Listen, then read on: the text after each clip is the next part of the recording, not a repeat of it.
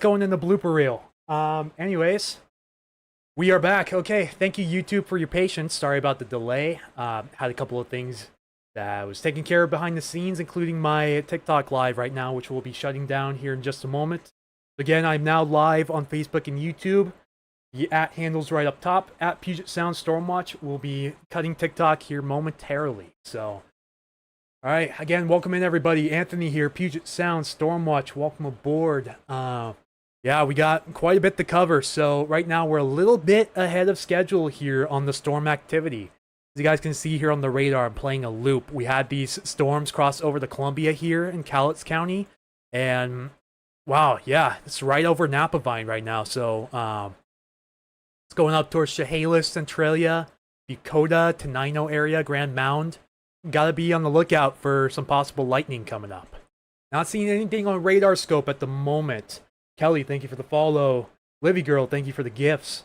Again, TikTok, we're not going to be live much longer. Again, go ahead and head over to Facebook and YouTube at that handle right there. So, thank you guys for following along. Let me switch radars here real quick. I think I'm on... No, okay, I'm not even on the coastal radar. There we go. Okay, just got a lightning strike reported just outside of Napavine in Winlock. And we do have more storm activity firing up over Portland. So that, again, is probably going to be heading north towards the Tacoma area over the next few hours. So we got to watch that. Sherry, welcome in. Thank you for joining me. See, we got a few people hopping in on Facebook. Welcome in. Thank you guys for the shares. Thank you guys for the follows. Let me make sure we're getting comments. Yeah, I'm gonna have to play around with my window a little bit. Okay. There we go. Got a little more real estate now. Okay. So yeah, TikTok, thank you guys for tuning in. I appreciate the gifts, the follows, the likes, the shares, and so on. But again, go and find me over here on Facebook and YouTube. Gonna be cutting the stream here. Thank you guys so much for joining me. If you guys want the extended coverage, I got everything here on the screen. You'll be able to see everything that I'm looking at over on those sites. So, this is Anthony with Puget Sound Stormwatch. Stay cool if you can. And if you hear thunder, seek shelter indoors. You guys, thank you for joining me again. Have a great night, folks. Okay, sweet. So we got that out of the way. I need to plug my phone in. And I left the charger outside. Hang on, folks.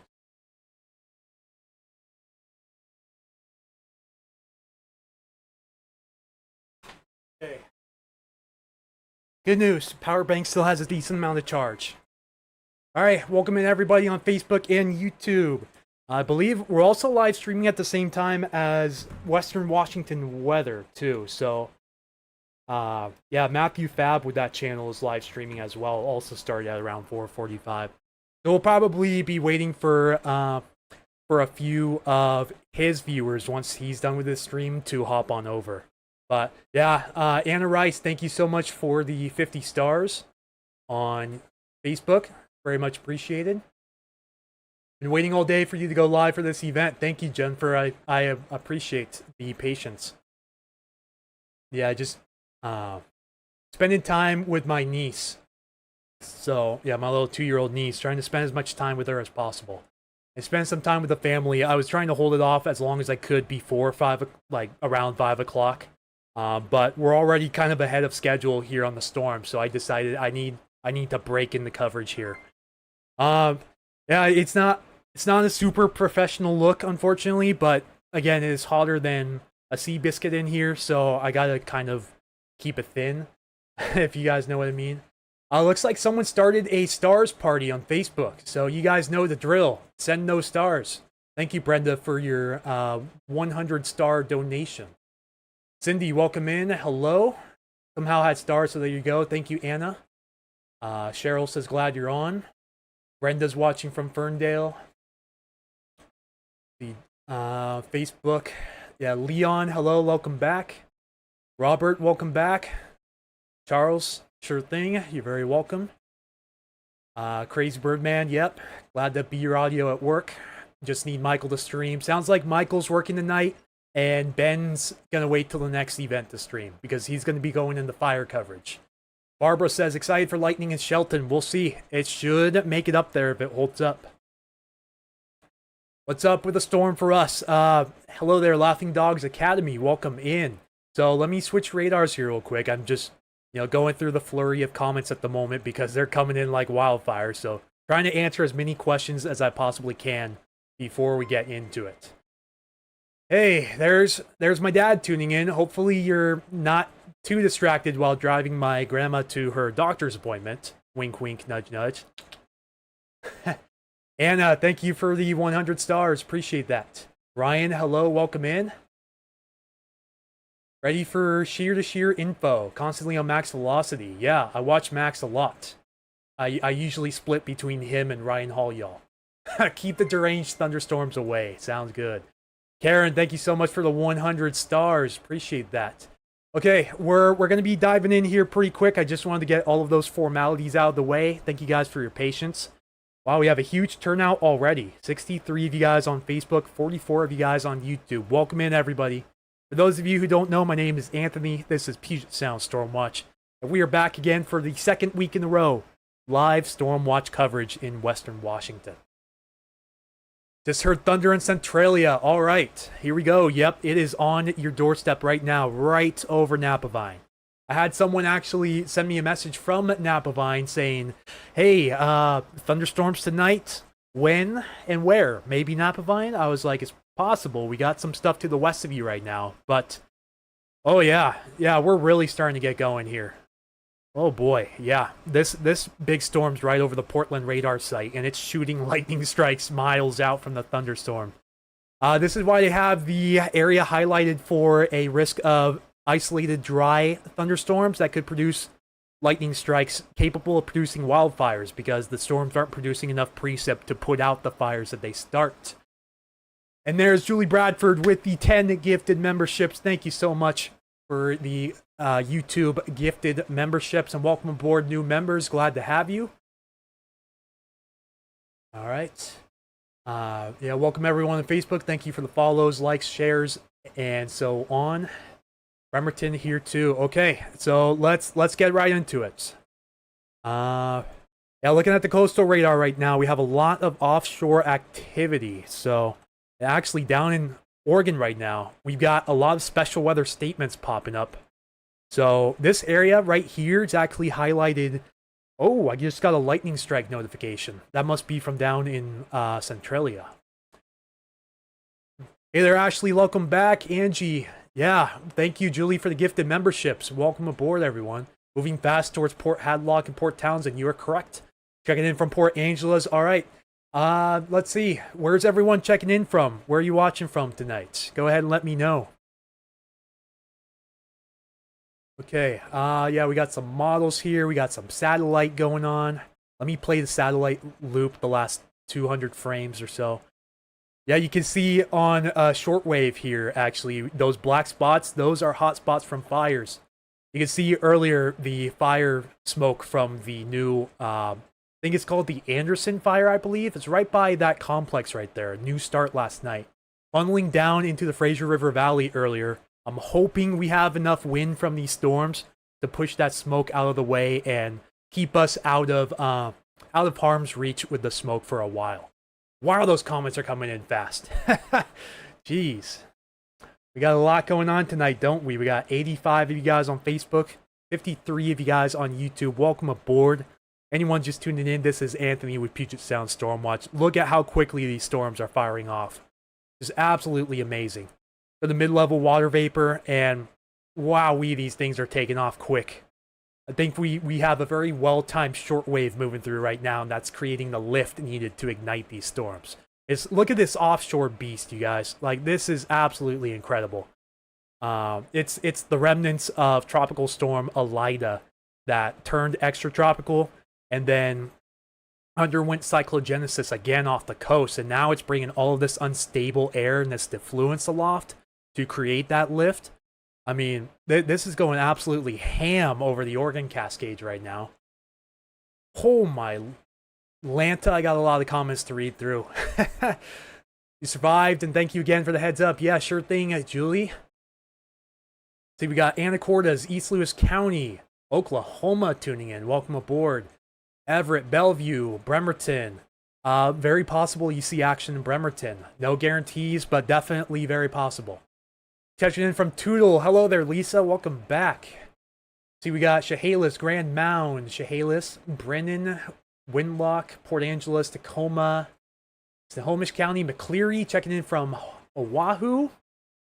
See, Bremerton, Bellevue, Cosmopolis, Lacey, Sumner, Ocean Park, South Lacey, Tacoma, Kent, Olympia, Belfair, Port Townsend, Morton. Wow, we have a lot of reach, don't we? Murraysville, Longview, Arlington, Chehalis, Milton Edgewood. All right, sweet. Welcome aboard, everyone. PNW Hawk from Port Orchard. All right, so yeah, here's what's going on right now. Let's actually zoom in a little bit, and then let's put the lightning strike overlay on. See if this is picking up on it as well as it should. Oh yeah, it is.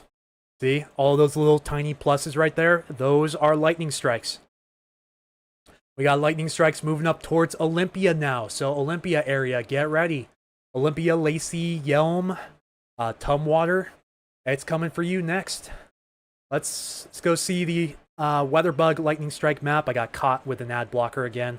Sue me if you want. But anyways, yeah.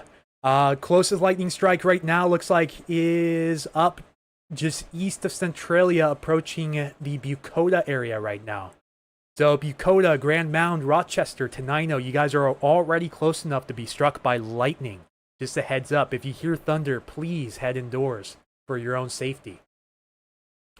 Yeah, a lot of lightning strikes being picked up right now in the Winlock to Chehalis corridor right now. This is within the last half hour, so... Hey, Ken, welcome in. Thank you for the 200 stars on Facebook. Very much appreciated. It's got the lightning warning for Centralia, yeah. In Bellingham, it's possible it makes it up that way, but no guarantee. I can tell you already the models have been busting this. Again, kind of like last week. Outperforming the models' expectations. Look at those prolific lightning strikes going on over Oregon right now. Diabolical with... all that dry air and not much rain falling. Oh, you already bet we're going to have more fire starts. Let's go look at watch duty real quick. And we got a lot going on from the last series of storms we had come through last week. This might be a lightning ignited fire between Albany and Corvallis. Yeah, we got a 10-acre fire between Albany and Corvallis right now in Oregon. Looks like a second alarm has already been requested. Most likely started by lightning.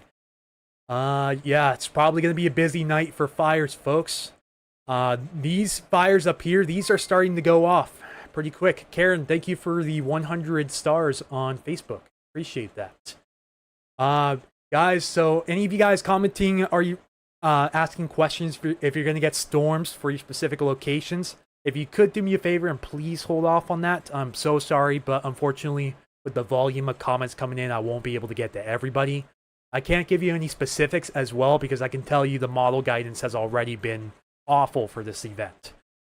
But yeah, we got a few big fires burning here in the Cascade Crest. The Ptarmigan fire is up to 1,260 acres. The newer Border 2 fire, 300 acres. Little Giant fire, which it actually has some evacuations for the Chihuahua River right here up through Trinity. 793 acres, and then the Three Queens fires up to 78 acres. Right on the north side of, I believe you pronounce this Catchis Lake? Is it Cachis or Catchis? Guess I'll figure it out later. And then, of course, biggest fire burning in the state at the moment, the Kaiser Canyon. Almost 80,000 acres, and still growing, making a big push to the west towards Whitmore Mountain. Yeah, devastating news with that. We got complexes going up. This was started very recently. I think literally in the last like 24 hours. Yeah, and this is already a huge complex with several 1,000 plus acre fires already. Hoping to hear in Graham. Yeah, I'm hoping to hear some thunder, but I'm hoping for no new fire starts. That is what I'm kind of going for right now.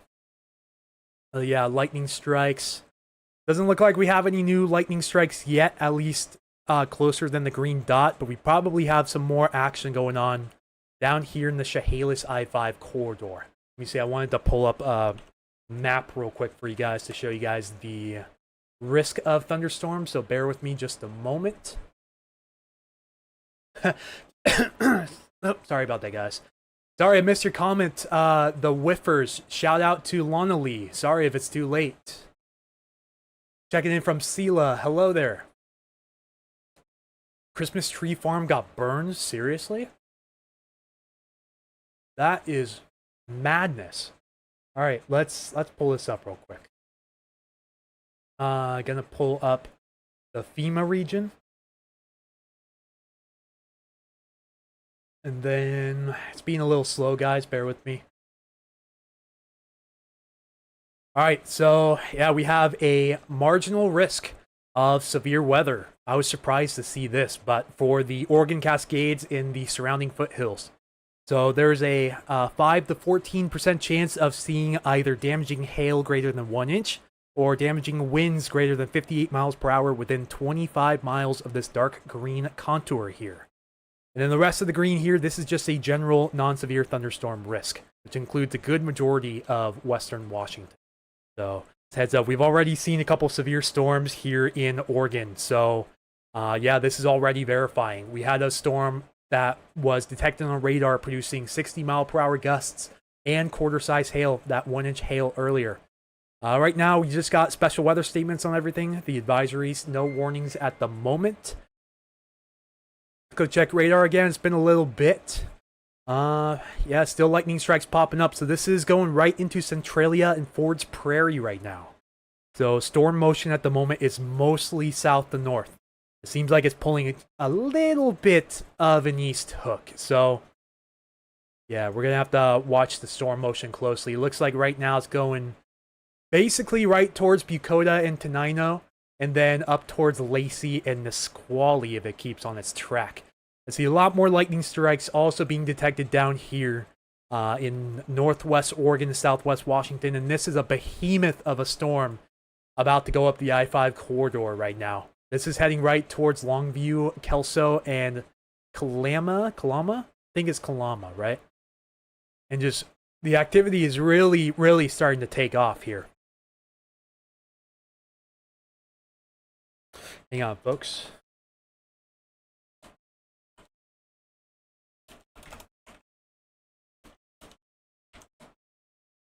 All right, just wanted to talk to my Discord group of other Pacific Northwest enthusiasts. As you know, us weather nerds here in Washington State have been going basically insane because we had, it's not too often you see storms 2 weeks in a row almost on the same day at nearly the same time. Like, that's pretty insane. You don't see that too often. Not like Llama. So is it Kalama? Kalama? Kalama. Okay, thank you, Adam. Appreciate that. Joanne Parker Parrish, thank you for the donation of 99 stars on Facebook. Just joined. Will it be hitting Everett? So we got Everett and southern Vancouver Island. Right now, you don't have anything heading directly towards you. You gotta watch this as it progresses, though, because anything down here, if it holds up long enough, could easily make it up the I-5 corridor towards you. Let's go look at some model data, even though it's been kind of a bust so far. So this is the HRRR model. Let me zoom in real quick. This one has not been doing a good job, but I still kind of want to see what ideas it has coming up. Let's see, we're at 5 o'clock now. You see, 5 o'clock is missing all of this down here. Almost completely. So this predicts we have some showers and maybe thunderstorms coming through late tonight. And then, watch this. Possibly a second round as we go into tomorrow morning.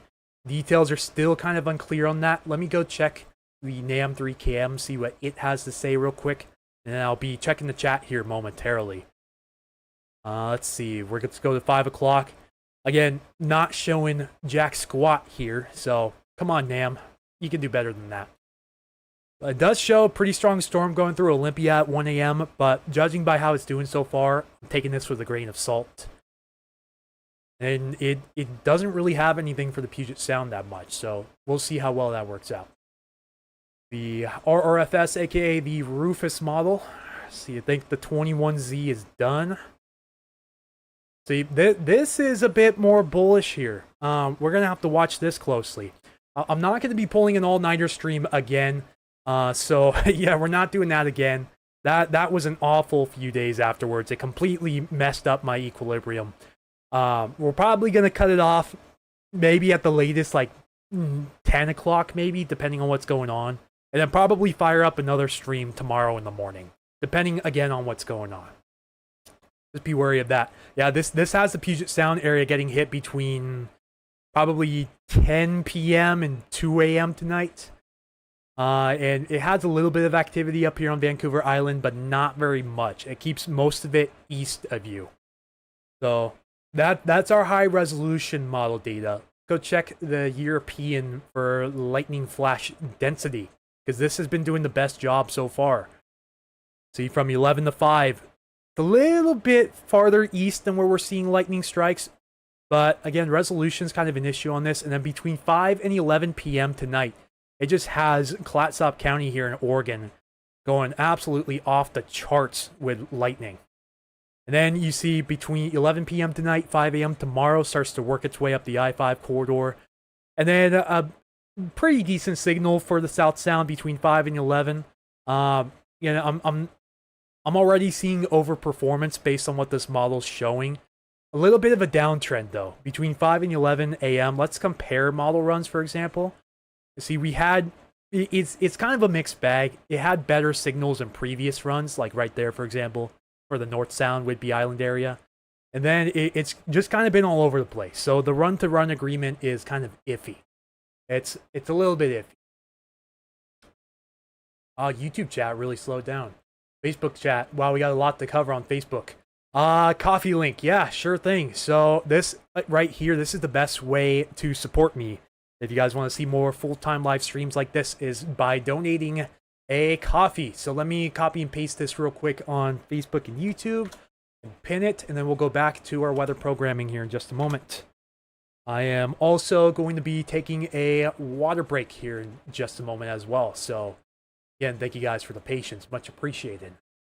Gotta make sure I don't burn out my voice box on accident tonight. That would suck. All right, let's go take a look again. Yeah, it looks like that cell kind of slowed down right there. We're not seeing any lightning currently, any new lightning south of Bucota, so. Go check the coast. Nothing going on the coast right now.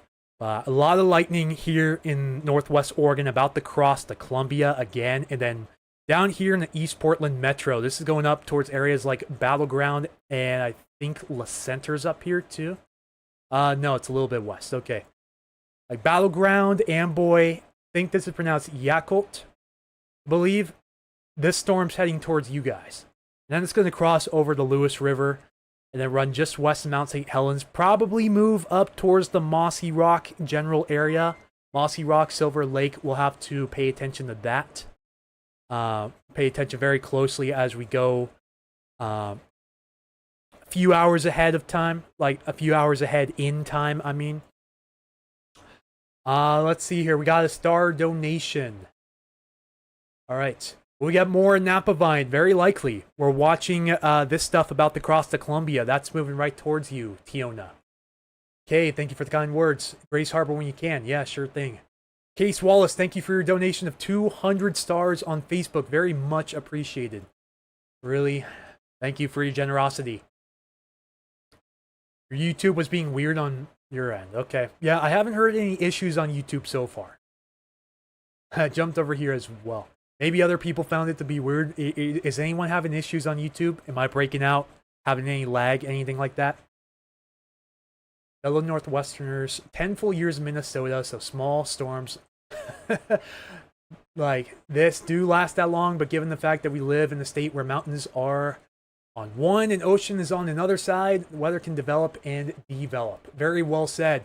I see we have Mark Ingalls running through with Ingalls Weather, sharing the stream. Thank you so much, Mark.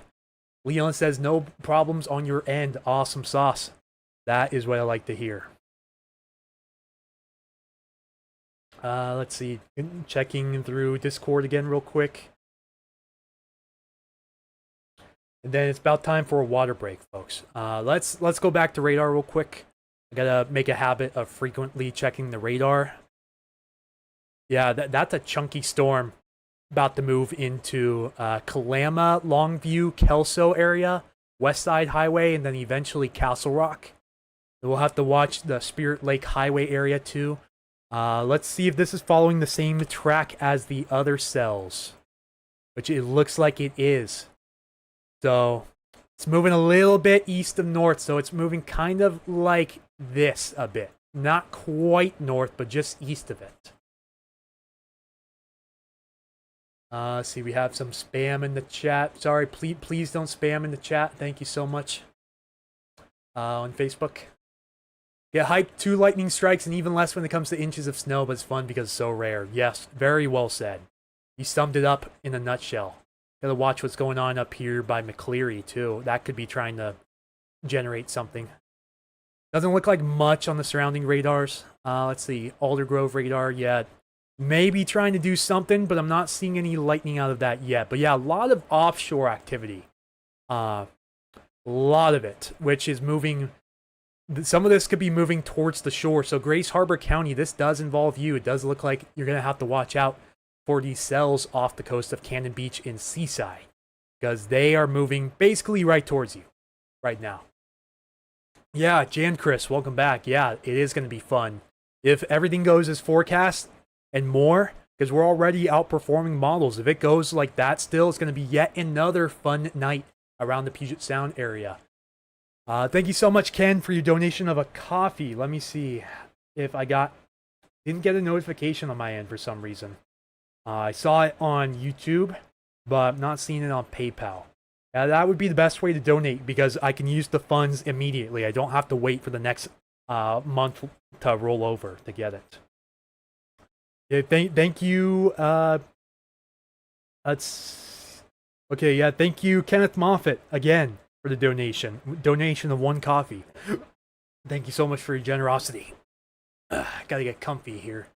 Against the lightning in Renton. Watching the setup closely because this cell down here in Portland, let me pull that up real quick.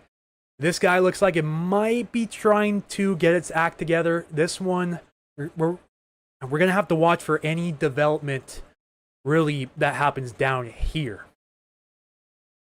And we're going to have to see what transpires once these storms here move off the mountains, because we're already seeing convection in the foothills off the mountains here. And it looks like, I think this is NWS.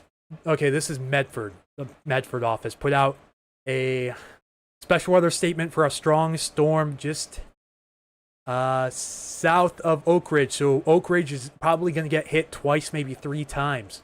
And this is going to be paralleling the Cascades back into Portland. And then again, if it holds up, possibly back in the Western Washington up the I-5 corridor. So let's go check the environment. Let me see if we have our mesoscale analysis. Yeah, again, might be a little bit difficult to see. This is as far as I can zoom in without losing the controls off to the side. We got quite a bit of instability. We actually have areas of over 2,000 joules per kilogram of CAPE right now, which for this area is absolutely incredible. So right now, the mesoscale setup is actually looking a lot better than what we saw last week. We'll see how that ages, but we got a lot of instability over the Puget Sound. We have, I think this is between 500 and 1,000 joules per kilogram right here over the Puget Sound. That's a lot of energy. So we've got the instability, we've got the tropical moisture. Let's just see if these storms survive into this environment and really take off, you know, because that's what we're watching very closely right now.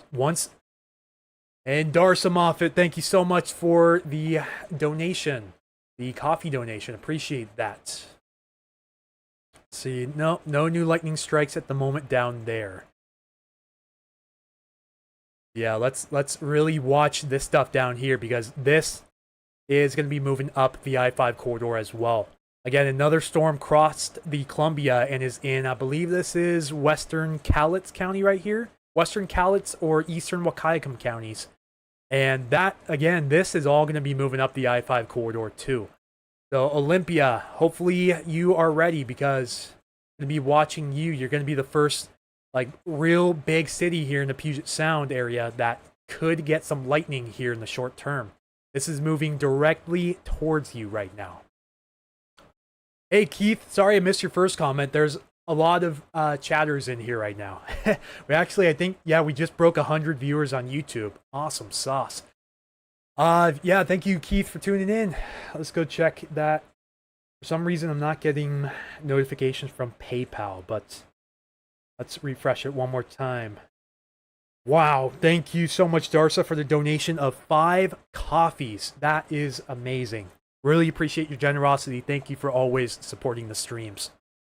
Really, thank you so much. Thank you, thank you, thank you. Courtney's checking in from PL. Light rain and hail on your drive home from Chehalis. Sky is very dark and still 84 degrees. Let me see if we have a new sounding from the Salem office. That'll probably give us a pretty good idea of what the environment's like at the moment. Let's see. Trying to think of the right keywords right now. Sounding. There we go. Trying to look this up on a different screen. So let's see. Well, we have a pretty good environment. Let's see if I can find the right one here. So Salem. Nope, that didn't work. I'm trying to find the right.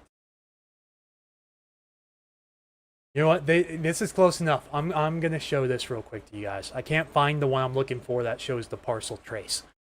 Anyways, this is called a sounding. So it has a skew-T plot and a hodograph.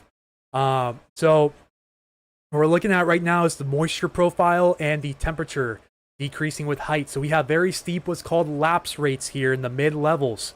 You want this for more instability. So we have a little bit of a capping inversion down here, which I was expecting because this is elevated convection. We're not getting much surface-based stuff happening except for in the mountains, and that's why they introduced that severe threat for the Oregon Cascades. But yeah, we have high temperatures, we have a decent moisture profile, a very deep moist layer up to about 500 millibars or 18,000 feet. Then you kind of hit this little dry slot. So we have pretty high tops as well. We're about 250 millibars, which is, I remember off the top of my head, I think that's about 34,000 feet, which is pretty decent for around here. So down in Salem, the environment's looking really good at the moment. Yeah, see that severe risk that they got down there? Closest sounding that I can pull is from Quileute, but we don't have any weather balloons that launch here in the Puget Sound area, unfortunately. Yelm, be on standby, because this cell right here could try to recycle, and you're already close enough to be struck by lightning. Let me pull up the radius tool right here. It's gonna be close soon. I think usually within 15 to 25 miles is the max you can usually get a strike. So you're okay right now, but if you start hearing thunder rumble, then you should head indoors. So this is moving right into Bucota, Tenino, and then Lacey. So kind of like that. And then I'm really, really watching this stuff down in Portland that's going to move into a very, very favorable environment with over 1,000 joules per kilogram of potential energy for these storms to take advantage of. We got new activity again moving into the North Coast Range, and this is going to be moving into Wahkiakum County, probably around the Grays River area. Like the little unincorporated community of Grays River. May have to watch out for this. And then this is going to move towards probably between Labam, might have butchered that, sorry about that, Labam and PL. So you guys are eventually going to be in the path of this as well if it maintains this current track. But yeah, this storm right here, this is an absolute hog moving into Cowlitz County right now. So Longview, Kelso, Kalama, Woodland, you guys should be indoors because a lot of lightning striking. And some of this striking several miles out from the parent thunderstorm. So don't be surprised if we get more astounding. Like this 100 here. No, just outside of McCleary. Look, a max of 104 degrees today. It's still 88 here in Tacoma. It's still 95 here at the base. I mean, almost 100 here. due to the urban heat island effect. I mean, 98 in eastern Seattle, 97 Mercer Island, 97 in Bellevue. Like, you got to be kidding me with that. You got to be kidding me with that right now. Absolutely diabolical temperatures. I think we've outperformed pretty much every model that there is that I know of. And yeah, just max temperatures like 105, 106, 102, 101. Tacoma hit 91. SeaTac, I think this is SeaTac, hit 94 degrees. So that today is officially the warmest day of the year for a lot of areas so far. And I'm hoping we go on a downhill trend from this.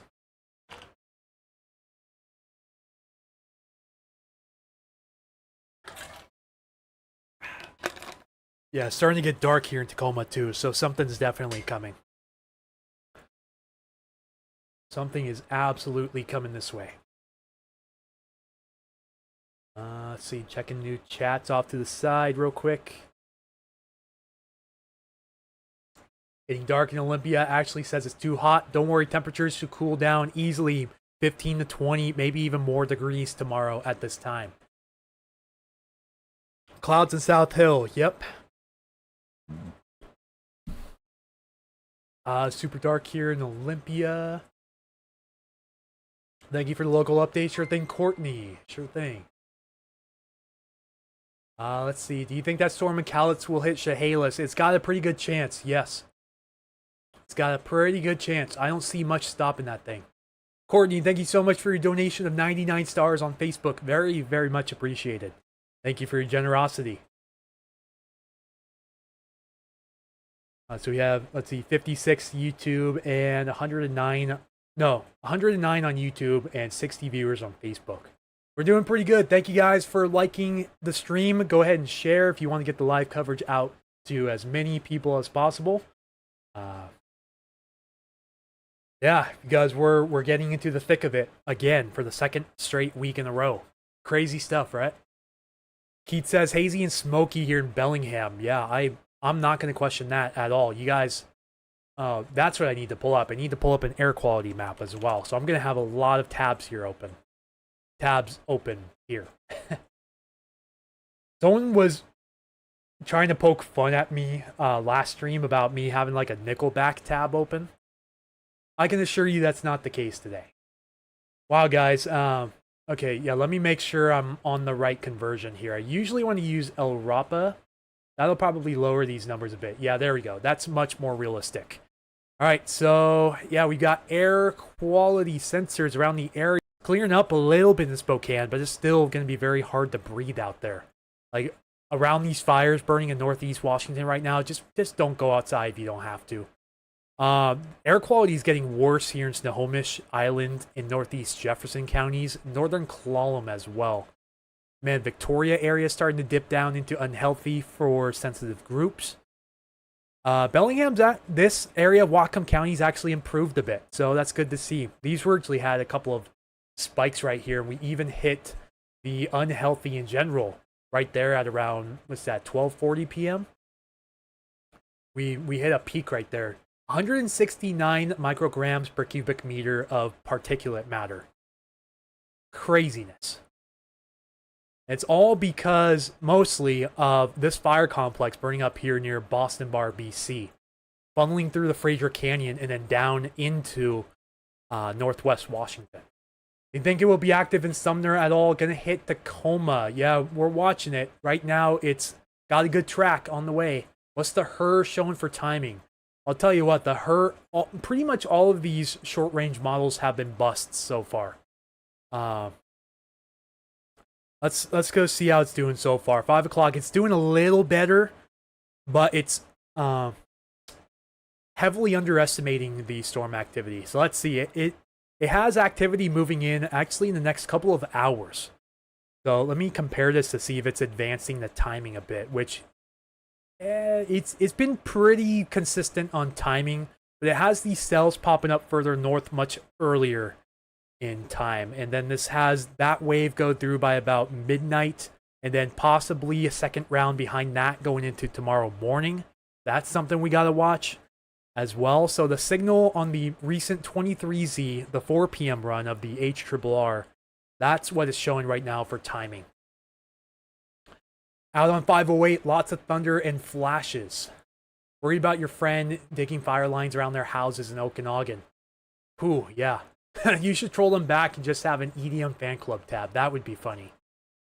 That would be funny for the clip, right? What's up, Andy Avalanche? Hello, welcome back. Degreed meteorologist here watching the channel. Awesome. It's awesome to have people with degrees watching this too.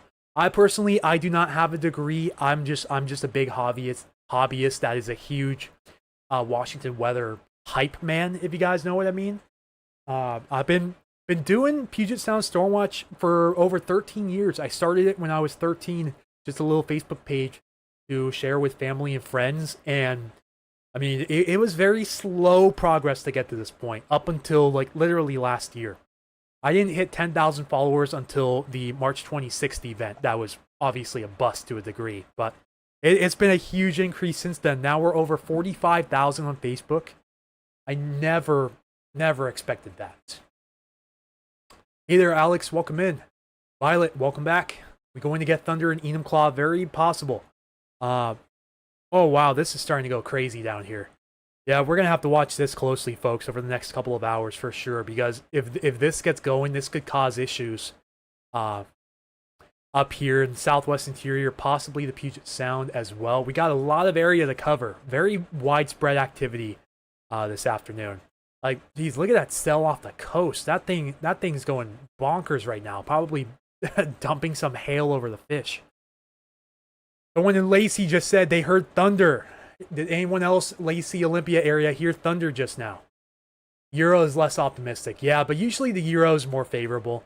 And it kind of, watching the treetop starting to move, Zachary says in Auburn. Yeah, someone just getting a lot of comments on Facebook as well. I'm currently not monitoring Facebook comments. So I made sure to make a post ahead of time that I would be beginning live stream coverage in a little bit. So supposedly, yeah, we had thunder in this area. Let me make sure we have the most recent scan, which we do. Looks like we need to check the scan time right now. Shoot, Discord notifications getting in the way. It's every 3 to 4 minutes at the moment.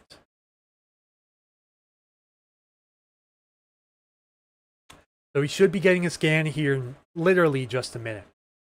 And see what this thing's doing right here. Haven't heard anything in Yelm, thinking around in the yard. Hazy and humid, Vashon Island feeling ripe. Yeah. So one of my weather buddies mentioned that the surface-based CAPE is actually increasing too, which, yeah, it is. Wow, we have a lot of surface-based CAPE. But we also have these shaded areas here, these contours. That is surface-based inhibition. That is preventing any rising motion from the ground. That's why most of our convection is elevated right now. The most unstable CAPE right here, with areas over 1,000 joules per kilogram already here in the Puget Sound, which is incredible for this area. So I think we have all the signs of overperforming again another week in a row. Yeah, let's go to a wider sector here. I mean, that satellite image is absolutely beautiful. Like, just a thing of perfection. I kid you not. And we had some lightning strikes there. I'm not seeing any new lightning strikes in the last few minutes. It's one frame, so 5 minutes per frame here. So each of these frames is a 5-minute interval. So last time we saw lightning was about 15. What's this? This is 5:11, so about 22 minutes ago. The last lightning strike on Gove's West satellite here. It's going to be different across platforms depending on which one you use. And this cell's, again, starting to pop up right over Chehalis. So, Bucota, Tenino, you guys need to be indoors. If you're not already indoors, please head indoors. You guys are already close enough. Like, you are too close for comfort here, in case the thing spits out a bolt. Hey, Ashley, welcome back. Other Ashley. Thunderstorm heading up my way right now. Thought it was getting dark.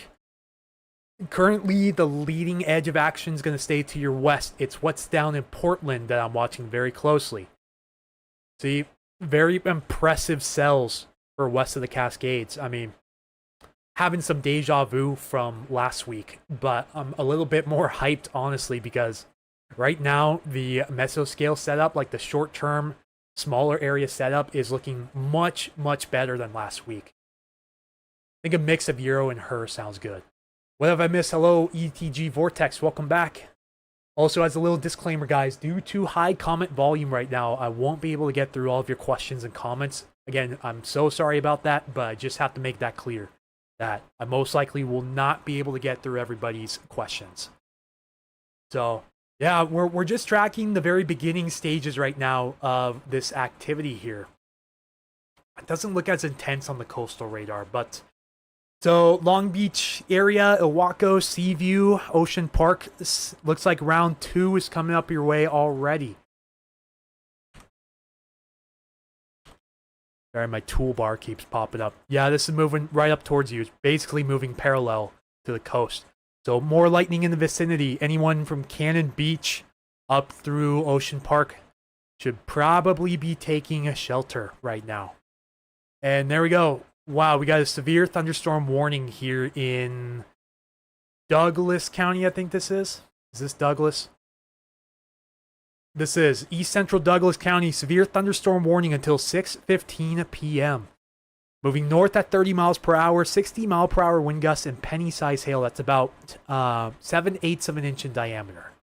So, possible 60 mile per hour wind gusts. This is moving towards Oak Ridge, but looks like it'll remain over mainly rural areas of the county.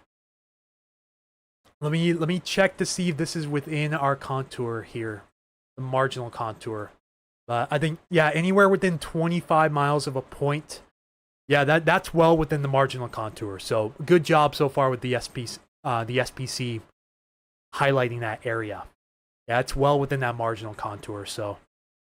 Good stuff. So this severe thunderstorm is heading up towards Oak Ridge and Blue River, but it's going to take a little time. It's moving at a decent amount of speed, but it's not super slow and it's not super fast.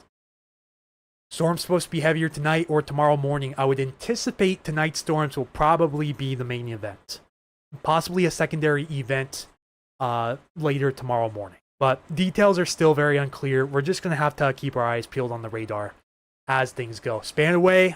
Yeah, this activity is heading up towards you. It's going to take a little bit, though. Right now, my main concern, so this storm activity, this is going to be moving up towards the Puget Sound.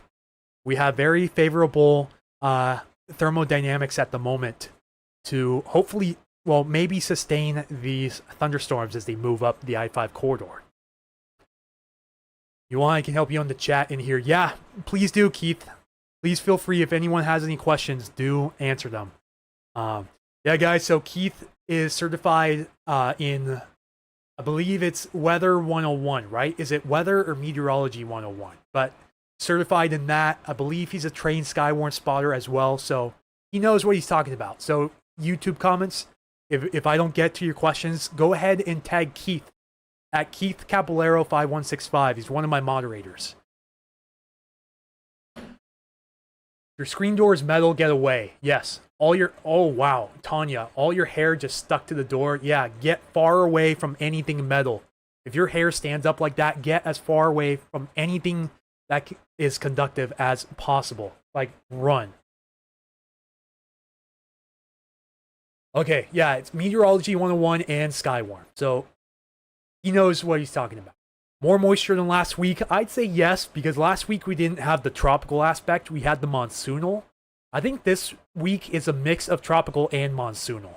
But this is literally the remnants of Tropical Storm Elida. Yeah, be very careful, for sure. When they get up to Mount Baker, that's going to be kind of a reach.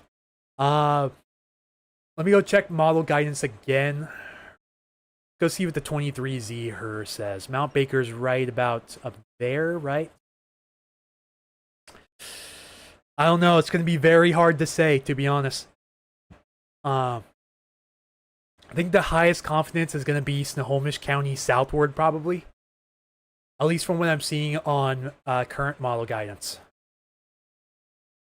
Most of these high-res models have been busts so far.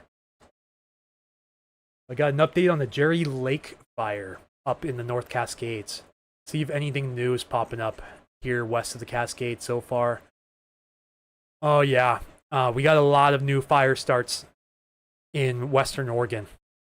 And this Riverside fire actually has some level 2 evacuations nearby. Didn't see this. So Riverside Drive Southwest, do you know anyone here right now between Walnut Drive and... I don't have a side street there, unfortunately. But really, anyone north of Twin Oaks Memorial Gardens up to Walnut Drive Southwest, just east of the Willamette River here outside of Corvallis and Albany. Be ready to evacuate, but you don't have to evacuate yet. This is a level 2 get set for that fire burning just off the Willamette River there. Youth group is camping there. Oh, wow. Yeah, gotta watch out. I think this fire's from earlier. Yeah, this is from a day ago. And it's 50% contained, so that's good. Just outside of Dallas, Oregon here. Looks like these new incidents, nope, that's a day ago. This is 2 days ago, so those ones aren't new. I think this one's new. Nope. Come on, did I really psych myself out? Okay, this one's a new one. This is literally like right next to the camera. Why don't they just pan the camera right to the fire, which is right next to it? But this is actually contained as of 17 minutes ago, so it's not going to matter. The 4 hours ago, 100% containment, good. So they're working quick on these small fires. 533 fire 2 hours ago, 0.1 acres. Of course, we got the East Evans Creek fire still going off. This is a newer fire. I-5, milepost 134, northbound median fire. Wow, try saying that 3 times fast. 0.5 acres with no known containment as of an hour ago, burning literally right in the middle of the freeway there. Do we have any cameras right there? I don't think so. But let's see if these DOT cameras are pointed at it. No, that one's not. Sutherland camera, can't see it.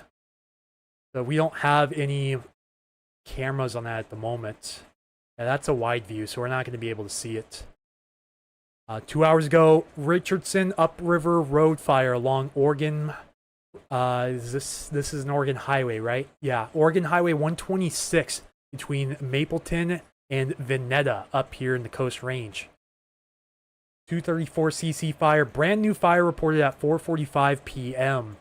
just east of Highway 101 north of Florence here. I believe this is Lane County. So we do have several small fire starts popping up here with these thunderstorms west of the Oregon Cascades. Brian Rock Rail fan, thank you so much. Welcome back. Thanks for tuning in. Yeah, guys, on YouTube, if you guys have any questions and I don't answer them right away, go ahead and tag my moderator, Keith Capolero. He is Meteorology 101 and Skywarn Spotter certified, so he knows what he's talking about. Yeah, this fire down here in Oregon, this is going to most likely merge with these two fires right here. We already had another fire merger up here. The Wilcox, McInnes, and Porcupine Ridge fires all merged into one super fire over 80,000 acres in size, but it is 19% contained. Watch, still have level 2s down here. These two fires could merge. Gotta watch those. Antelope and Sheniko areas. Continue to be on alert. You guys are on the level 2 evacuation notice.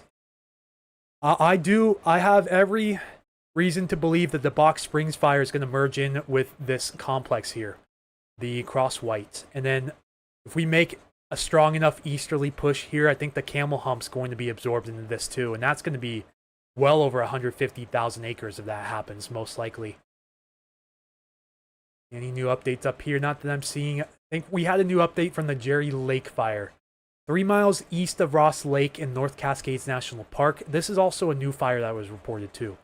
Estimated at less than an acre. Rappellers staffed the fire today. Creeping and smoldering fire activity increased in the afternoon. They have requested helicopter support. And then, yeah, this one's from 5 hours ago. New fire reported. Creek fire, 0.1 acres, just east of Crater Mountain. I can't remember the name of this pass for some reason. But just, is it Rainy Pass? Yeah. Rainy Pass here. It's a bit northwest of Rainy Pass. No new updates on that fire as of yet. Distant Thunder and Tootle. All right. Let's go back to radar. Oh yeah, this is getting more organized. Olympia, you guys should be on alert because it looks a little better on this radar, I think. Is this a cell here, or is that the wind farm again? I think that's the wind farm. Yeah, it's the wind farm, so ignore that. Ignore that contour right there. See, this is a wind farm. Ignore that. This is Mount Rainier. Ignore that. Undarken Olympia. Yep, get ready to head indoors. Because I'm hoping these produce a lot of rain. We desperately need it. But this cell's right over Bucota right now, and it's moving directly into Tenino. And then it's heading right towards Lacey next after that. Where's the storm at now? Depends on which storm you're talking about. We've got a whole lot of activity. And again, this next storm, so Vader, Winlock, Napa Vine area, looks like round 2 is right around the corner. This has its eyes set directly for you guys. So right over Riderwood right now, moving into Vader, and then through Winlock, Napa Vine, and then likely probably just east of Chehalis, unless it sort of stretches out a little bit to the west and then moves up your way. Sitting in my garage next to 3 toolboxes. Just waiting for the storms. Hot and sunny in Bremerton. Enjoy it while it lasts. Overcast and hot in Federal Way. Should I stay tent camping in Grayland, Westport area tonight? Depends on how late tonight. I'd say probably not. I'd say you might want to reschedule that if you can. Just to be safe. About to travel to Florida via car. Anything to detour? I don't know. It depends on where you're from exactly. If you're down on the I-5 corridor, you shouldn't need the detour. But just be mindful of any hail, lightning, and maybe some heavy rain and possible gusty winds in the area. That could make driving a little difficult. But I think you should be okay to commute right now.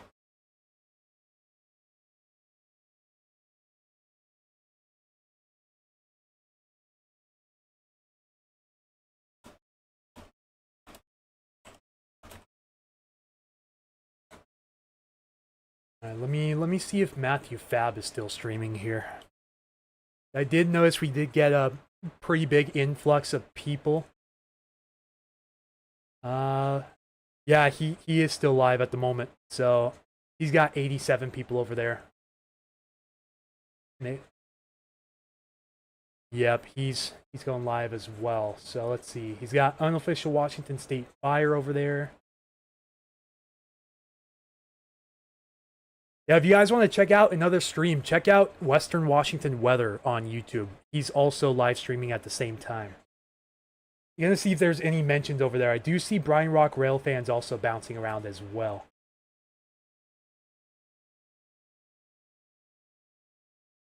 I'm also, I think I'm still a moderator over here as well. All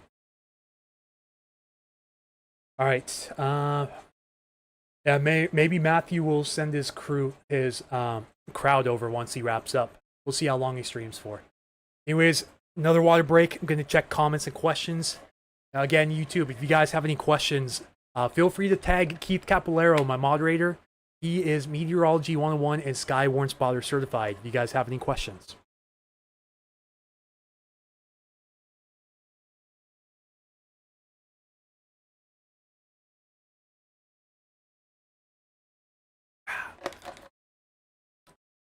Let's see, Julie.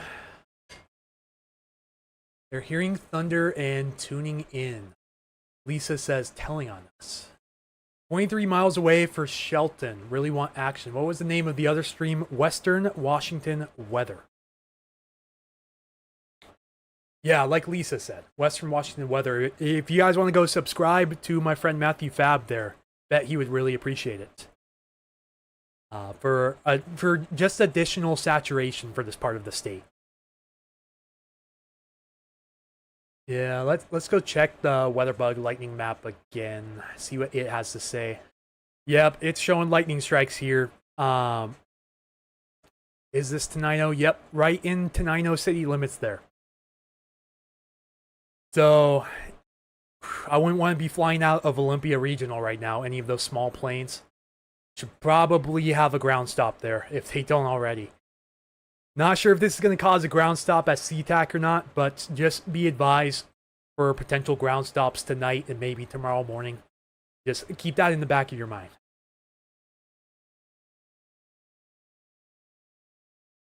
Let's see. Span away hot and dark gray clouds heading outside, which my car was working. Ooh, yeah, sorry to hear that. So check, we got 126 people on YouTube right now and 50 of you guys on Facebook. That's incredible. Thank you guys so much for getting the word out. Again, really appreciate it. Let me condense this window just a little bit. View live insights, and then yep, I have all my analytics right there. Awesome. Just what I wanted to see. Someone said, make the storm come to us. We are in Graham. Still getting comments on that. Yeah, guys, if you haven't already shared the stream, please share the stream to your friends and family who are in Western Washington, because likely going to be a busy next 24 hours or so. So, lightning is approaching Tumwater in Olympia as we speak. Okay, Keith says, no ground stop yet. Hey there. Willow, Emerald City EAS, thank you for tuning in. Welcome back. Tenino, just heard thunder. Cat came in wet from rain. Yep, get indoors. Stay indoors. Wait about a half hour after the last thunderclap to head back outdoors. What are the chances of strikes and fire around Claylock? Gotta watch the storms off the coast right now, because those may be moving towards your area as the night goes on. Actually, we may have a storm moving right into Claylock right now, as a matter of fact. Yeah, gonna have to watch this bad boy closely. This is moving right towards Queets and Claylock right now and strengthening. So this is gonna move right up towards you guys right now in the next probably half an hour or so. So heads up. We got thunder in Olympia, thunder in PL. All right. So that's your warning, guys. Head indoors. Watch from a safe distance, because that means you're now officially close enough to be struck by lightning. The good news is I am hearing about rain reports, so that is awesome. That is some of the best news I could hear all day. You got 0.03 inches of rain. It's not much, but it's better than nothing. Wind is picking up. Clouds moving in Arlington. Thank you for the report. I feel like Mother Nature is punking the West Coast as usual. I can't remember any time in my life where we've had thunderstorms in July 2 weeks straight, almost exactly a week apart. Think we'll get anything here in Bonnie Lake? Stay optimistic. So far, we're overperforming on pretty much every front. Yeah, storms over Windlock right now. Napavine, head to shelter. This is coming right for you now. And Napavine, Chehalis, Centralia. This is literally following this cell. It's a train of cells right now. Getting flashbacks from last week where it was just storm after storm after storm.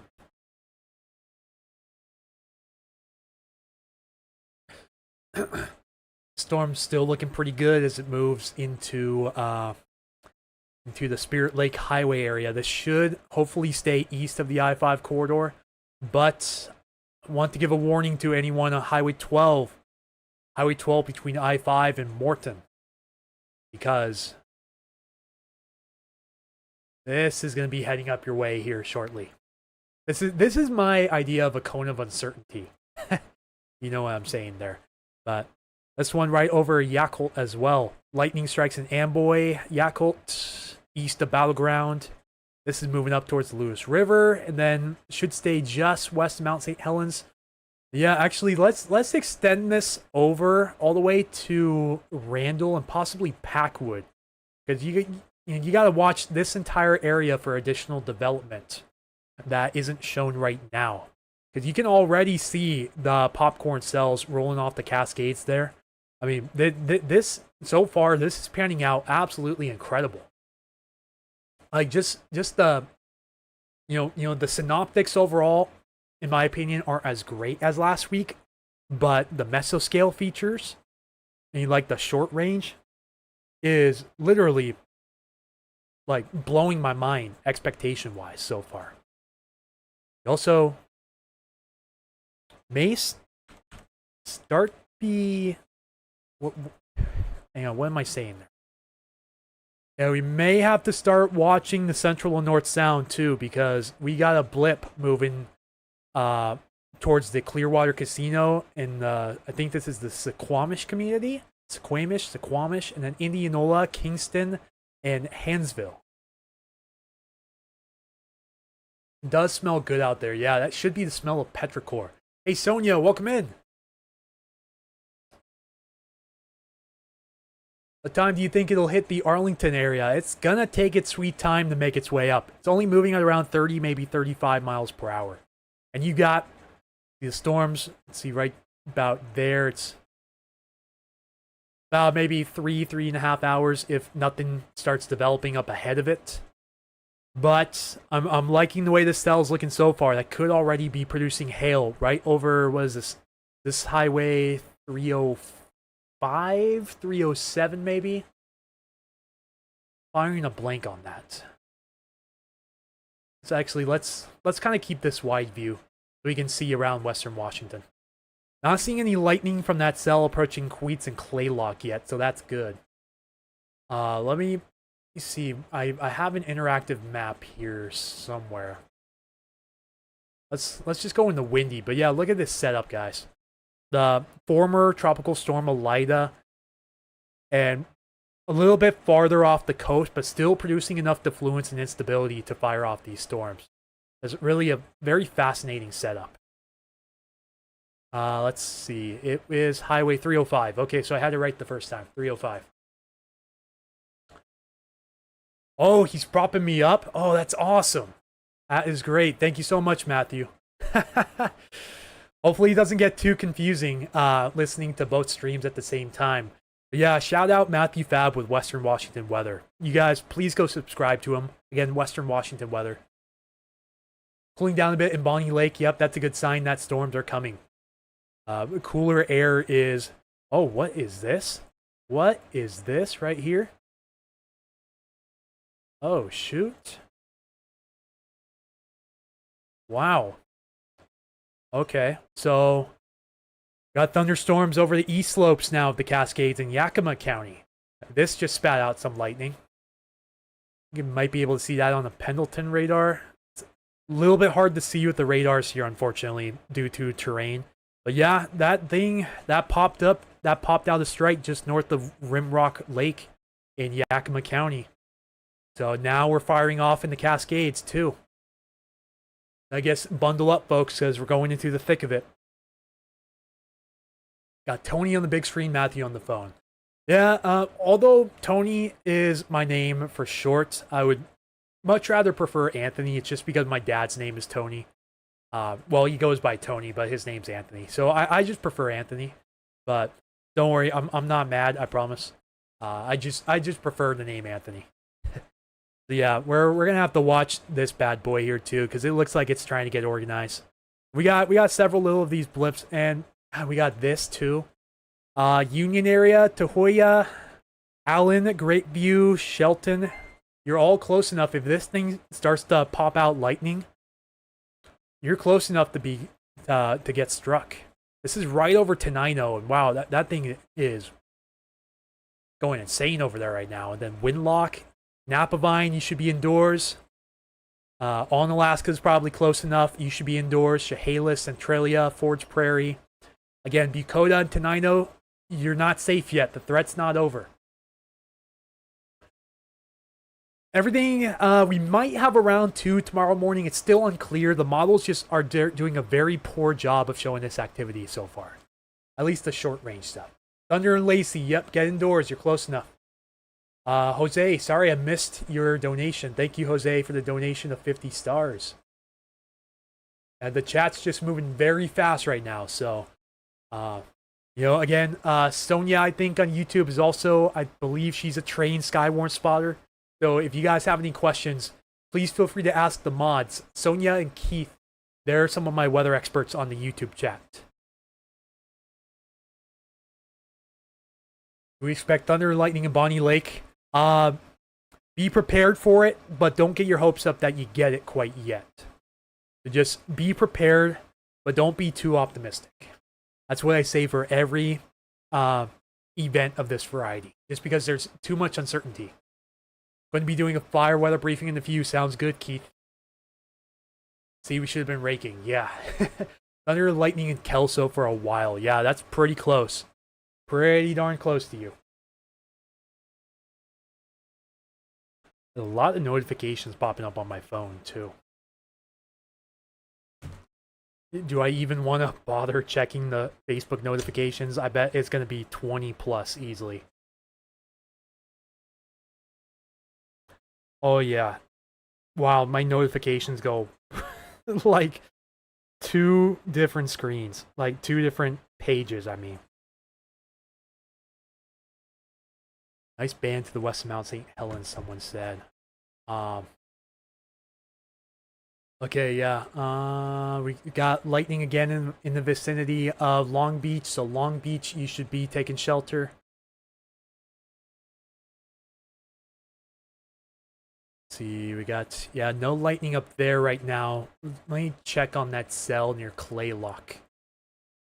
And it's kind of fizzling out. This could still produce some heavy rain and small hail, but Queets and Claylock area. You know, there's Queets, and then Claylock's up here somewhere. It's probably going to be moving towards Forks as well, so just a heads up. Not an immediate threat of lightning, but just be on the heads up. East of Aberdeen Gardens, we got a cell popping up. This is moving towards the Olympics. Matlock area, if anyone even lives in Matlock, just heads up on that. Watching this one near Shelton, watching the development up near Bainbridge Island ahead of the main band. It's kind of struggling right there right now. So this is probably going to be what I believe is the main event. But I do like how far the line is starting to expand. Of course, not for fire danger, but for having a good show. Yeah, for sure. I like what I'm seeing. Ooh, this could go severe down here in Oregon. So, yeah, anywhere from, I'd say, Staten, Oregon, all the way over to the pass right here. I think this is, what is this, US 26? Yeah, it is. So, anywhere right around here. Watch out. Possible severe storms coming up your way, moving north, about 30 miles per hour. Again, this will be moving in the same exact path, pretty much, as these ones up here. It's a storm train going all the way down to southern Oregon right now. Yeah, this severe thunderstorm warning is going to expire in about 13 minutes. And this will move out of the warned area. I wonder if they'll put another severe thunderstorm warning for Oak Ridge, possibly. Just be on the heads up for that. Possible severe thunderstorm coming up in the Oak Ridge as well. Alright, gonna take another break to check chat real quick. I gotta get some water so I don't burn out my voice like I did last time.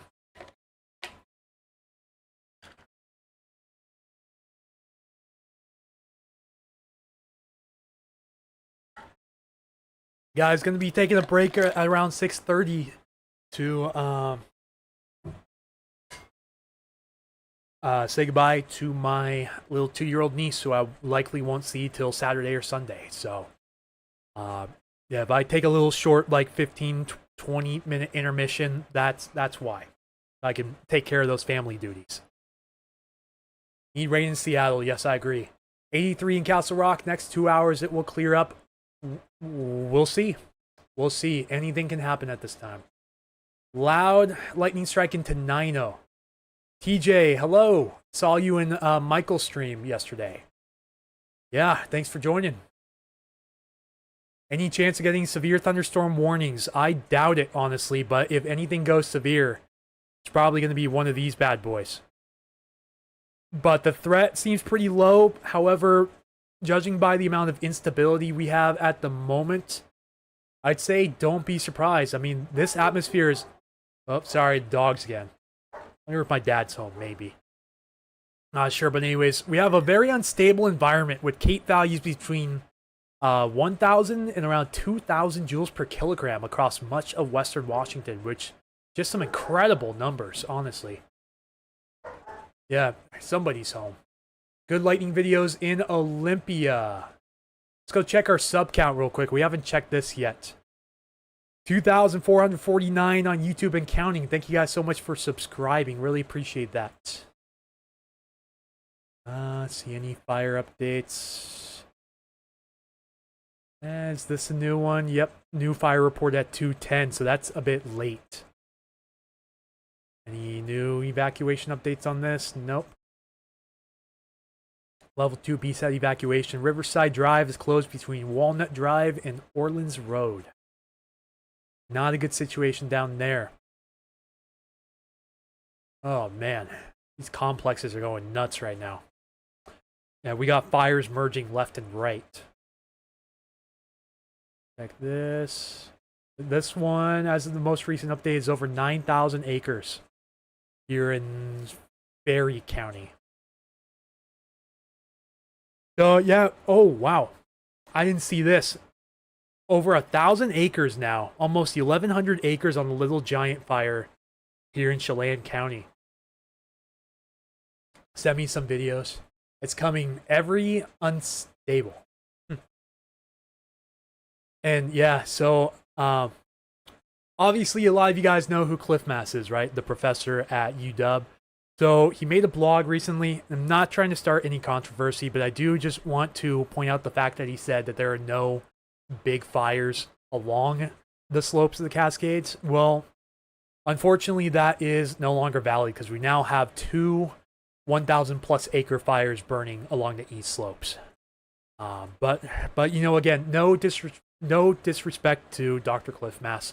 Read his blogs for a long time. I just had to point that out. Huge thunder lightning in Winlock. Yeah, the activity is really ramping up here down in the southwest interior. It's starting to really go off here. And you might get a little shower drifting into Indianola if any of this makes it to the ground. Indianola, Kingston. I'll have to see if any of these start to intensify, but this one kind of petered out. Ooh, that one could be producing some hail. So, anyone in this general area, do be advised you're close enough to be struck by lightning. This is basically moving this way, up towards Lacey. So, Lacey, Olympia, Tumwater, Nisqually, Yelm, Rainier, to be in shelter. Just got a report saying no rain from any of the lightning that just came through outside of Lacey. Probably different for people directly under it, but got an update. Kaiser Canyon is 3% contained. It's better than 0. Yeah, Napavine, lightning on top of you. Get the shelter. Chehalis, round 2, now officially coming. Chehalis, Centralia. Literally anyone that just went through this thunderstorm, guess what? There's another one right behind it. And then this one's looking intense. I wonder if they'll at least put an advisory on this. This one, again, moving up towards US 12.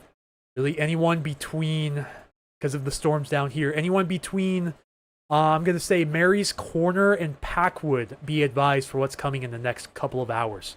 An hour and a half to 2 hours or so. Oh, wow. That's going to go severe. I can almost guarantee you that is already a severe thunderstorm down here. Between Mill City and Detroit, Oregon. I can guarantee you that's going to go severe warned. Calling it right now. If it maintains that for the next like 2 scans, that's going to go severe warned. Probably going to be for, if I had to guess, this is Marion and Lynn counties, be advised. Luckily, it's staying over mostly rural areas of the county, but I think if this does go severe warned, I think this will be extended into Clackamas County as well. Something kind of like that. So let's just wait and see if my prediction is right. Lots of thunder in Tenino. Thunder in PL is crazy loud. Thunder in Tenino. Near Northeast Lacey, JBLM, yeah. Get ready. Be on standby.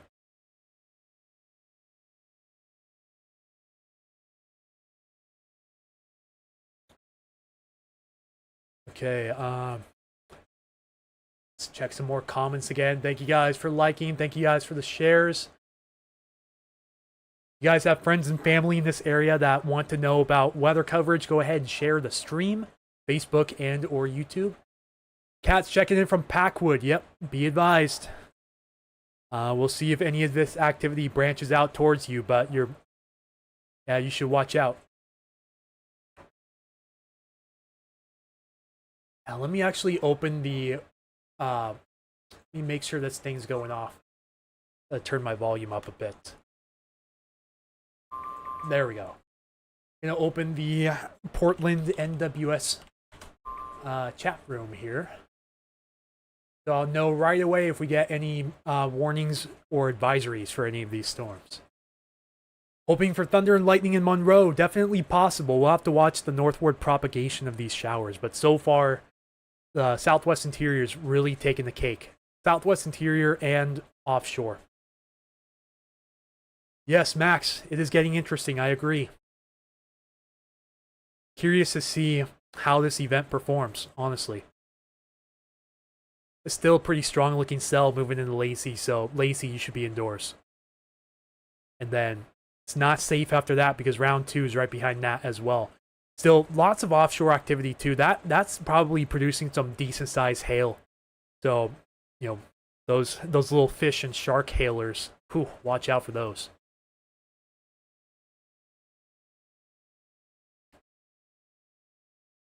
Look at that reflectivity. It's turning purple. It's over 70 dBz, almost 71 dBz of reflectivity. That's going to be producing some pretty good size hail and maybe some strong outflow gusts. This should have an advisory on it already. I don't know what's going on with that. National Weather Service Portland, you need to put an advisory on this ASAP because there's communities in the way that are probably about to get some pretty decent hail, like Gates, for example.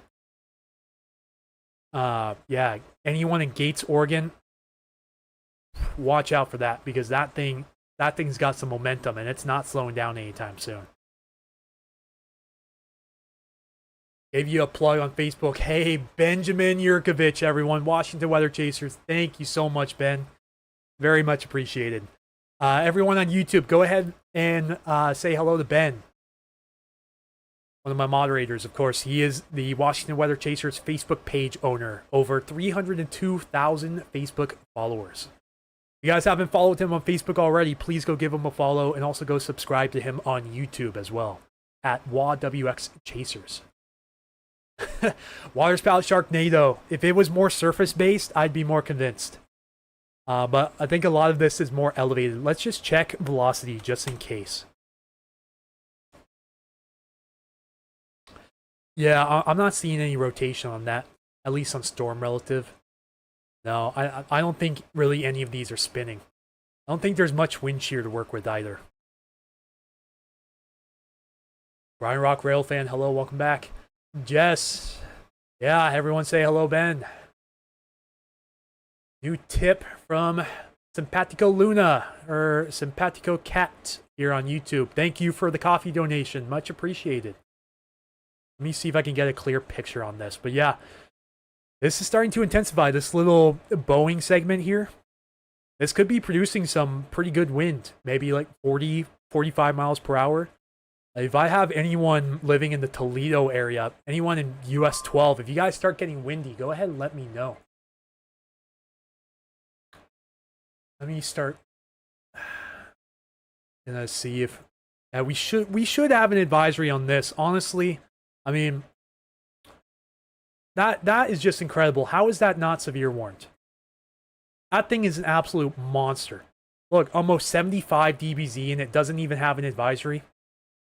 So I'm not really not trying to bash the National Weather Service, but I mean, come on, what's going on here?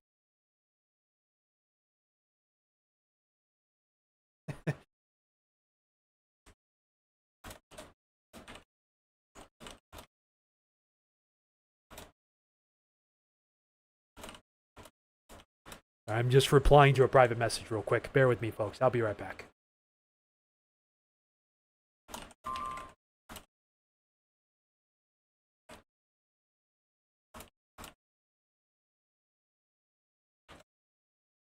All right.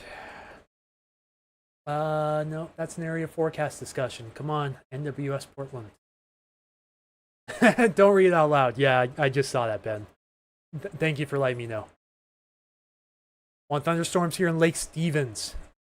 Oh, Julie actually found me because of Ben. Awesome. Gutted, that's what's going on. We got folks like you. National Weather is doing nothing to update people. Yeah, that's an absolutely crazy radar return moving directly into Gates, Oregon right now. Like, this is probably producing over 1-inch hail, maybe even up to $half size hail. I mean, this is something you see in the Midwest, and these produce absolutely massive hailers. So this severe thunderstorm warning just expired, but go check the Medford radar and see if, yeah, I don't think they're gonna continue at that storm's weakening. But this one, I mean, like, come on, guys, what are we doing here? What's going on?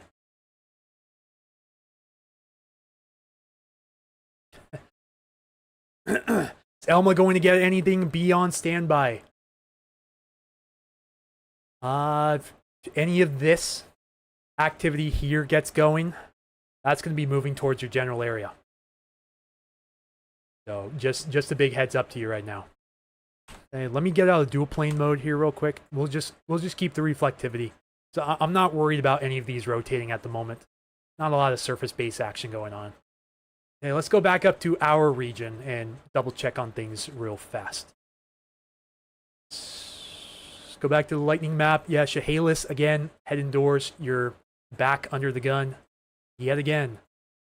Let's see, I'm not on the right tab. Hang on, folks. Okay, guys, we finally got an advisory for it. It's not a severe thunderstorm warning, but it's going to have to do. They finally put out a special weather statement on this. I personally think it should be a severe warning, but they at least put something there. It has weakened a little bit since the last scan, so, you know, I can definitely defend them on this one, but I think this is, like, right in the criteria of being a severe warning. So, yeah, Gates, Mill City, Lyons area. This is heading, the polygon has it going up towards Scotts Mills and Molalla. I'm seeing a bit more of a northerly movement to this, so I think it's probably going to move up like that. We get a marginal risk of excessive rainfall. I was not expecting that.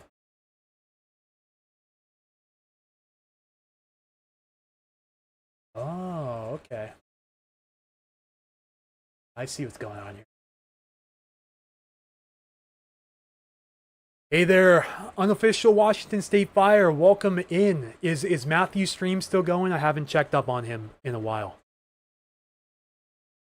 Loud thunder, rain in the forest near Castle Rock. Thank you for the reports. Keep them coming. I won't be able to get through all of them, but so it says penny-sized hail, about 7/8 of an inch, and 40-mile-per-hour wind gusts. I would argue and say this is probably producing quarter-size hail, which is the threshold for severe. Federal Way area, yeah. Gotta watch out for when this complex makes it up here. If it survives, it's going straight into the Puget Sound area. It's going to take a beeline up here. It's moving at about 30 to 35 miles per hour, so it's going to take its time, but you are in its path. Okay, we're over 200 viewers on YouTube. Awesome sauce. Okay, Matthew was done about 10 minutes ago. Did he say to come over to the stream? Lightning flash into Nino, Rain and Tootle, Highway 12 near Rochester. Who shut off window AC during this lightning? If you don't absolutely have to, then I'd say you're okay. But you know, I mean, just I'm gonna leave the judgment up to you, honestly. Keith says yes. So if it's not like if you're not like dying hot, then I would say turn it off. But if you really need it, then this time I'm gonna condone using it. Guess we'll have to see how that ages. These cells up here look better on the Portland radar than they do on the actual Seattle radar. But we got a few of these little blips we gotta watch too. This is the one I was watching earlier, but we got a few new areas of development that we're keeping our eyes on here. These have just recently popped up the last few scans, and this is refreshing every 3 or so minutes. So, gonna have to watch if these move into a favorable environment to maybe pop out some lightning or at least some small hail. They're not looking too impressive right now, but we do have to watch these extremely closely. So Everett area, just be advised. I think this one's trying to get its act together again. Just outside Shelton, moving up towards Allen and Grapeview right now. We still got the main shebang moving into Lacey near Nisqually right now. So anyone on I-5 between Olympia and I'd say DuPont might want to watch out for when this bad boy moves over. Are they going to be okay? Just tell them, just make sure they listen for thunder, and if they hear thunder, just head to shelter. Yeah, when will they happen in Monroe? If anything, it would be later on tonight. We got to watch out for a possible second round as well. Now, guys, going to get up just real fast, check something out here.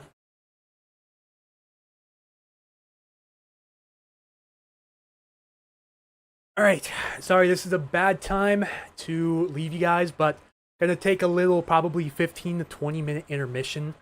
So, guys, please feel free to hang around. We will continue this coverage here shortly. Just got to take care of some family stuff real quick. So, appreciate you guys' patience. Hang on, give me just a moment here. Gotta turn on my AFK screen, my away from keyboard.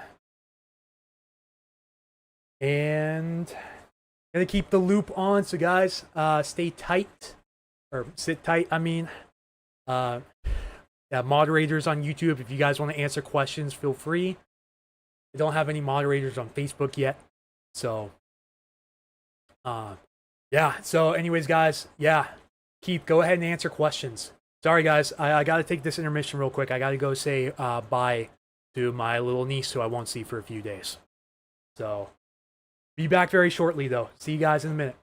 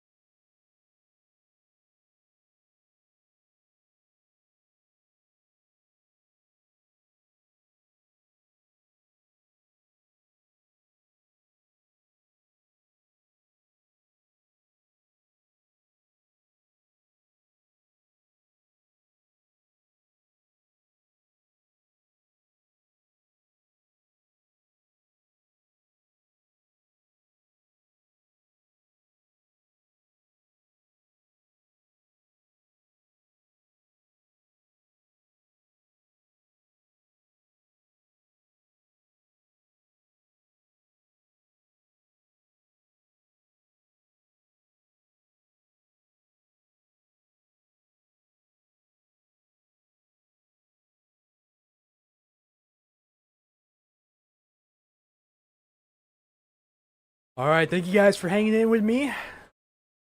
Nice intermission. Let's get back to it, shall we? Let's see what I missed. The sky outside looks amazing right now, looking south. Yeah, this storm's about to cross. It's already crossing into the National Weather Service Seattle area, so let's see what they do. Will they put out any significant weather advisories? Will they put out a severe warning for this? It's going to be up to their judgment. Let's see if they make the right decision. Yeah, some of these offshore thunderstorms look amazing. Oh wow, there's a lot of comments I didn't get to. Sorry guys. So for location-based comments, I won't be able to get through all of them. I'll just go based on like. Sorry, my stepmom's outside using a bug zapper, and it's just going off, and the dogs are not liking it. Oh, we got some development here along Edmonds.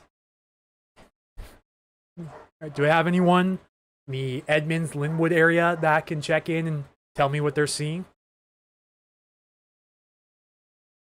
Yeah, this sells right over Lacey. Let's check our lightning.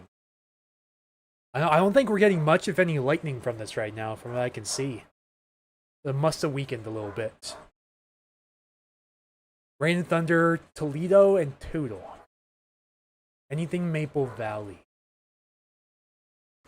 Let's see what's been going on in the YouTube chat. Super low cracker scared the cats. Next to it seems like it's dying out. Yeah, could be running into some cooler air maybe. Let's see. How's it looking for Astoria, Oregon through the night?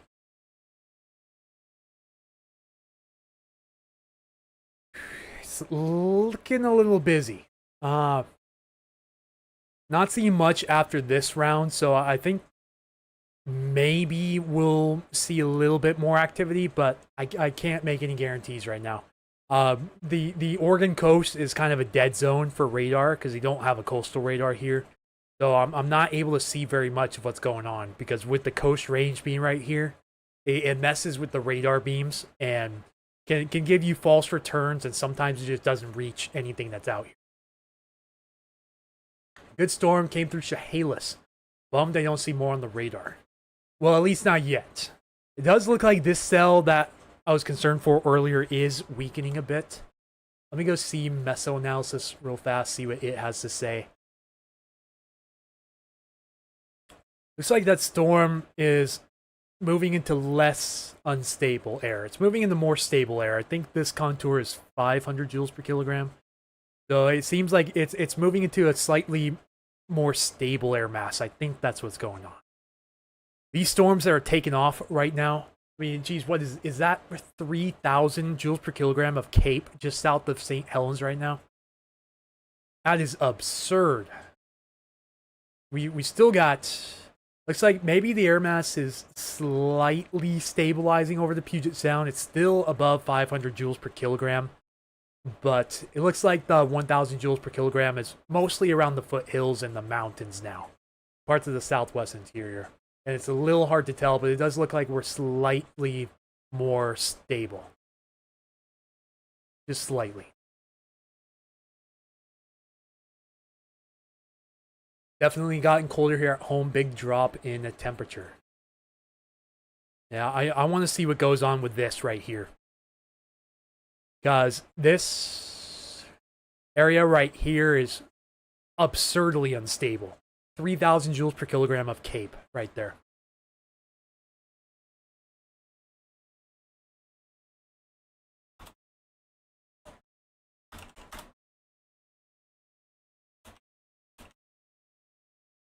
Let me tell my weather colleagues this.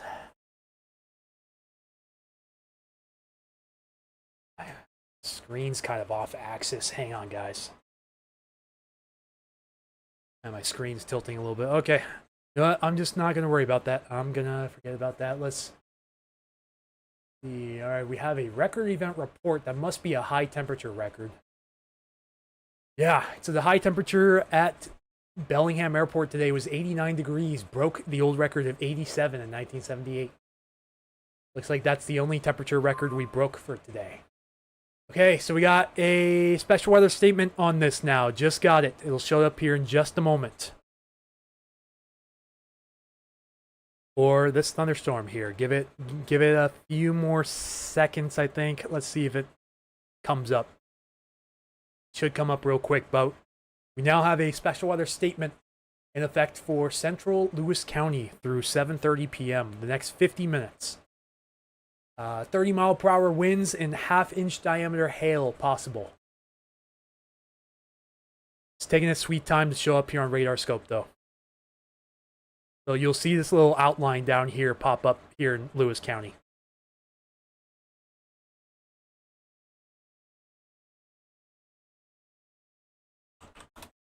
There we go. That's a weird contour right there. What the heck?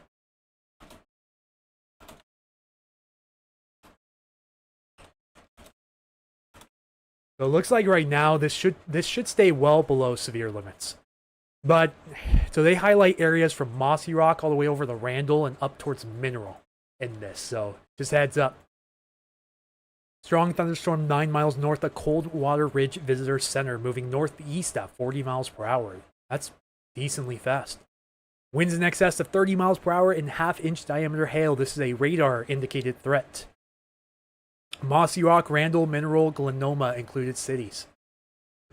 I'm not quite sure about this moving northeast, but yeah, actually, you know, they got a point. They do have a point. But if I were them, I probably would have stretched this a little bit farther to the west, like that. Just my personal opinion. Because we still got the western periphery we got to watch. And this is just kind of an approximate area of uncertainty that we're watching very closely. But, you know, good to see. National Weather Service in Seattle is right on it, right from the gun. Advisory as soon as it crosses into their county warning area. I'd like to see that. Wonder how long it's going to take for it to start being read on what NOAA Weather Radio channel WXM62. We shall see. Slowly getting darker. Maple Valley, Lake Stevens getting darker. Tacoma going to get hit. Watching this complex depends. I think this is probably going to be our main show for tonight. What's going to happen with this? That's the big question. But I think this cell up here is moving into more stable air. I really hope we don't have that stable air curse again.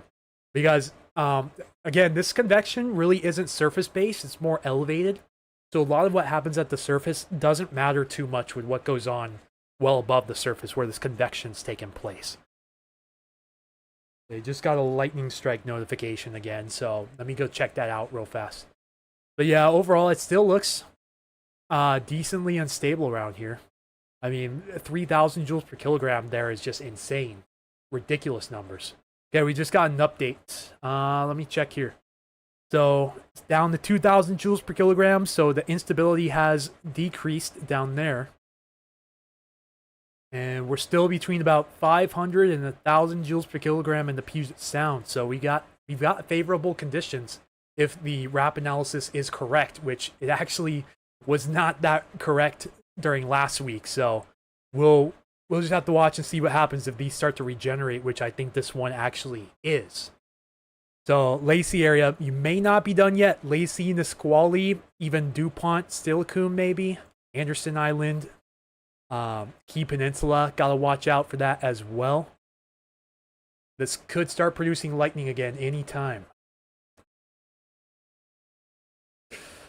Says the closest lightning strike was just east of Centralia. Wonder if this is recent.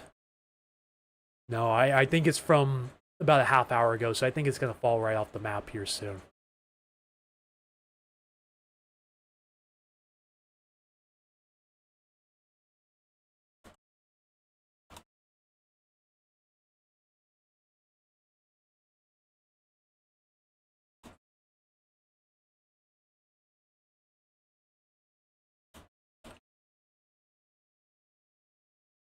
Alright, does it look like Puyallup and Graham will see anything?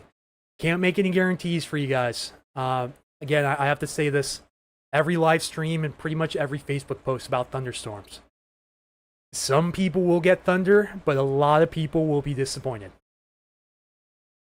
Almost a guarantee. It's very rare that it's the other way around. Last week, I'd say, could be an exception to this, where a lot of people lucked out and very few were disappointed. But this had higher bust potential from the start. No one even knew if we were going to get thunderstorms in western Washington at all today, just a few days ago.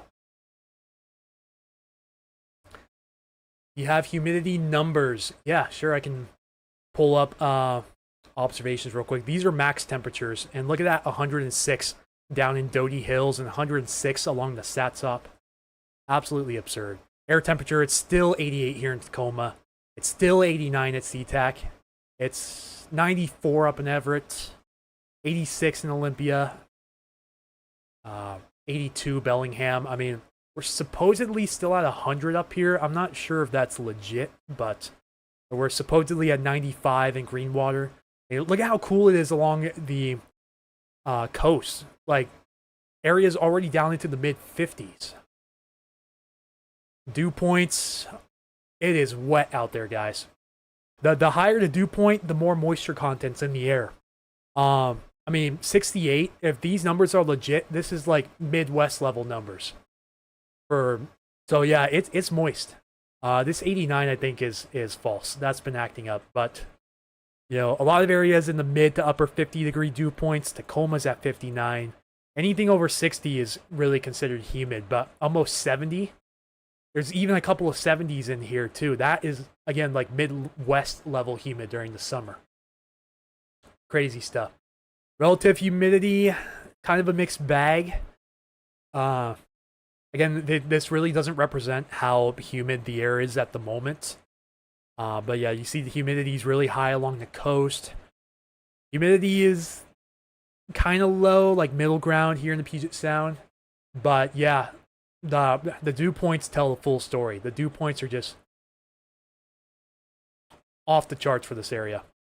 Like when I pull up a few more layers, you can see a lot of areas in the 60s and even a couple of 70s spread out around there.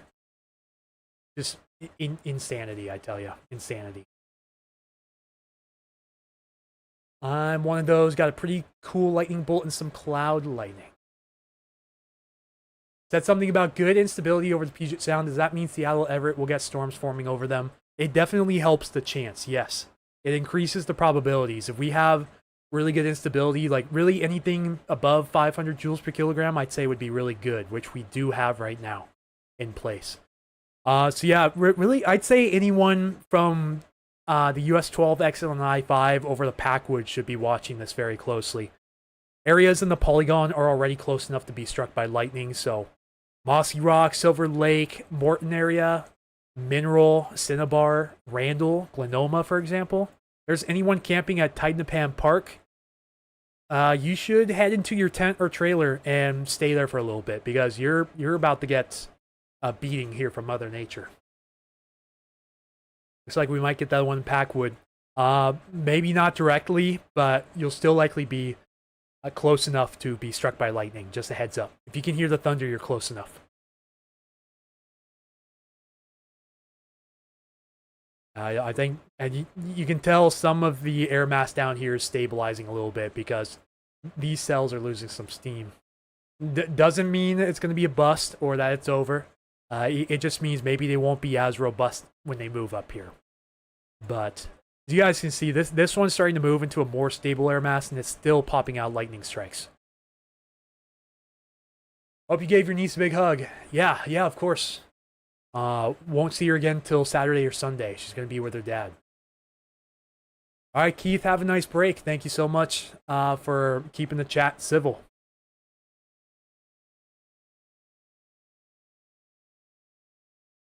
Let's see here. Kind of timeline are we looking for Auburn, Renton area? Well, we should have almost a complete run of the new HRRR. If you even want to consider this accurate. And see, it's still showing a second round of convection tomorrow morning. So we'll see if that verifies. But this has the main area coming up through the Puget Sound at around the first leading edge, probably around 8. And maybe some additional development behind that. this model and the other high-res models have been doing very poor jobs portraying this activity the last 2 weeks. But this shows a second round around 9 to maybe 11 a.m. tomorrow. And that could be a bit more widespread, so we'll have to watch that closely. Unfortunately, again, I have another very poorly timed appointment tomorrow. Go figure. 2 weeks in a row, my appointment's on the Thursday at noon, and we could have thunderstorms during both of them. Like, it doesn't get any crazier than that, right? Whoa, someone drove by way too fast. Let's see, is it 6:40? No. Portland doesn't have any advisories at the moment. What is the lightning and thunder radar for tonight? Again, guys, I won't be able to get to all of your location-specific questions. I can just give you kind of a general, broad idea across a wide area. Again, we're expecting activity through tonight and possibly a second round tomorrow morning before noon. So, just a heads up. We could also get some overnight activity. Again, the models are not doing a fantastic job of this. They're doing an okay job. But we could get some activity before, like, between the two rounds, too. Pretty much, I can't make any guarantees with something like this. Not with thunderstorms.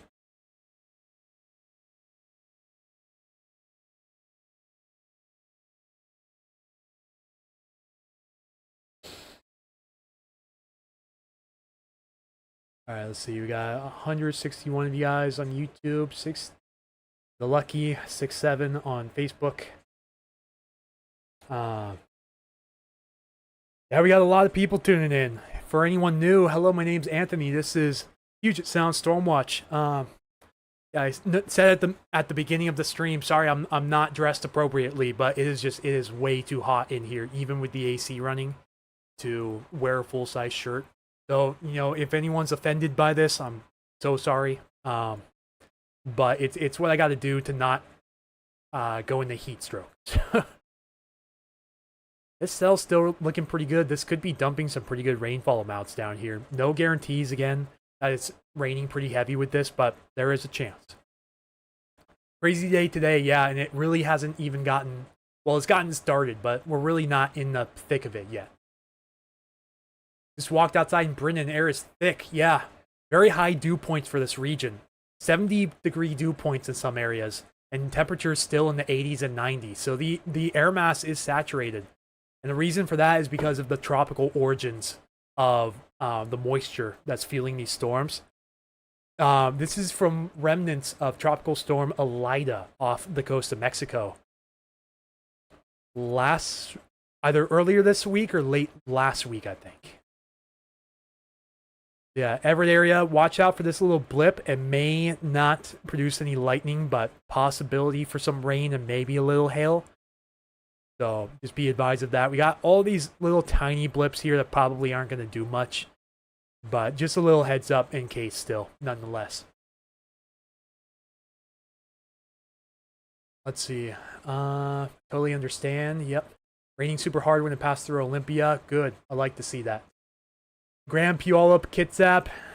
Well, this one here is moving up towards the Kitsap Peninsula, but it hasn't produced much lightning in the last half hour, if any. Yeah, it hasn't produced any lightning. We haven't had any lightning any farther north than Centralia, I'd say. About 40 miles away from Tacoma, but a lot of offshore strikes. Still a lot of strikes in the last half hour over the northern coast range. More lightning moving into Portland. Just prolific amounts of lightning over the North Oregon Cascades.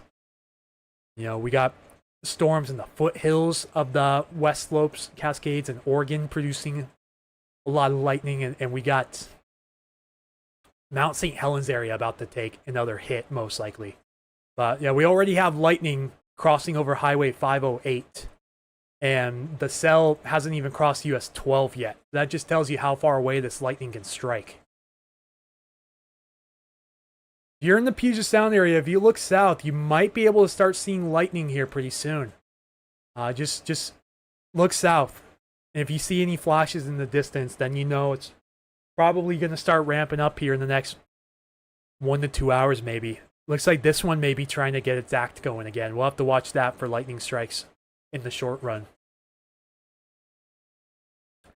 So far, the main activity is definitely here in Lewis County. So Mossy Rock, Morton, Randall, Glenoma, this general area, take shelter right now.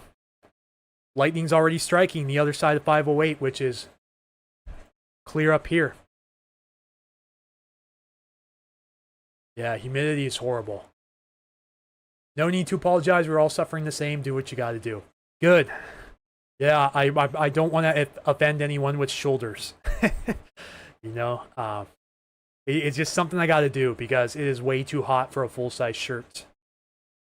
Honestly, if I could, I wouldn't be wearing a shirt at all. But no, I'm not going to do that. I'm going to have at least a little decency. Yeah, still a lot of offshore activity. The direction it's moving will probably, like, Forks area, Nia Bay, La Push. We'll probably have to keep our eyes on this stuff down here also, because this is moving towards your relative direction. Let me just make sure of that before I jump to that conclusion. Yeah, it's pretty close to that trajectory right now. Activity looks to be ramping up on the south side of the Columbia. So again, like Nacelle area, Grays River, Labam, Raymond, Willapa, PL even. You guys gotta keep your eyes peeled for this. Cathlamet also very close to lightning. What's this going on here near Tacoma? Oh, this is going to get really close to me, guys. I'm not going to give away my exact location, but I'm going to say I'm in this general area. So it's probably not going to hit me head on, but it's going to get pretty darn close. Clouding over good in Port Orchard. Zero wind is stagnant. Outside temp still a whopping 88 degrees. How bad is Everett going to be? I don't think Everett's going to be too crazy, but still looks like this cell... It's kind of popcorning a bit. I don't know if it's going to get its act together, but Everett, you still got to keep your eyes peeled in case this spits out a stray bolt.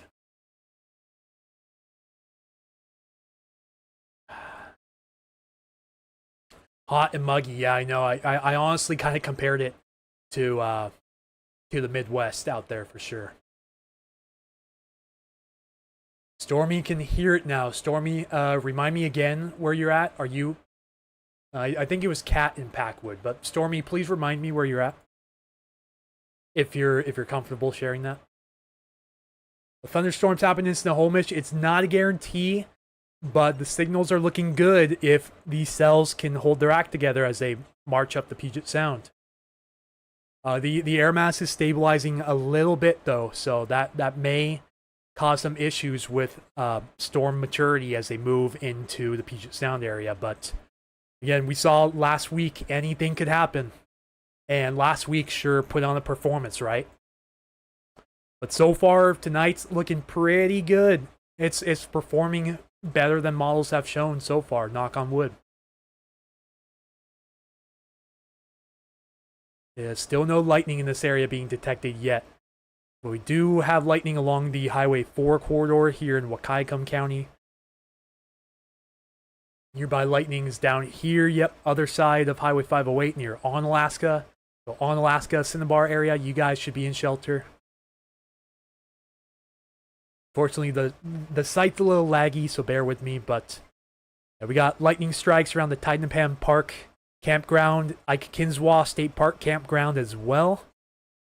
Lightning strikes here in Ethel, near Mary's Corner. Just got a bunch more lightning strikes near Morton, right over Rife Lake. If this holds its act together, LB, Ashford, Mineral, you guys got to watch out for this. Any hope for North Bend? Can't make any guarantees again, but if this holds together, North Bend could get a light show tonight. You know, I'm just going to have to keep stating the models have been doing very poorly with this so far.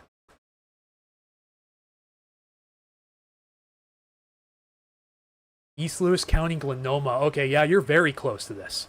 You just got a new lightning strike right over Highway 508 near Cinnabar, too. And see a couple new lightning strikes popping up here along US 12. Another one over Rife Lake. Yeah, I mean, it looks like a couple. Yeah, it looks like these ones are repeats. So, not sure if this is a glitch on the map or what, but either way, Weatherbug is detecting lightning strikes in this area. So it's dangerous to be outside. So just do yourself a favor, head inside. Yeah, last week too. Absolutely. Last week was a massive overperformance. One said nothing in Auburn. Yeah, it's still a ways away from Auburn. It's going to be a little bit. Yeah, still Puget Sound area is hanging around 500 to 1,000 joules per kilogram of energy still, so that's really good. The Lewis County storm is going to be outrunning its 2,000 joules per kilogram of instability here. Probably as soon as it crosses over Highway 508, I'd say. It may start to lose some fuel. Oh boy. Do I have anyone Lacey, Nisqually, DuPont area right now? Do you have any hail, any lightning, heavy rain, anything like that? That thing just re-intensified there in the last scan. This is right over the Nisqually River right now.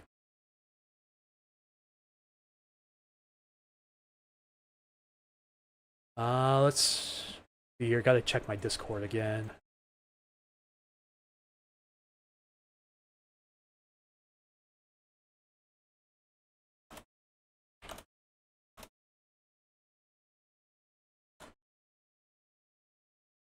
Yeah, it looks like these are going to scrape just west of Tacoma, but Fox Island, Anderson Island, Gig Harbor, Artendale, Purdy, Wana, the Key Peninsula area. You guys got to watch out if this starts spitting out lightning again. Could be any time now. It's looking really intense on reflectivity. Special weather statement for Morton, Mossy Rock, and Mineral. Yeah, that I knew about well ahead of time. This guy right here. That again expires at 7:30. Hail up to a half inch, wind gust possibly 30 miles per hour. Let's see if this one gonna do anything. All right, yeah, Tacoma area, South Sound, be on standby. Thunder and lightning possible here over the next few minutes. If it hasn't already happened and it's just not showing up here on the lightning detector. Northeast Olympia, nothing. Okay, thank you. Nothing in Yelm. Any hope? There is definitely hope. As long as we don't start to stabilize too quick, I'd say we have a good amount of hope. Because the fact that that storm near DuPont is regenerating again this strong is a good sign.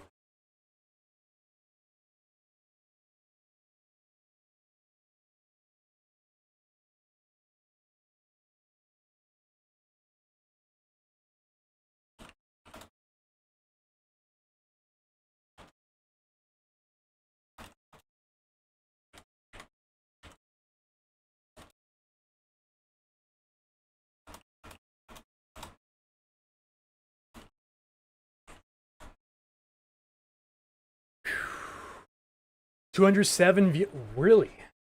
Honestly, I think the record is like 400 something, and I think that was probably the December 16th windstorm last year.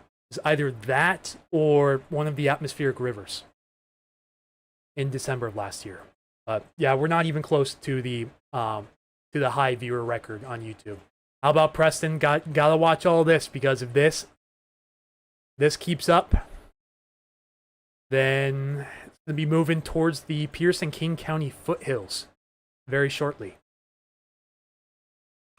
It's going to start moving out of the most unstable environment here. It's probably in the next half hour or so. So we'll have to see if it weakens, maintains itself, or strengthens even.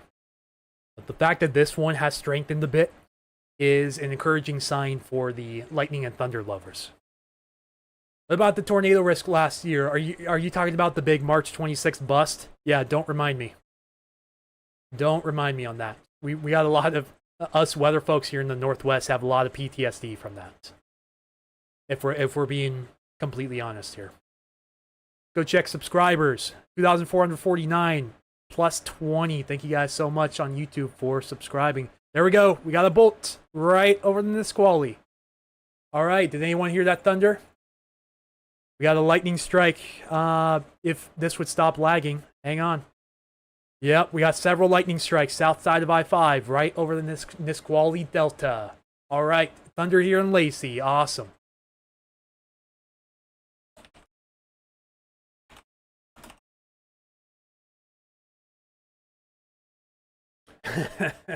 All right, sweet. So, hoping this has ample precipitation. This is literally right over the railroad tracks. But yeah, town of Nisqually. Oh man, you probably just got a big wake-up call. You heard it in Northeast Olympia. Shelton going to get any? Let's check radar one more time. It's very possible. We'll have to watch this stuff crossing over the Columbia right now. It looks more impressive on the distant radar than it does on this, but this is actively producing lightning right now over here, but we'll have to see how long this hangs on. Traffic cams show wet pavement in Nisqually. Awesome. That is what I love to see. Ooh, this one could even start popping out bolts too as it moves into Fox Island, Artendale, Gig Harbor. So, Tacoma area, we got to keep our eyes on this. And still looking really good storm over Highway 12. I mean, sheesh. The fact that a lot of people heard thunder already makes this event a W, in my opinion. Weather geeks are awesome, I agree. Thunder to the west. Julie Rogers says. Packwood. Still heading into Portland. Let's check on it. Yeah, that thing's pretty chunky. Think this was the one that should have been severe warned earlier. Yeah, it was. That has weakened significantly. But you see that cell that just flared up south of Amity, Oregon, too? Look, lightning strike well outside the area of precipitation. That could have started a fire right there. West Olympia, what about Olympia? Northeast Olympia heard that. Did you hear the thunder earlier down near Tenino? You should have been close enough to hear that one. Darn. Discord notifications and the toolbar keep getting in the way. I think I'm going to have to close Discord because I'm getting too many notifications, so yeah. That should make things a little easier. Yeah, it weakened a little bit in that last scan, but it's got plenty of time and plenty of room to work with. It can regenerate itself.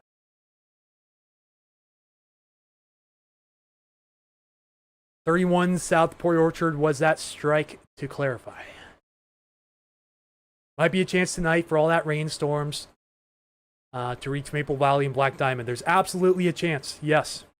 I'm not going to say for certain, but there is a chance. The model guidance supports it to a degree. That offshore activity is still going a lot. Yeah. Portland area. Whew. Hang on for another round. And then again, this is likely going to follow almost the same path as this one up here in Lewis County. Yeah, see, this thing's weakening already. It's starting to outrun the greatest instability. It's producing lightning, but the reflectivity is definitely beginning to drop a bit. So, still just something we kind of got to be mindful of. It's got plenty of room to sort of recycle and regenerate. We have Discord. Nope, I'm actually a part of a Pacific Northwest weather enthusiast Discord. So a lot of us guys, everyone big in the weather community around here, except for Michael Snyder's in it. You know, Pacific Northwest Weather Watch, the channel with like, what, 117, 118,000 subscribers. He was live last night, and I was in the chat moderating for him. So, other than that, a lot of the other personalities around here are in a chat together, and we just talk about the weather. And you know, they're blowing it up right now, saying "Whoa, thunder nearby" and so on. So yeah, I haven't started a personal Discord server yet, but if anyone like has interest, if I can attract enough interest, I will definitely consider firing up a Puget Sound Stormwatch Discord. But I would need, yeah, I would need a lot of support to get that going, for sure. Wind gusts in West Olympia. All right, so getting some wind, that means something's in the area. May not be too crazy, maybe a little breezy, but oh yeah, you see how much that has weakened now? Yeah, I think they're just going to let this advisory expire. They're probably not going to reissue that for parts of Lewis, Thurston, and Pierce counties. I think they're just going to let that ride unless it re-intensifies. Another round as well down here, Skamania County, moving up towards Packwood. So actually, geez, how did I miss this earlier? Oh, that's recent. So Packwood area, you got a storm producing lightning heading towards you. Just a heads up. So Packwood all the way up through White Pass, Rimrock Lake probably wants to keep their eyes on this too. No lightning in your immediate vicinity, but if this storm keeps its act going, it could definitely bring lightning up the US 12 corridor to White Pass. So just gotta keep our eyes peeled on that right now. For sharing pics and videos, not all are on Facebook anymore. Let's go, everyone. I will start the petition.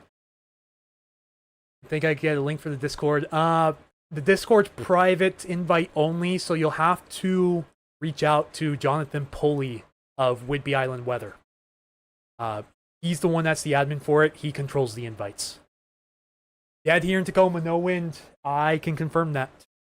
Here in North End Tacoma, but man, is it gray out there. But it's still as ever. The most recent MEDAR update, how long ago is this? 6:53, so about 20 minutes ago. Still 87 degrees, dew point 59, pretty humid. Absolutely zero wind. Pressure's dropping a bit. That means sea level pressure is a little bit low, just below the stoic area, which is around 1,013 millibars. That's what's considered stoic pressure. There'll be another round in Chehalis. I'm not going to count out that possibility, but it depends on what goes on down here. Because if this becomes much more widespread and starts to form a cluster, then that will definitely approach your area. We'll have to watch this guy here, because this is taking sort of a trajectory up the I-5 corridor too. Will it just remain as a blip, or will it actually do something and get organized like this behemoth moving into Portland right now?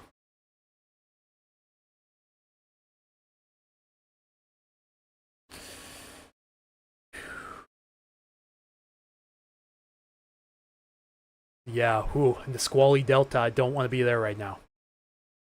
Dark cloud one side, clear sky on the other. Welcome to Western Washington. Nothing in Ording either, just gray. Yeah, very mellow outside here in Tacoma right now. It's thick. You can smell a little bit of fire smoke. Yeah. Speaking of that, let's go double check our air quality again. It's been a while. See if it's improving at all down here. It should be improving a little bit. Not very many stations to watch here. It's still in the moderate category through here, and a lot of areas around the Seattle area starting to push into that unhealthy for hazardous groups category. I'm hoping we have enough wind from this to mix out that smoke and push it back to where it came from. See, some of these stations are reading kind of odd. Like this reads absolutely zero particulate matter. I doubt that. So can't always trust all of these stations. It's just how close they are to each other and how close the readings are. That's what I base it off. Just popped in. Will Lacey get more lightning? Not going to say for sure. It's possible. There's still a lot of convective activity down here to your south and west that we got to keep our eyes on. So the chance is there, but I cannot make any guarantees. It would be very unwise for me to make guarantees. Last lightning strike made my grandson's gas meter jump. Oh, wow. Must have been a pretty big EMP that went through that. assuming it's a digital unit and not a mechanical one. Leslie, thank you for your donation of 100 stars on Facebook. Appreciate that. Thank you so much for your generosity. Yeah, this cell down here, which spit out lightning over Nisqually, this is moving up towards Artendale, Gig Harbor, and Purdy right now. So Anderson Island, Fox Island, you guys are also in the path of this. Gotta keep our eyes peeled, see if this throws out any more bolts. Definitely could. Weatherbug said lightning is 0 miles away.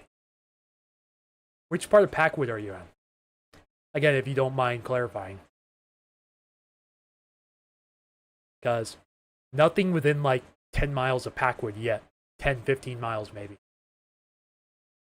Very dark, West Side Olympia. Thank you guys for the reports. Appreciate them.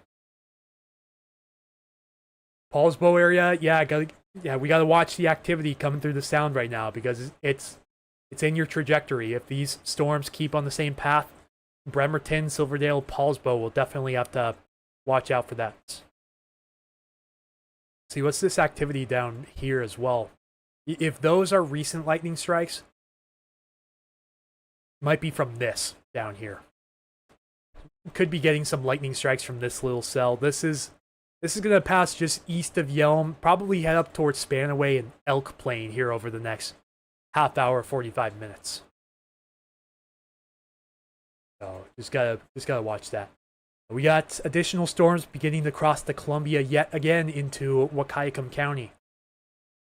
Also lightning off the coast of Long Beach. Gotta watch out for that. These guys are basically moving parallel to the coast right now, but you see how this part of the coast sticks out a little bit? They're definitely in line if these can stay together. Quileute, La Push, Nia Bay, Forks. Talking to you guys.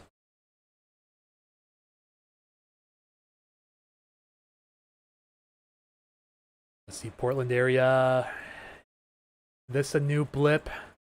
It is, so getting some new activity flaring up in the northern coast range here. We gotta watch closely. Yeah, these borderline severe thunderstorms, they petered out big time.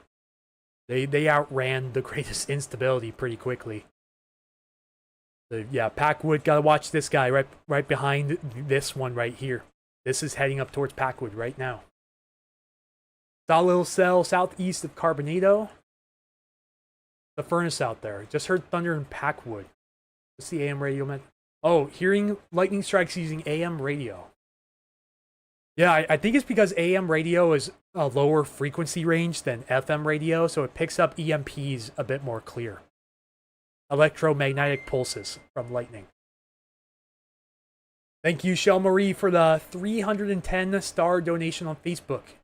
Really appreciate your generosity. Cascadia Crossing, yeah, we should look at the Echo Tops. I don't know why I haven't looked at it yet. Completely forgot. What's it gonna show? What's it gonna show? Guys, tell you what, I love Radar Scope. I've been a user for about 10 years or so. But man, the desktop app needs some work. I'll tell you what, it is laggy. And it has a lot of crashes as well. But the mobile app is fantastic. I love Radar Scope. Highly recommend it. It's a little bit expensive for the subscriptions, but trust me, it's definitely worth it. If Radar Scope would ever sponsor me, I would take that in a heartbeat. In Cascade Camp in Yelm Mountain area where kids are, will get a lot. You just gotta listen for the thunder or look for any flashes. I can't make any guarantees on this. This storm is weakening considerably now. At least from the Portland radar. It's looking okay from the Seattle radar, and it's not half bad on the coastal radar, but still producing lightning nonetheless, even though it has weakened a bit. Just crossing Highway 12 right now. Really wish Weatherbug had a feature that would tell you like the range of lightning strikes within 30 minutes, like 10 to 20, 20 to 30, for example, or even in 15-minute intervals, because it's really hard to tell which ones are new and which ones are old, honestly, unless they pop up on the screen. Randall on Alaska area, getting darker Maple Valley. Can I share the petition in the chat or send it to you directly? Yeah, share it in the chat. Feel free. A petition to start a Puget Sound Stormwatch Discord server, according to ETG Vortex. Dave, yes, you're very welcome. Glad to have you here. Thank you for watching. 15 gusts to 20. Day or so into trying weather-wise. Not enough experience to judge it fairly. Yeah, I really like the Weatherfront platform, honestly. I really think Weatherfront's going to be the next big thing. But I did learn that they have a policy that says that you basically cannot share any of their data for monetization purposes, even with a subscription, which that's a big head scratcher. So I think one of these days I'm going to reach out to Weatherfront and see if I can potentially get a sponsorship to use their data on my streams and on my posts and all of that. I think that would be really cool. Raining a bit in South Everett. Just came out of the gym. Smell ozone. Okay, it must be that cell up in Everett that's trying to get together. Am I on the Seattle radar? I am. Okay, so even though it's pretty dry, the dew point spreads are 25 degrees as of the last update. Still getting a sprinkle in Everett. Interesting. Ooh, I'm probably going to get some rain from this one. Oh yeah, it is very dark outside, guys. I wouldn't be surprised if I start seeing lightning. I got a window looking south right here. But I got a couple of trees in the way too, so. Yeah, I'm in this general area of Tacoma, so this is going to be darn close. If this activity ramps up or keeps up and still produces lightning, then we're going to have lightning move right over Tacoma and McCord. So the Air Force Base may have to start thinking about ground stops here very soon, if they haven't already.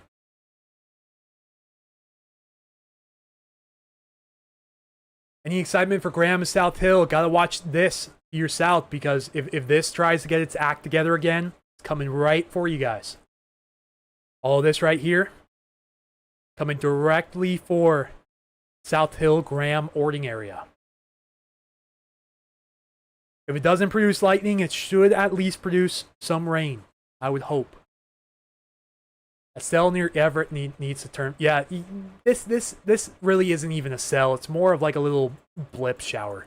It looked better right there, but it must have ran into a stone wall of stable air or something, because it just fell flat on its face.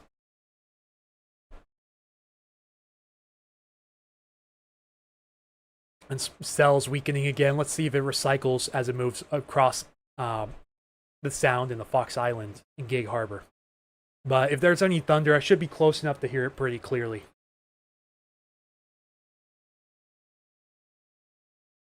F-15s flying around. Yeah, I heard the jets.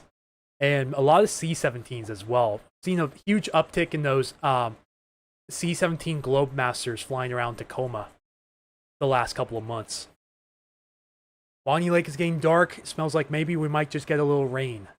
Doesn't feel as suffocating as it did yesterday this morning. Up to heavy rain now, University Place. Good. I like to hear that. Let's get another round of rain. Let's get ourselves in a little better shape before we go into drought. Which, by the way, we are still expected to go into a drought as soon as late July.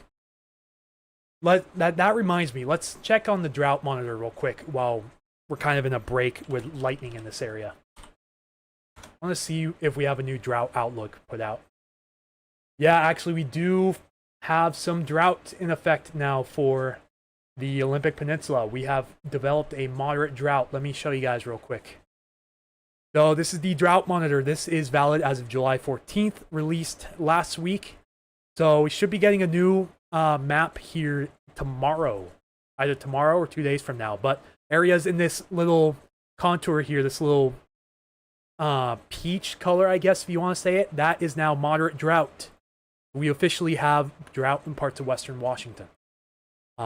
Yellow area is abnormally dry but no drought, and then the white is doing just fine, like average or above average for precipitation. So we do officially have drought in western Washington, but just along the Kitsap and Olympic Peninsulas right now.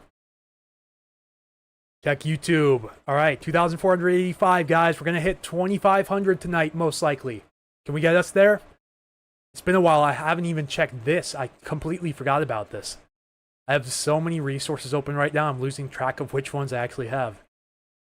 Yeah, it looks like you can hardly see it, but this little plus right there, these little pluses, those were the lightning strikes over in the Squally. And then it looks like we may have just had lightning strikes in the last 5 minutes just south of Artendale. Let me double check on that. It's not showing up here on the map, but on Goes West lightning detection, it does show up literally like right between Fox Island and the Narrows Airport. But we have a lightning strike that just occurred just outside of JBLM. Did anyone hear that thunder at all? It said lightning in McKenna. All right, yeah. It's very close to you. McKenna's literally like right here. So I think that lightning is just, yeah, literally just outside of Roy. We also have lightning southeast of Yelm as well. So again, guys, this is moving towards areas like Spanaway, Graham, South Hill, JBLM, Lakewood. Got to keep our eyes peeled for this. There is lightning. It's already close enough. Lightning is striking already basically close enough for it to reach Tacoma. Heard thunder in Roy. Ashley checking in. Says, yep. All right, good to see people are confirming it. Cats went flying through the house. Whew. Here's Tacoma. Smoke from eastern Washington rolling in, someone just said.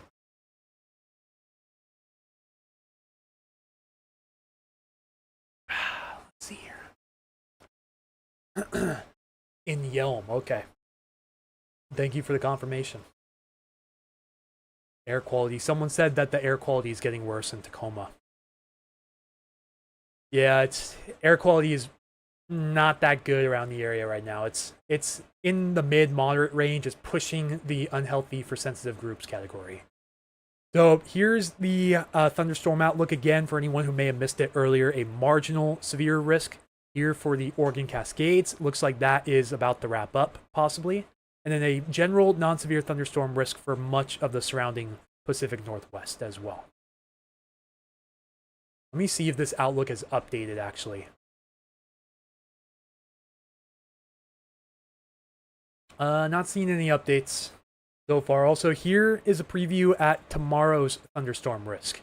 Looks like it's going to be mostly a Cascade and Foothill threat, but I do have a feeling this will likely be pushed west into the Puget Sound. And this is valid until 5 a.m. on Friday. Basically, they issue these out to 5 a.m. the next day, so this outlook is valid for 5 a.m. tomorrow through 5 a.m. Thursday. So anywhere within 25 miles of a point in this green contour could see an isolated non-severe thunderstorm tomorrow.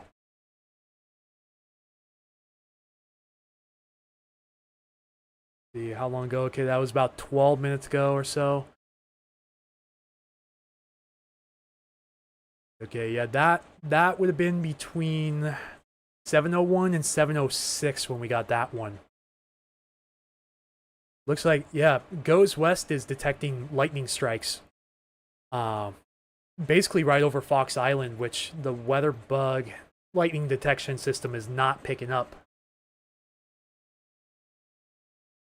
139 likes, over 200 viewers. Come on, we can get those numbers up, like Sonia said. What's the URL for the Goes West? Yeah, let me attach it real quick. So this is through the College of DuPage. Let me know if this link works. I'm going to post it on YouTube real quick. Yeah, just let me know if it takes you... Oh, big thunderclap. Big time thunderclap. Oh, yeah. Oh, my house just got rocked by that. Holy mackerel. That was close. Let's see, where's our lightning detector at? Come on, Weatherbug. You gotta show it for me. You gotta show it. You gotta stop lagging. You gotta show it. Yeah, my dad's in the other room saying thunder. Yep, checks out. Bet the dogs did not like that. Yep, it just, boom, just popped up right over the Narrows. So we still have plenty of instability for this. Yep, the chat's going ballistic right now saying thunder. Go ahead. Oh boy, my grandma's not going to like that. She hates thunder. we just had a massive spike in viewers after that. Craziness. Let's see. Well, totally forgot what I was looking for. I got distracted by that. Someone said, by the Narrows Airport, haven't heard anything. 1 minute later, boom, lightning. Just heard it on Key Peninsula. Yeah, that was heard across a lot of the South Sound.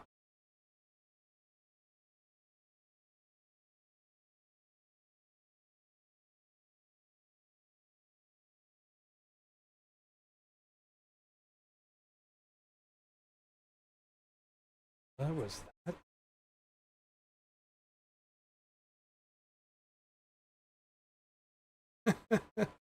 Oh, man. Yep, there's the lightning strike on radar scope. Right over the Narrows, just south of the Narrows Airport. Very close range lightning strike. You saw it from Browns Point. No, actually, surprisingly, the South Sound usually misses out. Usually the North Sound gets it because of conversion zones. So I'm going to take this in. Honestly, I'm just going to absorb it while we have the chance, because right now, models aren't really showing any interesting weather like this whatsoever through the rest of July, and even in the early August. At least initial indications are showing that. Thunder and Buckley. Yep. If you heard a rolling, that was thunder. And yep, there it is on radar. Weatherbug, excuse me. Weatherbug. 3 lightning strikes detected just off the Narrows Airport landing strip.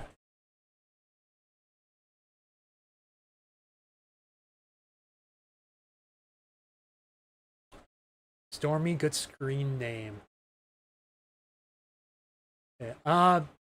Yeah, ETG, if you're still in here, where did he send that petition to if you did?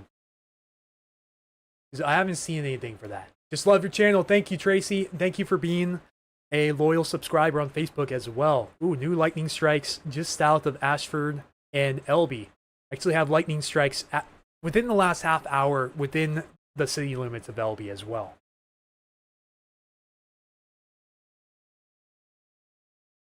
See, I think we're almost there, guys. We need 9 more subscribers here on YouTube to get to 2.5K. Okay, let's set up the hype train. Let's do it. Look at current temperatures. Tacoma's still 84. SeaTac's 86. Bremerton's 88. Olympia's 82. 91 supposedly up in Bremerton. I don't think these hundreds are legit, because there's an 85 right next to this one and a 93, so I don't think that's legit. Put it in the chat and I just send it to your Facebook. Okay. I'm gonna have to check that on a separate occasion just because I got all the chats running and I'm trying to answer as many questions as possible. I don't know if it's popping up in the chat. If you're not a moderator, you unfortunately can't post links in the YouTube chat, sadly. So yeah, just either DM me on Facebook or I can send you my email address as well. I'll post my email address in the chat and hope no one abuses it. Let me pull this up real quick. Yeah, these are current temperatures and current dew points. Still very muggy. We have dew points in the mid to upper 60s across much of the area. If you feel the mugginess, it's just because there's an extremely high amount of moisture content, mostly from that tropical moisture coming off the Pacific. Going to get some T-storms in Snohomish County. Watch out for what comes up from Pierce, because this is heading right towards you. If this can hold together, it's coming straight for Snohomish, Skagit, Whatcom counties, etc. Yeah, Thunder and Graham, JBLM is rumbling. It is very dark outside. I'm looking to see if we get like a big flash, because I didn't see the lightning, but man, the thunder was wicked. Still 86 in Gig, went down, must feel a tiny shower. Hoping for a big one here in Enumclaw. Let's check the area, because all of this is heading towards Enumclaw too. If it can keep its act together, this is going to cover most of the Puget Sound and the foothills. If this whole band keeps it together, it's just going to basically traverse up the I-5 corridor and the surrounding foothills. It's moving slightly east of north at a little angle, but it's mostly moving north. What about Clark County? Get ready, because Clark County, you're about to get absolutely bamboozled again by another thunderstorm. So heads up, you got a few minutes before this is close enough to start bringing some rain and maybe some hail, but you're already close enough to have lightning strikes shoot out from the storm. So yeah, Clark County, get ready. Yet another round coming for you again. Someone said, nice support burger. Where was that at? Right, you're busy, I get it. Yeah, very, very busy. I'm absolutely slammed with comments and messages right now. Someone did send me some videos. Oh, wow.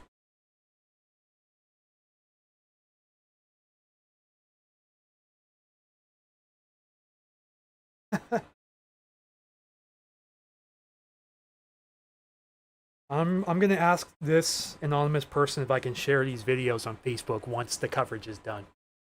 So hang on tight, guys. I just got to respond to a DM.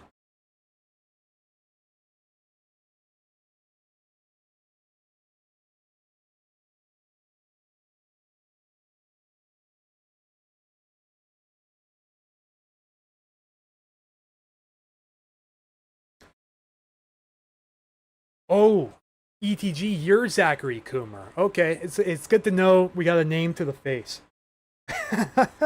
AI generated graphic? That's crazy. That's actually a really cool graphic, I'm not gonna lie. Like I know a lot of people kind of Debbie Downer AI, but one verified signature, let's get the 5 signatures. That's awesome. Hang on, let me pull this up real quick in a different window. That's actually like that's really cool, I'm not gonna lie. We'll all be gone by Monday. Oh yeah, of course. This should all be gone by tomorrow afternoon. It should be a thing of the past by then. It's my feeling on the band holding together. Let's go check meso analysis. It's a little hard to read here. It looks like there's still a very favorable amount of instability, around 500 to 1,000 joules per kilogram. So these storms, they've got a pretty good environment to maintain themselves in. We got the moisture, we got the instability. I mean, as long as we can keep a source of lift to keep these updrafts going, then we're golden.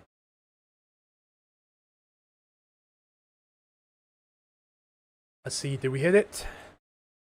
We did. Thank you guys so much for 2,500 YouTube subscribers. Thank you guys so much. It means more than you can imagine, honestly. Okay, lightning strikes inching closer to Graham, Elk Plain, and Spanaway. So get ready, folks. Without the 512, you're already close enough to be struck. To write up my emails for work to create YouTube thumbnails. New subscriber to YouTube. Any word on Shelton? Most of the activity right now is staying east of you. Either west of you off the coast or east of you over the sound. There's Miss Courtney Olivia tuning in. You're more booms than Gig. Okay, Gig Harbor. Yay for 2,500. Yeah. Hey guys, W's in the chat for that. W's in the chat. Gotta open another Facebook tab so I can pull up this petition. That's that's actually a really awesome design graphic for being AI. Let's see. There it is. Let me pull this up. Guys, this is from Zachary Coomer, aka ETG Vortex, here on YouTube. This is actually pretty dope. I'm not gonna lie.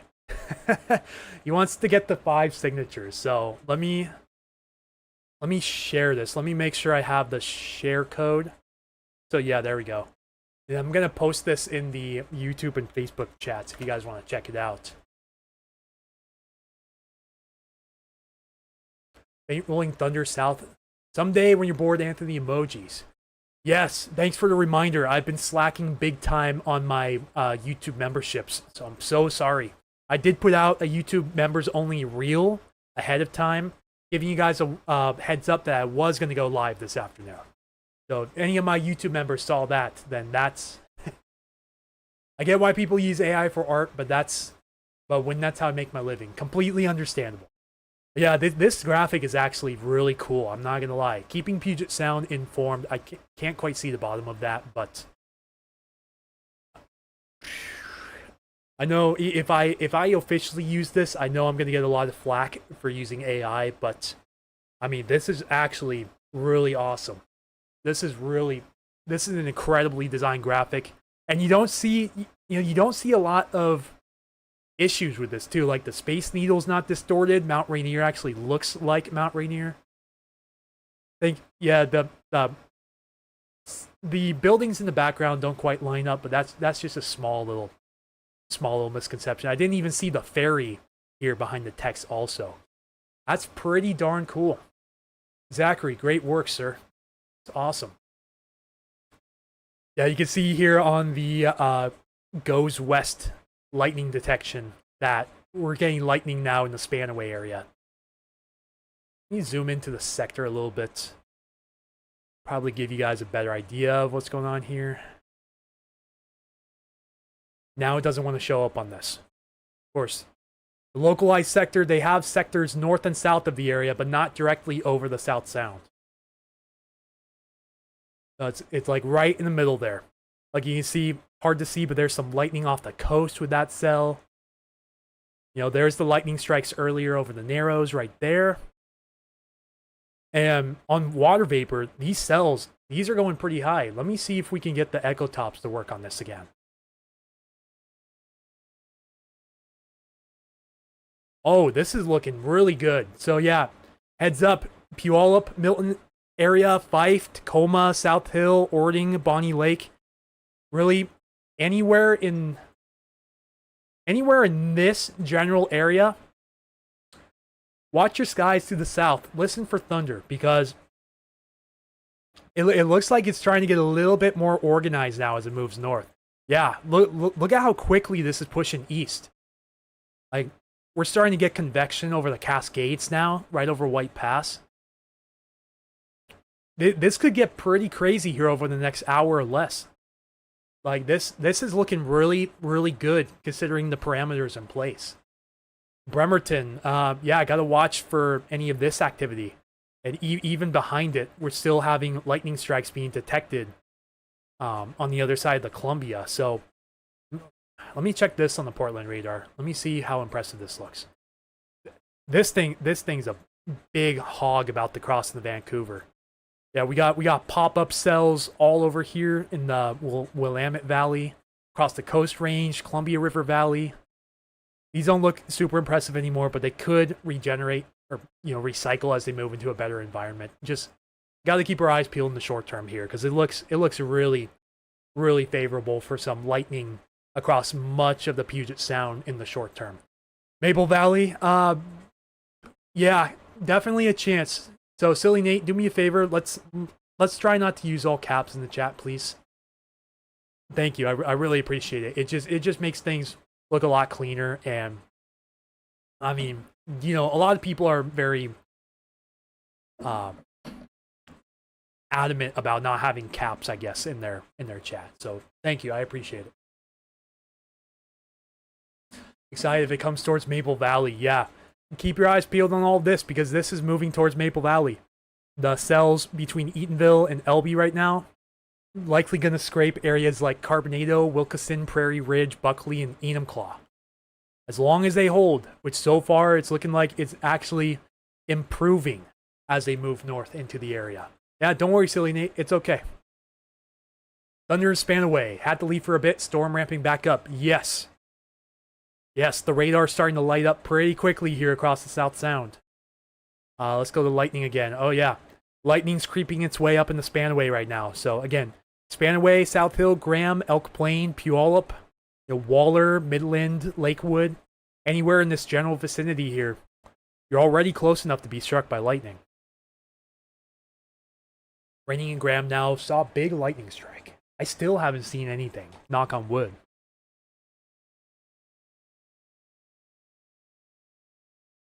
CU both chapter of the American Meteorological Society at the University of Colorado Boulder liked my post on Blue Sky.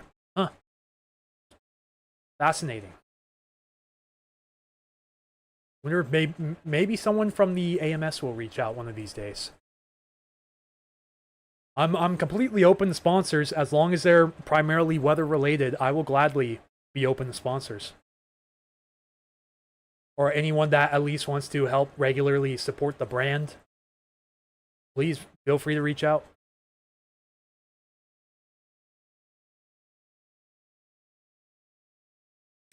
Yeah, I tell you what, I wish I had 2 more arms to just keep posting on all my social medias while doing this live stream, but I'm allocating all my resources towards this live coverage right now. What is this? We have, at one point we had 250 viewers in the chat, YouTube 233 there, and we have 63 on Facebook.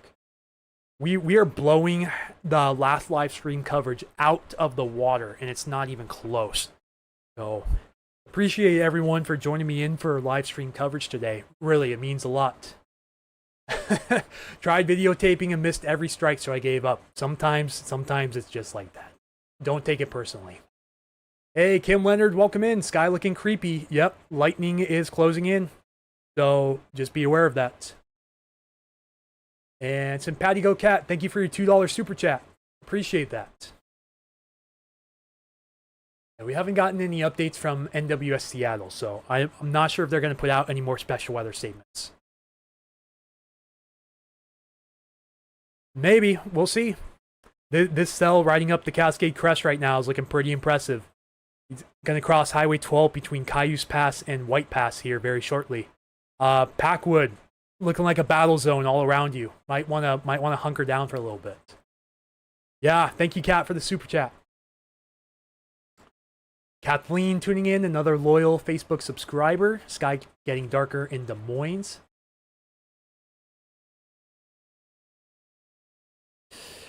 Yeah, I really like how this is going so far. PNW Hawk, thank you for the $10 super chat. Sure appreciate your coverage, as I am sure others are as well. Thank you so much for your generosity. Yeah, I think it's raining outside. Yeah, it is. This cell's practically right on top of me. Last few minutes, cloud ceiling has dropped considerably in the Hoquiam area. Pretty windy as well. Hobby Farmer says, you are my favorite weather guy. Thanks for the heads up weather casting. Absolutely. Thank you for the support. Will Port Orchard be in the path? Gotta watch this little sneaker right here. This one spat out some lightning here over the Narrows and Nisqually.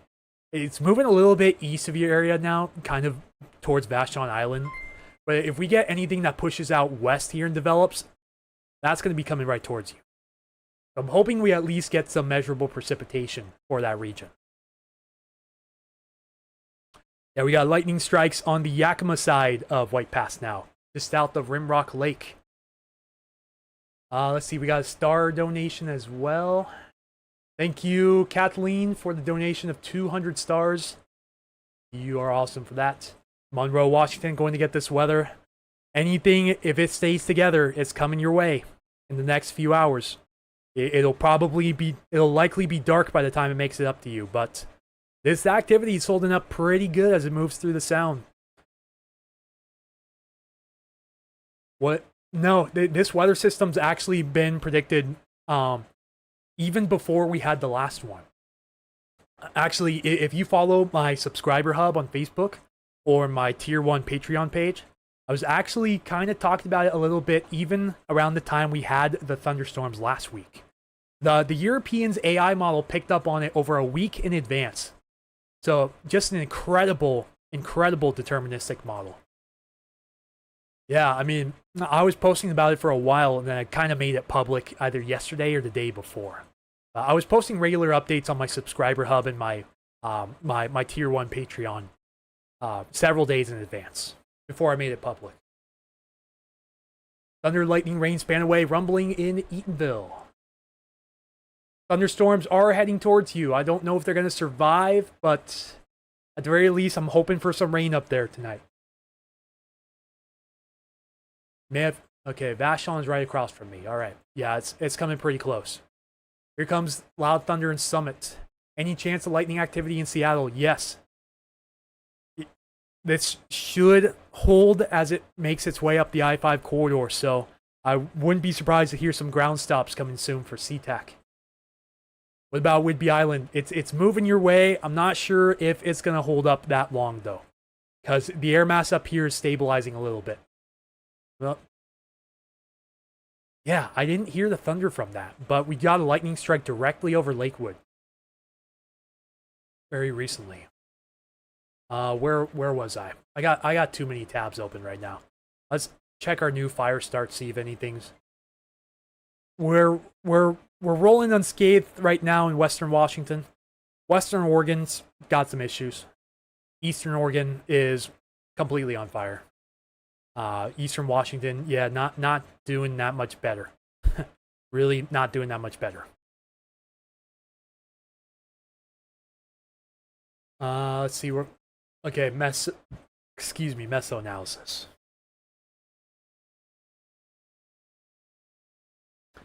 Anyway, in your northeast end of JBLM can hear light thunder within the last 30 seconds. All right, was that an update? Yeah, we still got between 500 and 1,000 joules per kilogram of energy across the Puget Sound. Plenty to maintain these thunderstorms. As long as we can keep these updrafts going, we'll be just fine. Look, activity developing again near Vader, Winlock, and Napavine. So again, for the second week in a row, areas are going to be getting multiple rounds. This does have a history of producing lightning as well. So again, those areas, you got to watch out. You got to watch closely because you're already close enough to be struck.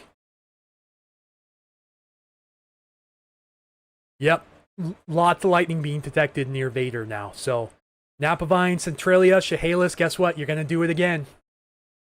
You're going to have a repeat once more. Lots of rain on the Tacoma Narrows Bridge live camera. Good. I love to see rain, especially this time of the year.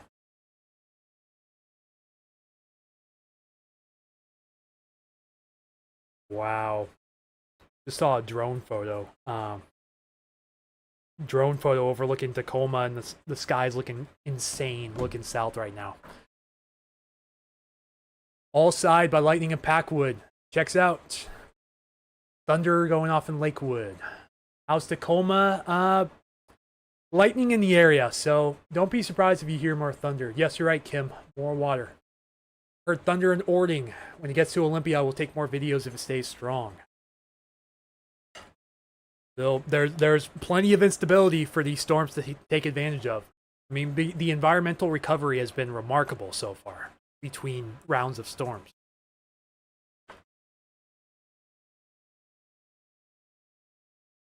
I don't know if you guys saw meso analysis. There's a little spot down here in Skamania County that has gone back up to 3,000 joules per kilogram of instability. So it's becoming even more unstable in Skamania County right now.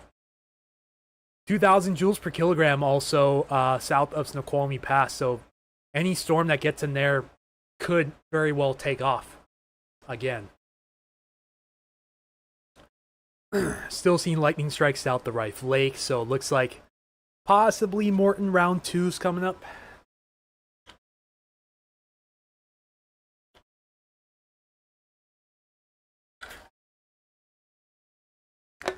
Yeah, I've got a drone as well, but I don't have a Part 107.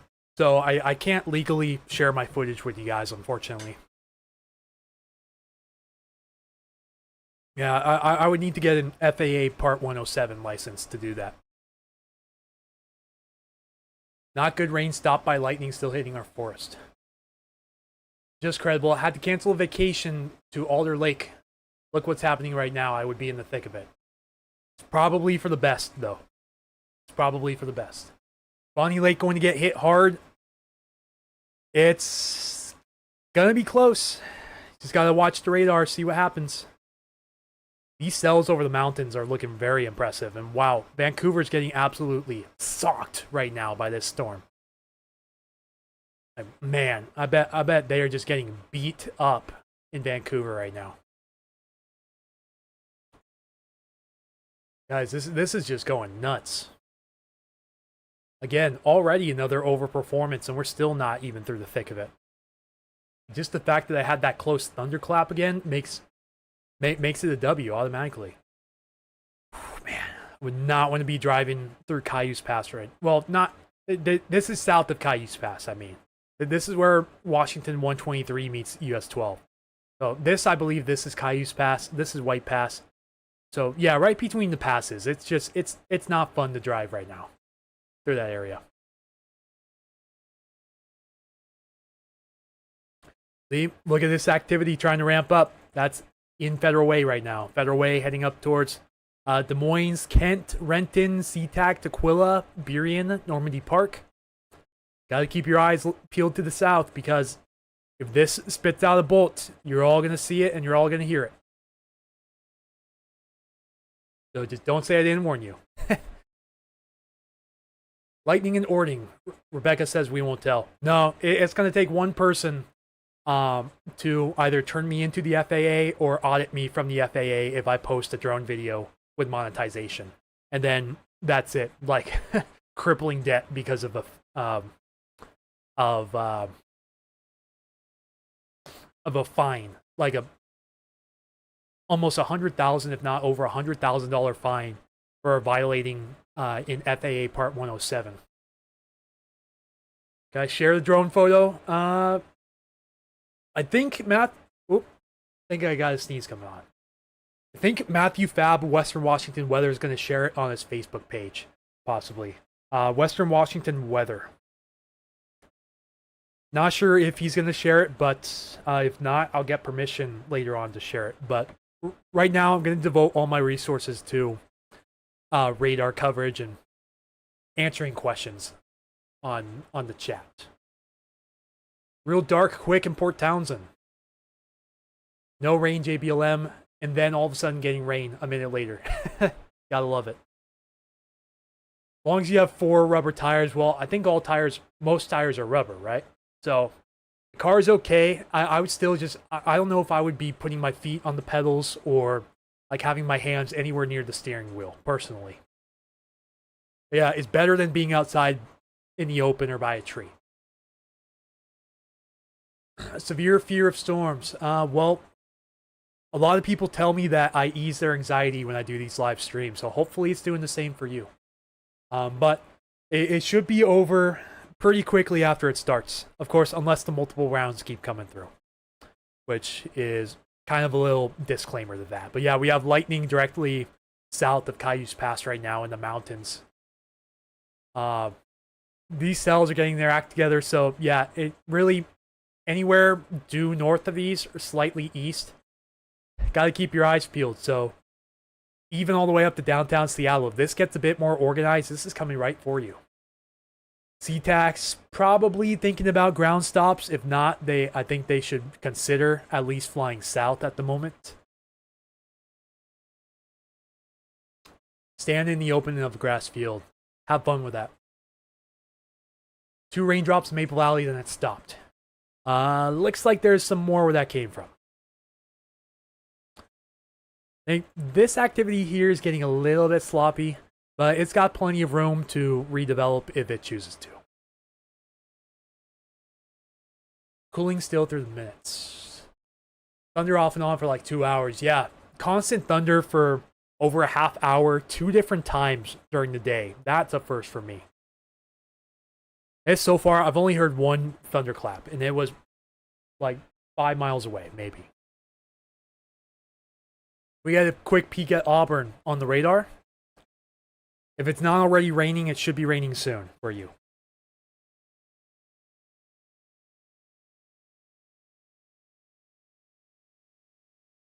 Yeah, the greatest area of interest is going to be right over the Sound.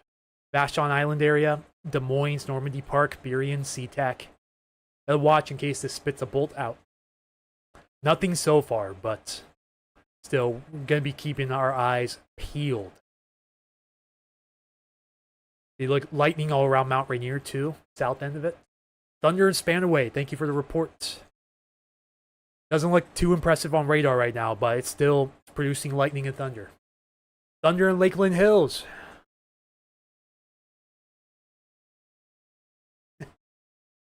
Hoping this holds up to reach Bellingham. Models say the chance right now is pretty slim, but the fact that the models have been completely wrong so far means you still have a sliver of hope. Thunder in Spanaway. Huge thunder in Graham. Looking at radar scope, the sail over Kitsap seems to be heading back northeast. Yeah, models show that this is going to switch to a bit more out of a southwest to northeast movement as the night goes on, but so far most of it's coming out of the south. Slightly west of south, moving towards slightly east of north. Like a little bit east of a north bearing right now. Yeah, it's shifting a little bit, and I believe that's just because the position of the upper level trough offshore is moving a little bit.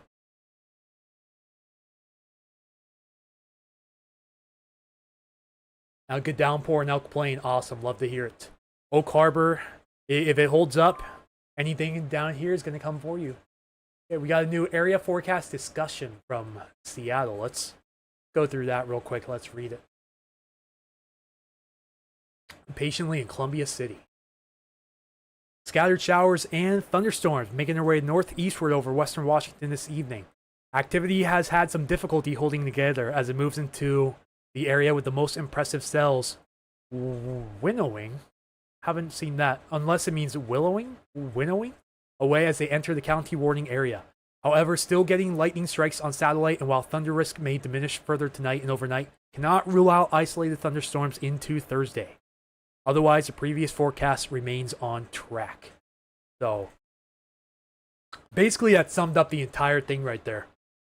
Chance of it tomorrow, but the best luck is going to be in the short term, tonight.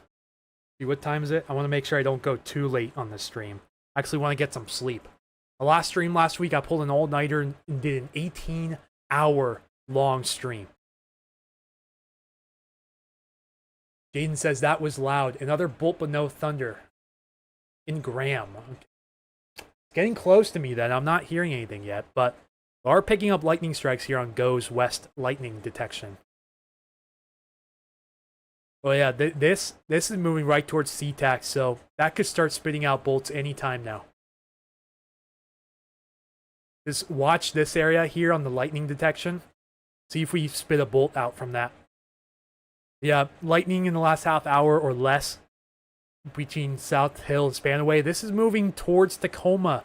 Well, actually a little bit away from Tacoma. Never mind. It's moving more northeast than northwest. So probably moving towards areas like Fife, Federal Way, Puyallup, Milton, Edgewood, to name a few areas. 18 hours of dedication. Yes, it was worth it. In some ways. But man, my physical health was basically crippled for like 3 days after that. I'm not doing that ever again. That was terrible. Federal Way and Auburn hearing thunder. Thank you guys for the reports. Andy says do a long stream. Come on. I've unfortunately got things I got to do tomorrow, so I want to make sure I'm in. Oh, yep, there it is. Boom, lightning right over the Puget Sound. There we go. There's our bolt I was looking for. Oh yeah, boom, right there. So Des Moines, Normandy Park, Burien, SeaTac, Tequila, White Center, you guys most likely heard this. Vashon as well. Yep, here it comes, SeaTac. Get ready. Just heard thunder in Des Moines. Yep, that's why. Federal Way, rumbled, Bolton, Spanaway. Activity over the Cascades is still holding on pretty well, and we'll have to track these guys too, because these guys are also moving up towards the Puget Sound. The air mass is still pretty unstable. It's not as unstable as it was before, but it's still pretty unstable. And this is moving up towards La Center right now. La Center, Battleground, Amboy, Woodland. I want to keep your eyes peeled for this hunk of a storm coming up the I-5 corridor right now. Cell near Windlock looks like it's hanging on. I'm not seeing any, at least right off the bat, any brand new lightning strikes from that. Unless this wants to refresh and prove me wrong. And I'm not too sure. It's not definitive. I think it stopped producing some lightning a little while ago. But we had a lightning strike out near Ording, near Kapowsin, and then that one over the Puget Sound right there, south of Maury Island. Hey, Brian. Yes. Hey, welcome back, Brian Rock, rail fan. Selenate says, the circle on Weatherbug just moved for you. Oh, yep, more lightning. Starting to go off now over the sound near Des Moines. I'll be under my couch till it's over. Thunder in Maple Valley, big noise Eatonville, rumbling, sprinkling in Bonnie Lake. Hey guys, we have over 300 combined viewers right now between YouTube and Facebook. Welcome aboard, everyone. This is Anthony with Puget Sound Stormwatch on YouTube and Facebook. Welcome aboard for another session of live stream weather coverage here in the Puget Sound area and the entirety of Western Washington. And again, we have, for the second week in a row, almost the exact same day in a row, thunderstorms in the Puget Sound. Like, you couldn't write the script better than this. Picking up in Des Moines, thunder Maple Valley, lightning in Summit, and raining. Any lightning in Little Rock? So far, not in that area. No, Little Rock, Maytown, but you might want to keep your eyes peeled on this bad boy over Windlock in case it regenerates up towards Napavine and Chehalis. It'll be close enough to throw some lightning at you. If it can get its act together. It's kind of struggling a little bit right now.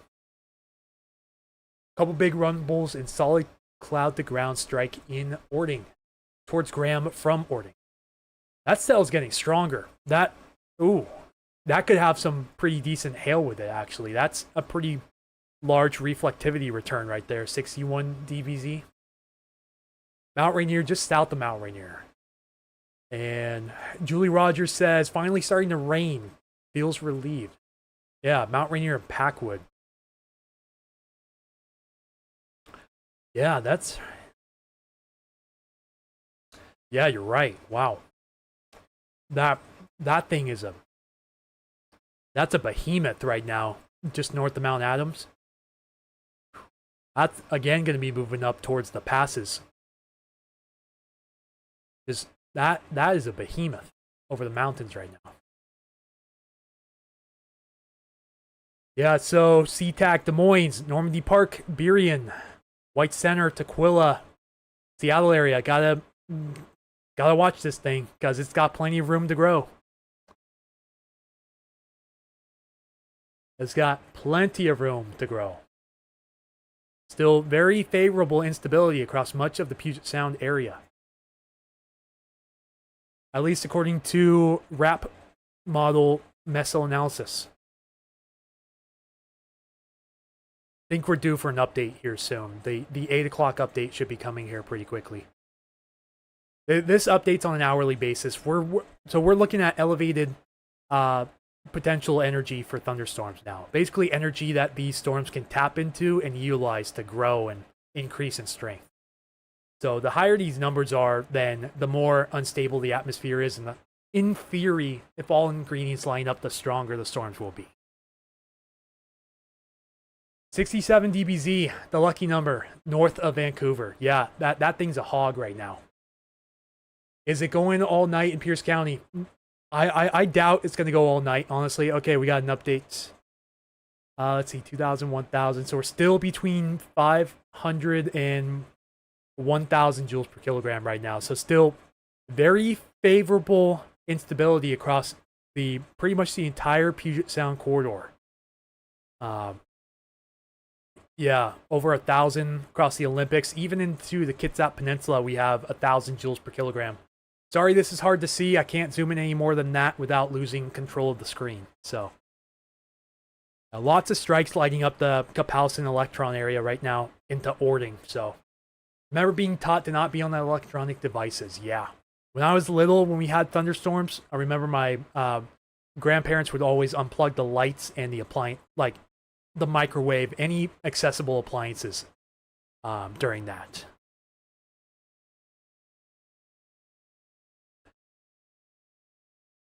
Yeah, that Mount Rainier is getting lit up right now. Rolling thunder in Sumner. Heavy hail in Des Moines.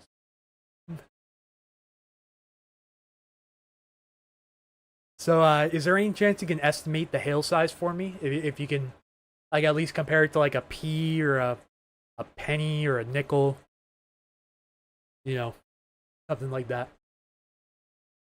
Coming to Ellensburg,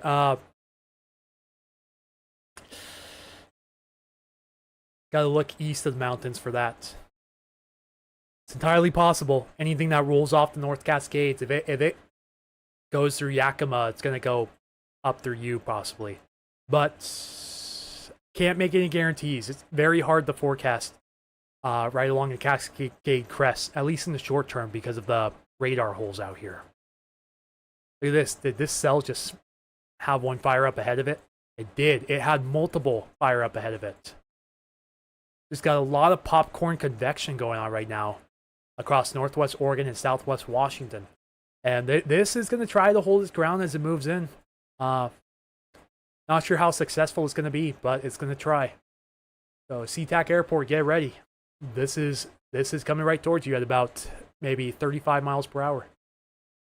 Rumble in South Hill. Any word for Shelton? This round's going to miss you to the east. Starting to rain here on Vashon. Thank you so much for your coverage. Thank you, Brenda, for the support. Lightning here in Bonnie Lake. Cody is seeing lightning right now in Puyallup. I am not seeing squat here in North End Tacoma.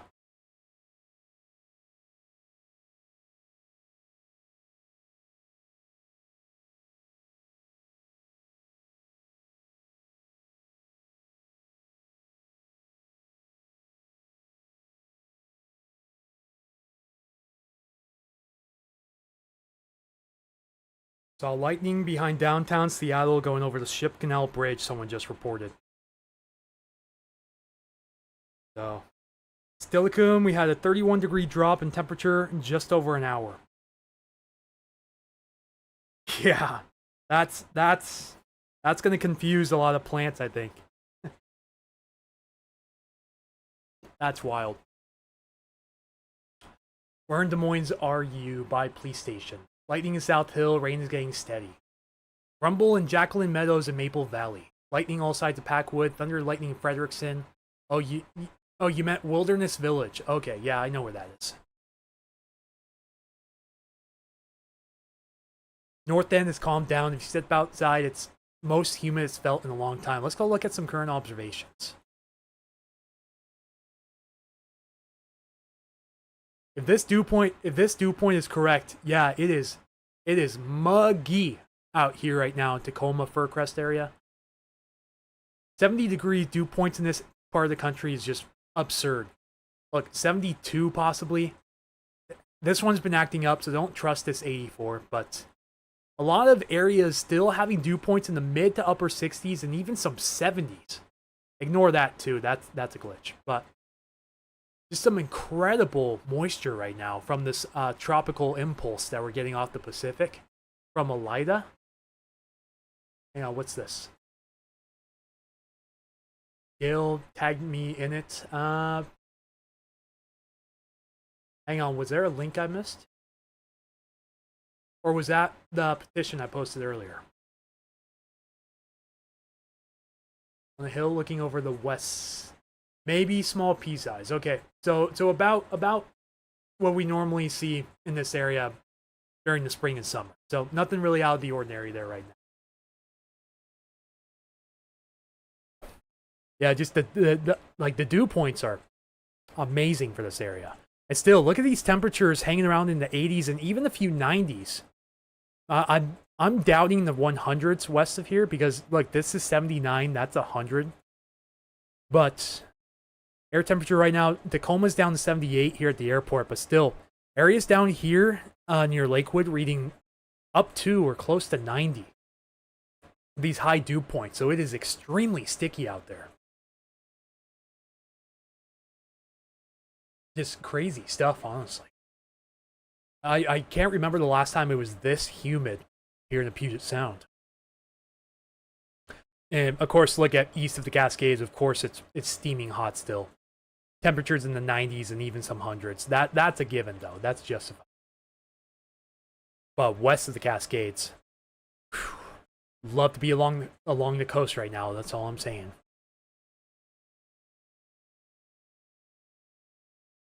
Whew. Right. We got 282 YouTube viewers in the chat, 64 Facebook viewers. For anyone new just tuning in, this is Anthony Puget Sound Stormwatch doing a live stream weather coverage on YouTube and Facebook.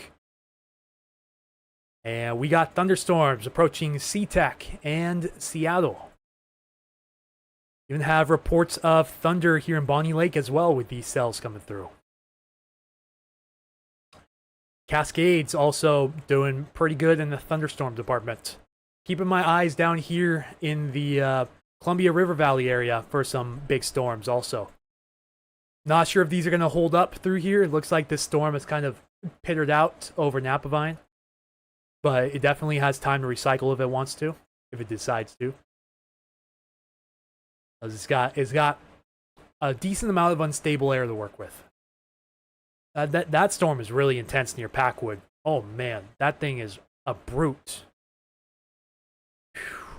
That's orographic lift in a nutshell. You know, terrain enhanced lift. Basically a cheat code to get thunderstorms off the mountains. Humidity is crazy. Yeah, I know. I'm like, you guys can see the reflection on my forehead, even with the AC going. Just how hard I'm sweating right now. I'm sweating bullets in the house. Thunder in Lake Bay, Long Branch. Lightning in Tacoma. I bet I'm going to hear that one then, if you saw it. Big flash over the sound. Big boom shook the house. I didn't hear a single thing. I did not hear a single thing. I don't know if maybe my AC and fans are a little too loud and it was just a little too distant, but I'm in North End, Tacoma. Didn't hear a thing. See if this picks it up on the lightning strike map here in just a moment. Refresh. No, not yet, but whatever that was, it'll probably show up here in just a moment. SeaTac. Okay, so we have the ground stop at SeaTac. Very wise. Very wise to have that ground stop. I agree on that. Downpour, Kent, Auburn border, and thunder. Watching your live as we're all experiencing similar things. Yeah, you know, that's what I love about it too, honestly. Everyone getting basically the same thing at almost the same time as myself too. It's really, really cool to see, honestly. And, you know, I've built up such an amazing community here too in Western Washington and surrounding areas. And I'm beyond grateful for everyone in this chat and everyone following the pages right now. Truthfully, I'm beyond grateful. I'll tell you what, guys, even though things are ramping up, I may take a very small break just to get up and stretch here. Okay, there's the lightning strikes. About one over, this is Lakeland North, I think. I think this is right around Lakeland North. It was just east of I-5 near 288. Two of them, actually. So, yeah, we have lightning within 5 miles of the airport now. So, very good call on that ground stop. Humidity is rising at 54%, 46 about 30 minutes ago. There was light thunder outside, my dad just said. I was looking at the deer in the front yard. Is there a deer outside right now? Hang on.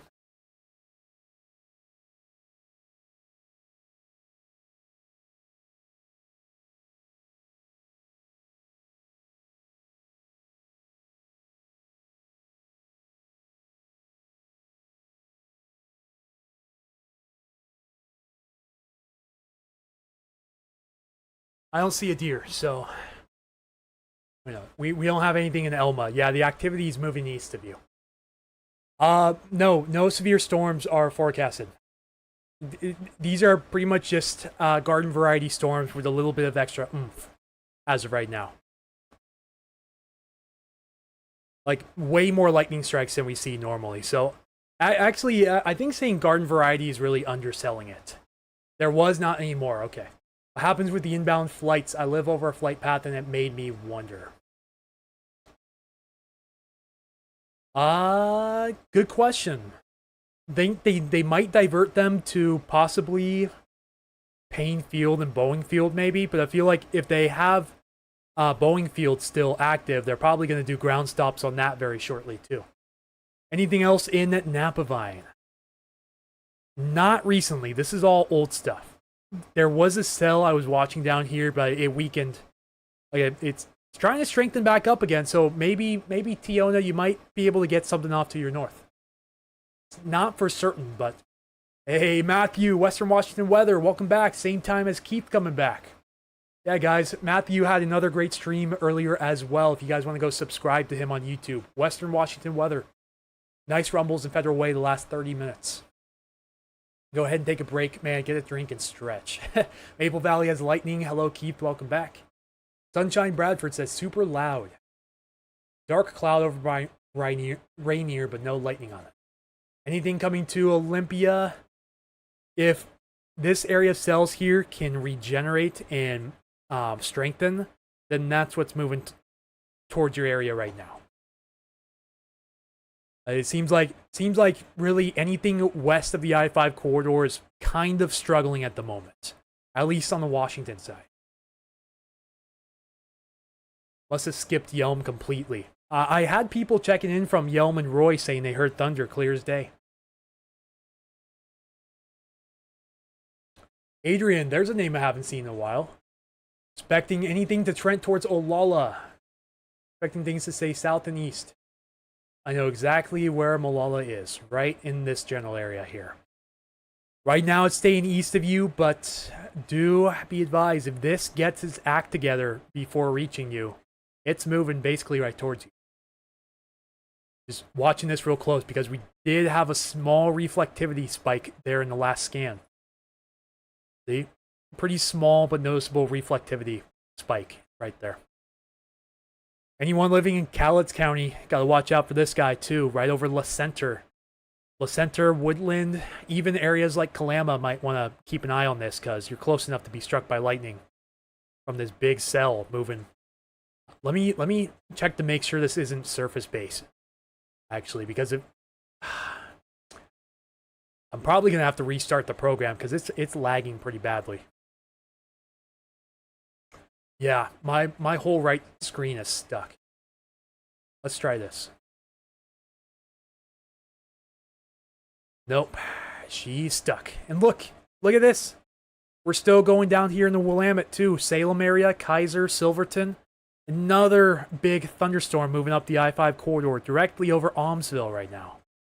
I mean, it's still going off down here. Like, the environment is very much favorable to keep this activity going well into the night, even. Tell me we have lightning downtown and all around now. Simpatico cat.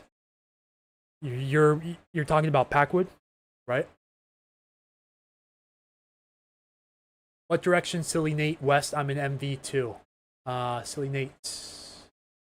Oh, Maple Valley. I almost thought Mount Vernon for a second. I was like, hang on. Gotten quieter over the last 20 minutes. Let's hope there's more. Like I'm saying, if this activity stays the way it is as it moves up, then that will be your next round. But it's got a lot of distance to cover. This one down here, this one's almost 100 miles away from Tacoma. And it's traveling at about 30 miles per hour or so. So it's still going to be like 3 hours before it makes it up here.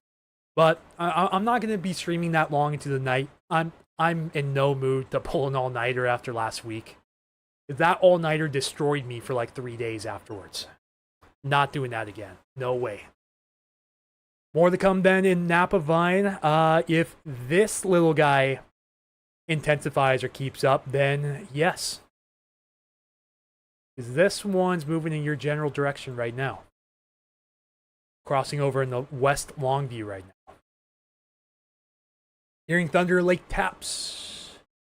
Thursday between 6 and 4. Yeah, the storms ideally... Wait, Thursday as in tomorrow. Yeah, hang on, because today is Wednesday. 6 a.m. and 4, there's definitely a chance of storms around the area still. Models are hinting at another round of storms, possibly firing up tomorrow morning, like towards the late morning. So just be advised of that. 18 hours straight because I could not get my sleep schedule back on track for like 3 days after that. Even with melatonin and eating properly and all of that, I mean, it took a while for me to recover. I just felt shot, Supposed to be hitting Wenatchee. Any of this precipitation, we're seeing lightning over the Klickitat and Yakima County border. If this continues to produce lightning, then that will, well, really, if this doesn't fizzle out on its trek north, this will move towards Wenatchee. Not a guarantee, but these storms that were over the Oregon Cascades earlier are taking a favorable trek. Ooh, excuse me, sorry. Up towards that general area.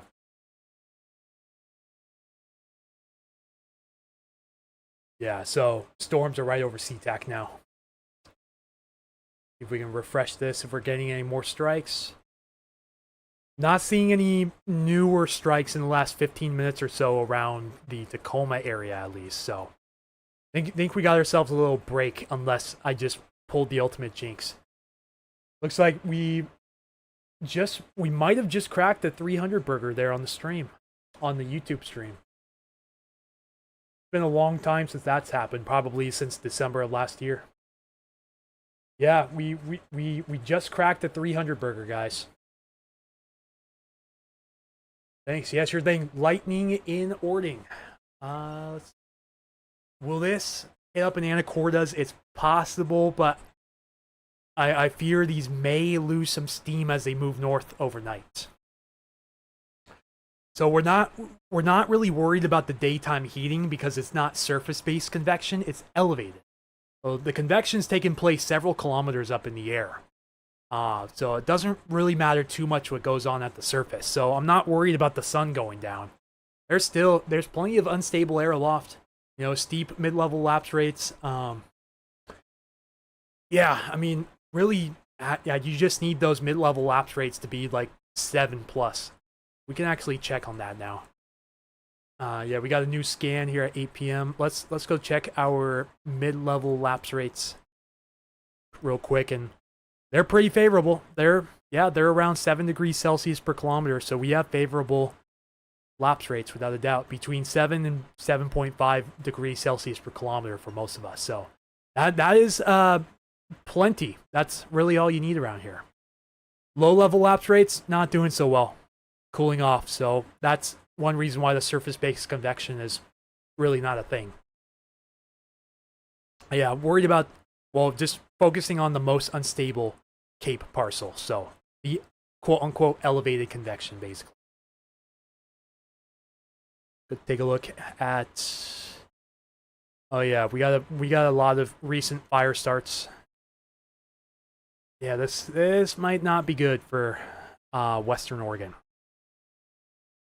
Eastern Oregon, of course, is being devastated by fires right now. Okay, so update. Kaiser Canyon fire is over 81,000 acres and still growing. Only 3% containment as of 11 minutes ago. 81,509.6 acres. Making a big push west over Whitmore Mountain towards Columbia River Road here. Columbia River Road and Tim Road. It's still got a ways to go. If it keeps going, I mean, the winds are going to shift out of the west again anyways, and likely start to push this back the other way.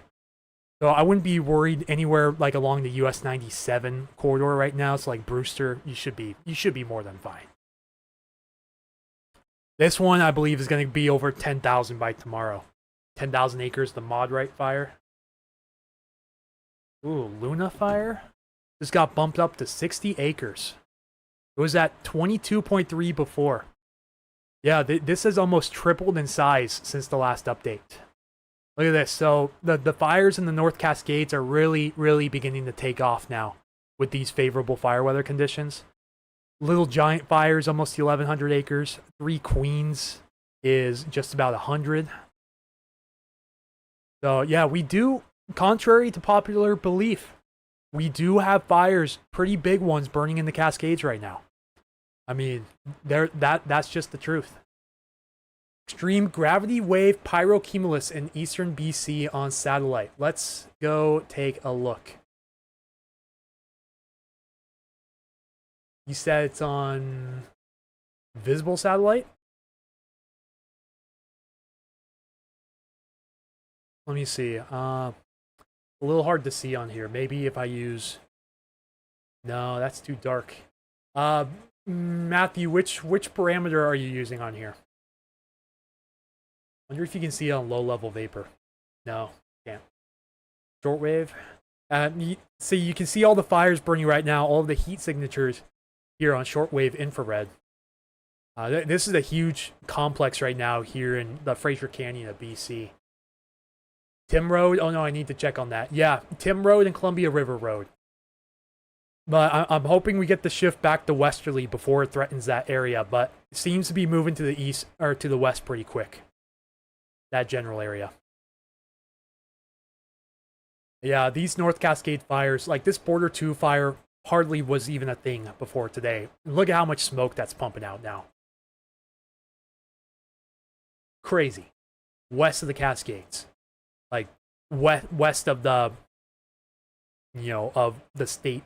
Basically the cutoff of the western and eastern Washington. I don't know why that was so hard to spit out, but yeah, these three fires are looking very concerning now.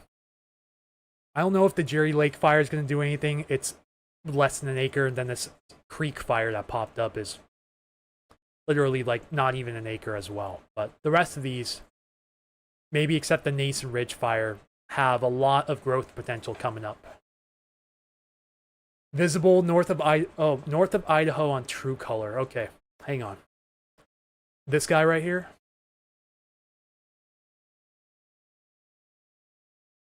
Oh yeah. Gravity wave pyrocumulus. Whew. I think even these are gravity wave pyrocumulus clouds coming from the North Cascade fires. Let me zoom in on this sector real quick for you guys so you can see this a little clearer. So you got the Kaiser Canyon fire here, the I forgot the name of this already. No, not the Wilmot. The Modrite fire right there. So you got, I think this is the Border 2 fire, the Ptarmigan fire, Little Giant, and somewhere down here is the Three Queens. Yeah, look at how much more smoke the Little Giant was putting out right before it cuts off and goes to shortwave. And just a big, crazy mid and upper level easterly push of this fire smoke tonight. And you can obviously see these clouds and even the lightning strikes showing up on GOES here in the corner too. Finally raining in Tukwila. Awesome, Andy. So glad to hear that. Jordan is sport. If anyone wants to answer his question, feel free, because I don't drink shakes. Grounding on a tree barefoot. I hope that's a troll. I really hope that's a troll. Not gonna lie. Just some crazy stuff showing up on satellite right now. I bet if we go to natural color fire, you'll see some definitive hotspots on here. You do. So, even as the sun starts to set, you see, I think, that's the Ptarmigan fire up here is burning red hot. That fire burning up near Boston Bar, BC, red hot. That one putting out the gravity wave pyrocumulus, also running rampant. And underneath the cloud cover, you know, you can see the Little Giant fire right there, the Modrite, and the Kaiser Canyon. Clear as day. Wow, look at that burn scar, guys. Look at that burn scar. You can see it clear as day on satellite. It's a little better on natural color fire. You can see it a little clearer there, but just an absolutely incredible burn scar that you can see from space. Just absolute madness. Oh, yeah, I eat it. See, can you tell that I don't eat shakes because I said I drink it? I'm not a shake guy. Can you please go back to the storms? Yeah, of course. Sorry I took so long on that. Yeah, so right now, activity moving into Renton, White Center, Bryn Mawr Skyway, Rainier Beach, Mercer Island's got to watch out for this, Newcastle, Factoria, Coal Creek area, Renton Highlands, all the way up in the Alki, West Seattle, whole Elliott Bay area's got to keep watch on this. Let's go check our lightning strikes again, too. Unless this is just not refreshing, it doesn't look like it's putting out much, if any, lightning. sent the photo in DM. Trying to produce some sort of storm over Linwood. Hang on, Rashawn. Let me pull up your photo real quick.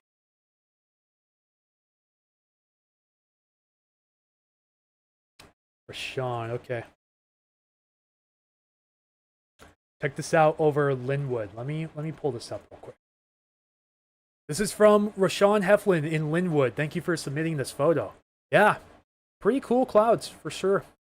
You can definitely see these cool looking undulations in the cloud cover. So there could be something trying to form up there. Let me check radar.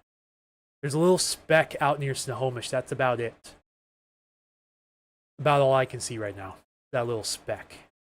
If you're looking off to the northeast, I mean, unless that's contamination, it might be contamination from the radar site too. It's a little hard to tell, but we got maybe something trying to fire up near Lilywop, moving up towards Brennan potentially.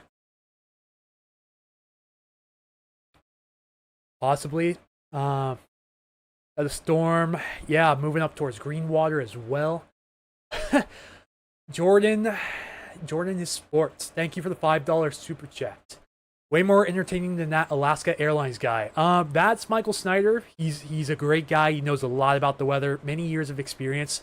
I have no reason to diss him. Thank you for the kind words towards me, but let's just keep it appropriate towards other people, please. But other than that, thank you so much. Yeah, Michael Snyder's a legend in the Pacific Northwest weather community.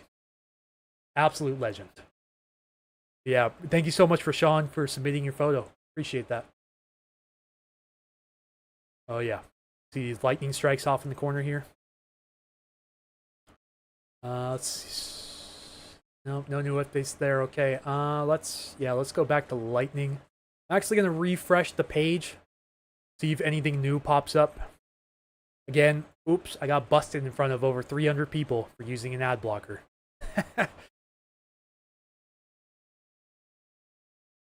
Okay, this is still pretty old activity, so I think the lightning for a moment has kind of slowed down. Looks like this might be running into a stable parcel of air. It's a little hard to tell on the meso analysis right now. It's pretty unstable across much of the I-5 corridor up into Whatcom County, between 500 to 1,000 joules per kilogram of energy right now, but it might be struggling with a cold pool from the showers that moved through previously, maybe. It might be running into kind of an elevated cold pool, maybe. I mean, that would be more the case if it was surface-based. A cold pool would definitely kill off the storms faster, but in the case of elevated, unless there's something like a mid-level capping inversion in the way or something, that's all I can think of that's really slowing these down, because there's moisture, there's instability. Only other thing I could think of is maybe it's outrunning the shortwave axis, perhaps. The area of greatest lift that's initiating these storms. Matthew, if you're in the chat, if you want to chime in on that, please feel free to, if you want to add your thoughts. Matthew, Western Washington Weather, is a meteorologist in training right now at UW Seattle. So he's got a lot of insight on Western Washington and Pacific Northwest weather. Hearing no thunder, raindrops falling by Liberty and East Renton Highlands. Let's check out the radar sites. Yeah, offshore activity still going pretty strong. This cell's weakening, so our atmosphere might be starting to stabilize a bit. We might be running out of instability slowly. Rain has started in Renton Highlands. Good.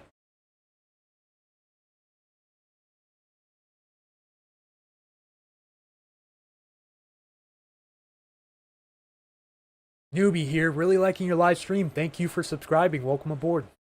Big fan of Michael Snyder. Yeah, of course. Yeah. Please, no disrespect towards any other of the weather guys up here. That's what I ask. Yeah, of course. Thank you for checking in from Vancouver. Few rumbles in Tacoma. Not hearing anything so far. I'm in North End, but it might be because I have my AC and fans running. So If it's a distant rumble, I'm most likely not going to hear it.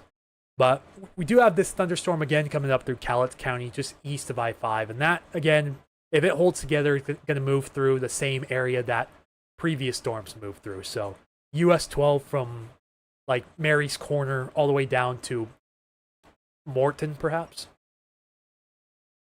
It does look like these are kind of running out of steam at the moment. Can't make any guarantees, but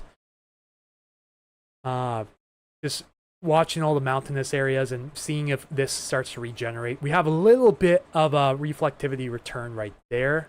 A little bit of a spike.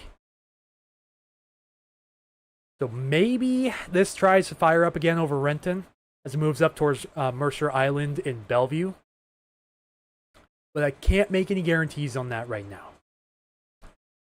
Once again, I'm not going to make any guarantees on who gets thunder and who doesn't. It's too unpredictable. Even in the short run, it's too unpredictable. Anything can happen, as we've seen already. Right now, it's looking a bit more sloppy. You know, like a bunch of, a bunch of convective slop is what the weather guys call it. In this case, I think we could even call it a slop fest. Like to use that a lot. If like they say it in the Midwest, for example, the Midwest and the Eastern Seaboard, if the convection doesn't remain discrete, it congeals or becomes more stratiform, which is basically like uniform, even showers, no big reflectivity spikes or any discrete cells. Yeah, it's turning into slop at the moment, but there's still time for it to recuperate. There's very favorable moisture, very favorable instability. I think the question is, are we getting enough lift to keep these updrafts going? Not 100% sure on that. Will this reach Moses Lake? Not this stuff, no. Behavey Foxglove 1319, thank you for your donation of 10 Canadian dollars. Thanks, your format is really great. Yeah, appreciate the super chat. Thank you so much. Glad to have you in. Drove from Fife to Ruston, raining and saw a couple lightning. It was sprinkling by the time I made it home. More rumbling in Buckley. House and Homish looking. Well, if this doesn't turn into sloppy rain by the time it gets to you, it's still on track to make it to your area here in the next hour and a half, maybe. We've got anywhere between 30 to 40 mile per hour storm motions, so it's still going to take its time. Best activity is over the Cascades, and I think this is just being kept alive by orographic lift. Took photos of a pyrocumulus looking east-northeast towards the Kaiser Canyon. Intense. Yeah, there were photos going around last night of that pyrocumulonimbus and some cool clouds called Peleus clouds as well, where an updraft just has so much momentum that it forcefully condenses the air in several layers of the atmosphere, and it creates little caps on top of these cumulonimbus, or in this case, pyrocumulonimbus clouds. So there were some really cool photos circulating on the web last night of that.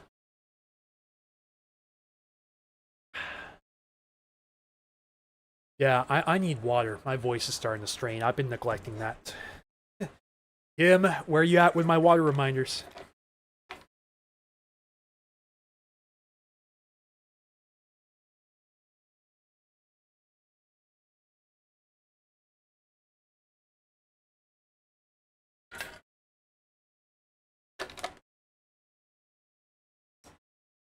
Go check the Discord chat again, see what they're saying. Yep, there we go.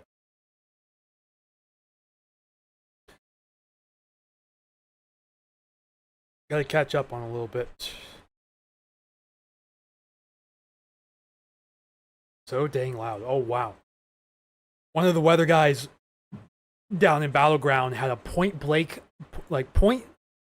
lightning strike right in front of their house. Like, literally, their life flashed before their eyes.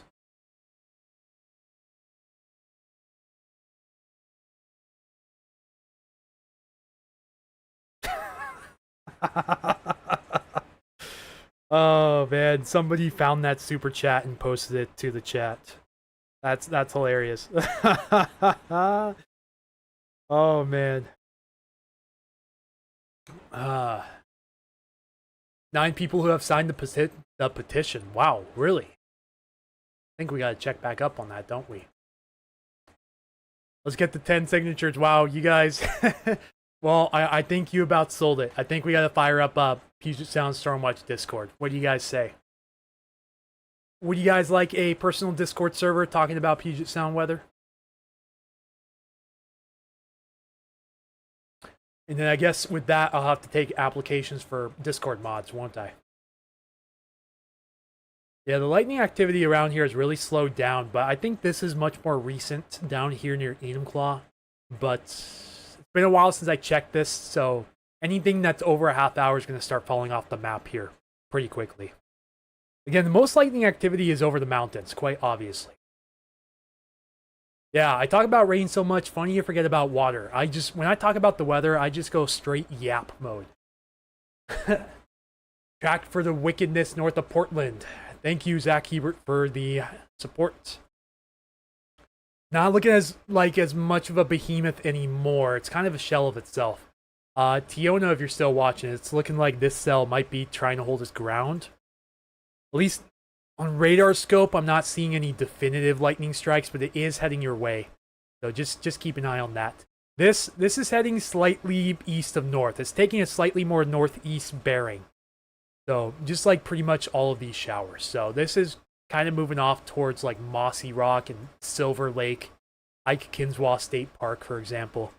Those are going to be the areas in the path of this. Still producing lightning though. Does look like we have new lightning strikes near PL. Anyone in western Lewis County hearing thunder right now? Yeah, go ahead and let me know. Cheryl Nelson, welcome in. Wondered if you were going to stream tonight. At least it's earlier than last week. Yeah. Yeah, true. I have zero plans to stream through the night, honestly. I think once we get to about probably 11 or so at the latest, if the activity is still going on rampant, I think 11 is going to be the cap. Does it include cloud to cloud? That's a great question.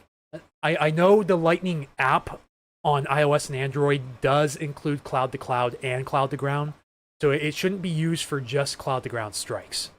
The WeatherBug app, though, might be different. Oh, there we go. Anyone in this area here, Thunder? We have a new thunderstorm flare-up down there in the foothills. Borderline foothills, and the reflectivity by no means is impressive whatsoever. These little showers here, if this is legit, we have cloud to ground strikes from reflectivity under 50 decibels, which is relatively weak for thunderstorm activity. But we saw the same thing happen last week too. These weak echoes here on radar still producing cloud to ground lightning strikes and thunder around the area. 9 Love and Mud, thank you for your $5 super chat. Appreciate it. Huge flash in Buckley. Okay, so you did see it. Kim Leonard in Buckley said she did see a flash with that. So thank you for the heads up. That is unless, yeah, if you were looking southwest or if you're looking southeast. But the southwest is much more recent. Southeast a little bit older. But yeah, if you saw it looking southwest of Buckley, like south of Bonnie Lake, south of Sumner, basically right smack dab over Ording, then that's definitely what you saw, without a doubt. Thanks for the feedback, Zach Hebert. Oh, yeah, hey there, Zach. Thank you so much for the super chat. Where, Jody, are you asking about this? This is over Ording and Kapowson right now, right over that general area. Like north of Kapowson, east of South Hill, northeast of Graham, right over Ording, pretty much. No, never mind. It took it away. Took it away. That's weird. Maybe it was old and I'm just tripping. Wilkeson got a big flash, so not sure if it just discarded that or what, but you guys saw that vanish, right? Yeah, that must be what you're seeing down by Wilkeson right now. Don't want anything to do with Discord, full of scammers, bad actors, and predators. Yeah, there's select people who want to join. If you don't want to join, that's completely okay. But I think I have to go through now with firing up the Discord. You know, you guys asked for it. People even put out a petition and an AI generated graphic, a really cool one. Uh, Maybe a future logo, perhaps. But yeah, this is really awesome. Really, really awesome. Uh, can't remember oh yeah, yeah. Zachary Coomer, I think, was his name, who produced uh, all of this and his signature. And this is actually pretty cool that people are actually getting signatures to start a Discord. Uh, Look at all the lightning out by Greenwater right now too. This is going to be moving up mostly rural areas of Pierce County by the looks of it, but it is moving up towards I-90 between Riverbend and the Pass. So I-90 is going to watch out for this over the next like hour and a half to 2 hours. It's going to get close to that corridor if it keeps up. Wilkeson has some nearby. It's hitting Bellevue right now at the end of our daytime heating. Ground is still hot. Due to the elevated nature of this convection, surface heating really doesn't matter that much, if at all. Because let me see if I can pull up a sounding real quick. Let's go through a sounding. We got a few new runs of the HRRR we can look through too. And again, this is just very poorly modeling this convection right now. Like it's doing a pretty poor job. It's still showing maybe some convection popping up tomorrow, late morning, early afternoon, but it seems like the models had a downtrend. Yeah, see the downtrend over the last few model runs? Downtrend on the HRRR, but I don't trust this, honestly. It's done a very, very poor job. Really, all of the high-resolution models have done a pretty poor job of showing this so far. So I'm not sure how much I trust it. Like, let's see, the time right now is 8:51, so 9 o'clock should be like this, right? It's got nothing over Seattle, anything over the Puget Sound, really. It's got a hog of a storm off west of Olympia. Let's go check on that. Yeah, it's a bust. See? The model's a bust. Discord is a lot of fun when you set it up properly. I have a few servers I program, and it keeps the scammers and spam out of the way. Actually, I may reach out to you for some tips in the near future. Got a continuation for the red flag warning that's in effect for several zones in Western Washington until, what is this, 10 p.m. tomorrow. Let me pull up this graphic in case you guys missed it real quick. So, yeah, these areas. Let me pull up the interactive map. You guys can see this pretty clearly.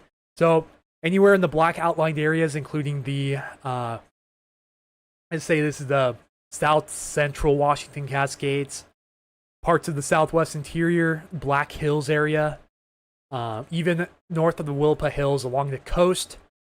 Basically, the entire coastline in Olympics, and most of the Southwest Interior's under a red flag warning, which is the same thing as a fire weather warning. It's warning for dry lightning strikes that could cause wildfires due to relatively low amounts of precipitable water, pretty much. So the risk of wildfire starts from lightning strikes is amplified in these highlighted areas here. These guys.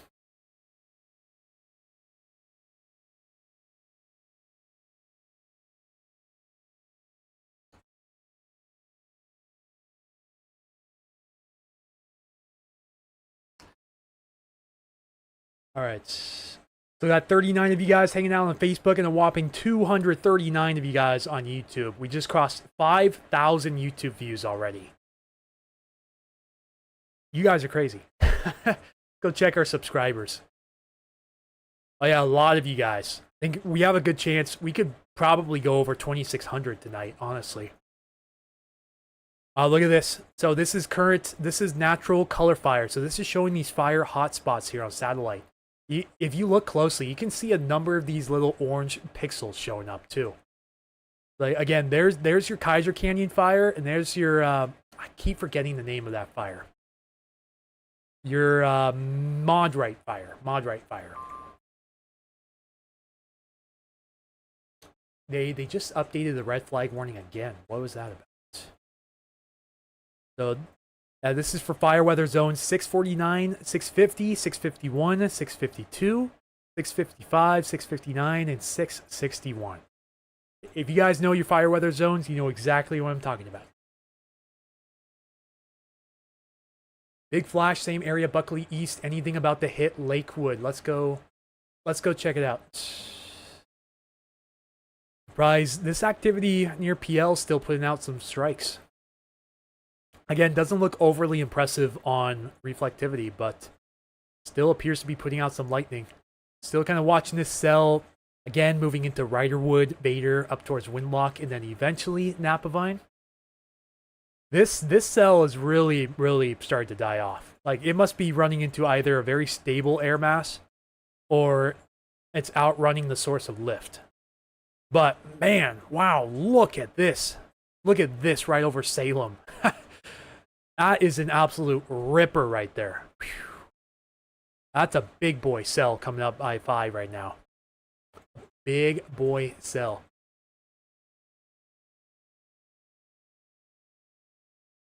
Got lightning over Greenwater, starting to see some activity extend up towards I-90 between Snoqualmie Pass and Riverbend. So gotta watch out for that. Anyone traveling right now, or know anyone who may be traveling this corridor over the next hour, tell them, hunker down, watch out. Fire reported on Dog Mountain and Glenoma. State Patrol is there. Let's see if it shows up on watch duty. Not on watch duty yet. Let's see. A mod for a couple of Storm Chaser Discords. Okay, Sonia, I may be reaching out to you as well, too. I may have you moderate my Discord as well. Well, I will have you moderate my Discord, for sure. Near Lake Sawyer, haven't heard anything in Maple Valley yet. Yeah, looks like the lightning activity is at least temporarily decreasing. I'm not seeing any strikes from that cell approaching Windlock in Napavine, at least anything recent. But again, lots of time for this to change. So just gotta keep our eyes peeled. It's about to turn 9 o'clock, so we'll get a new meso-analysis update here in probably about 15 minutes or so we can see if we're losing instability, keeping it, or gaining it. Let's check to see if we have any. Yeah, we've got a really decent shortwave. This kink in the flow right here, little hills and valleys, these are short waves, and these can generate areas of lift to help ignite these thunderstorms. So we got, look at the progression of this, and yeah, it looks like the green contours are areas where the relative humidity at 10,000 feet is 70% or greater. 70% or greater. So, and watch this. It looks like the shortwave kind of moves out to the east as we go on through the night, which could take away our source of lift, potentially. But we live in Western Washington. There's no such thing as guarantees. No such thing. Couldn't find it on watch duty. Yeah, it hasn't been reported to watch duty yet. Looks insane in Lake Taps. Yeah, if you guys want to take pictures of what you're seeing right now, send them in. You guys can DM me on Facebook. If you don't have Facebook, you can request my email on YouTube, and I'll gladly give it to you. You guys ever want to send in photos that you'd like me to show to the public, post on my page or show on the stream, please feel free. My DMs are wide open.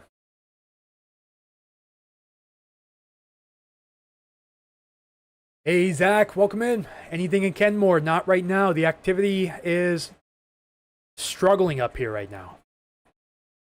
Got a little bit of a reflectivity spike over there, but no reports of thunder or lightning in the Central Sound at this time. I think anyone listening to SeaTac Air Traffic Control, do you know if they've lifted the ground stop yet? Hey, Keith, welcome back again. Photographs. Yeah, I was gonna pull up a sounding. I got distracted. Sorry. Let's pull up a HRRR sounding, and let's do it for like right over SeaTac. I'm actually gonna enter the MEDAR code so we can do right at SeaTac. Want to go to the HRRR model. Let's examine this sounding real quick. There we go, centered. Yeah, so you can see the LFC level of free convection is very elevated. It's over 3 kilometers high in the atmosphere. This again is a forecast sounding and is not. It doesn't reflect exactly what we're seeing right now. It's this model's algorithm for what's going on. So it'll vary by what the observed soundings in the area are showing, but we don't have anywhere that launches the radiosondes or the weather balloons around the Seattle area. Nearest ones are Quileute and Salem. So we got a pretty steep mid-level lapse rate right there. I mean, the mid-level lapse rates are around 7 degrees there. This lapse rate right here, between about 2 kilometers and 4 kilometers, again, change in temperature with height, is almost 8 degrees Celsius per kilometer, which is a really, really steep lapse rate right there. So we're watching what's called a parcel trace right here. The white dashed line, that's basically like a theoretical temperature of a rising parcel. The red solid line, this is the observed temperature in the sounding. You see, this is the dew point right here, the green dew point temperature. Closer these are together, the more saturated the air mass is. And you see we have a very deep moist layer up to even around 7 kilometers thanks to this tropical moisture surge from Tropical Storm Elida. Yeah, so the cloud base, the LCL, lifted condensation level, is about 2 kilometers.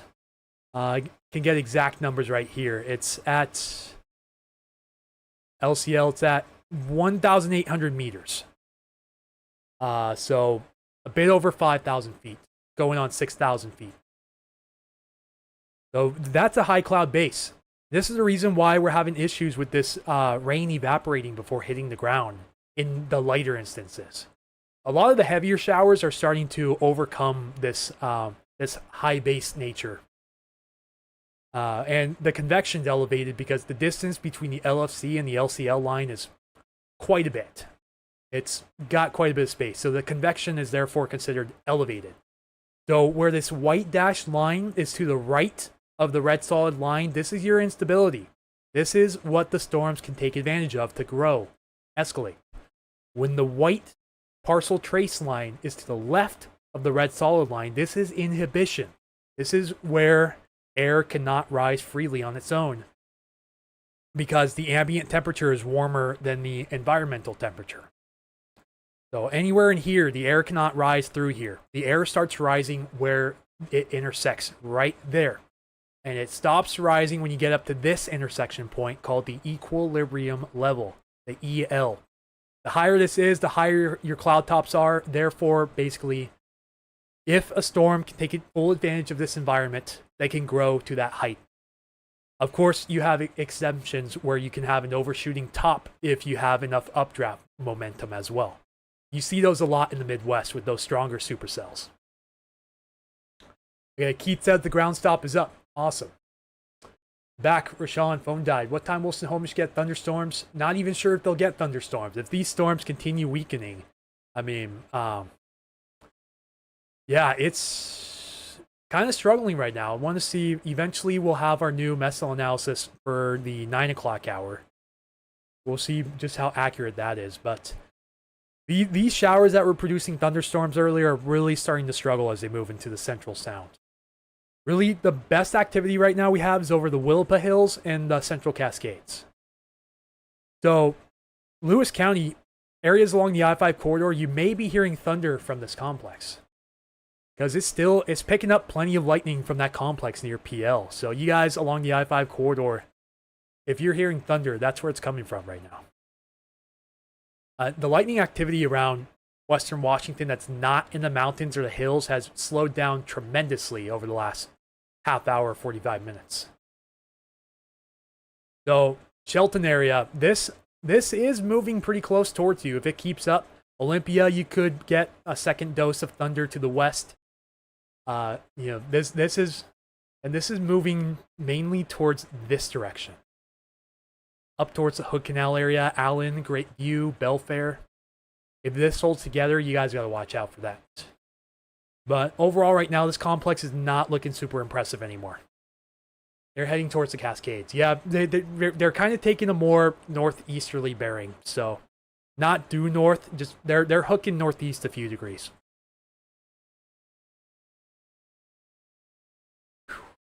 Guys, can you tell by the reflection on my forehead how humid it is in this room right now, even with the AC running?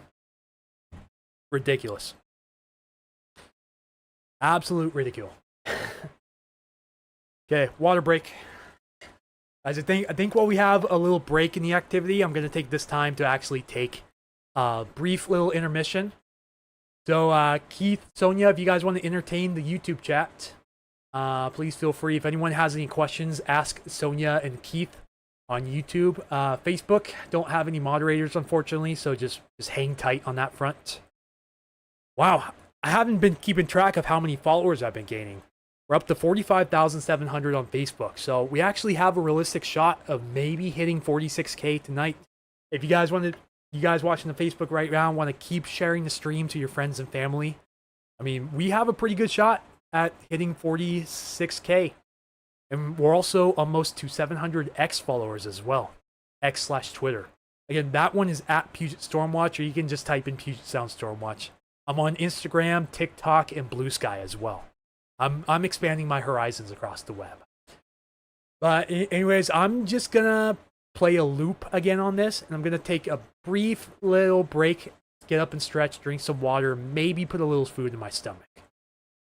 So, thank you guys again for the patience. I am definitely going to take this intermission because I'm getting sore. I've been in the seat for who knows how long. So moderators, you guys know what to do. I will see you guys in a little bit. Feel free to hang around. If not, have a great night. Thank you for tuning in.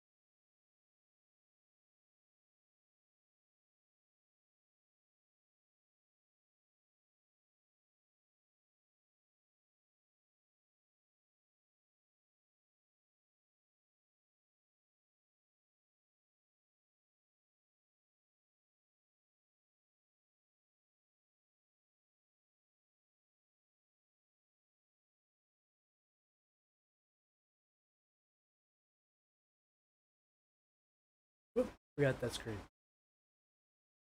All right, thank you guys for the patience.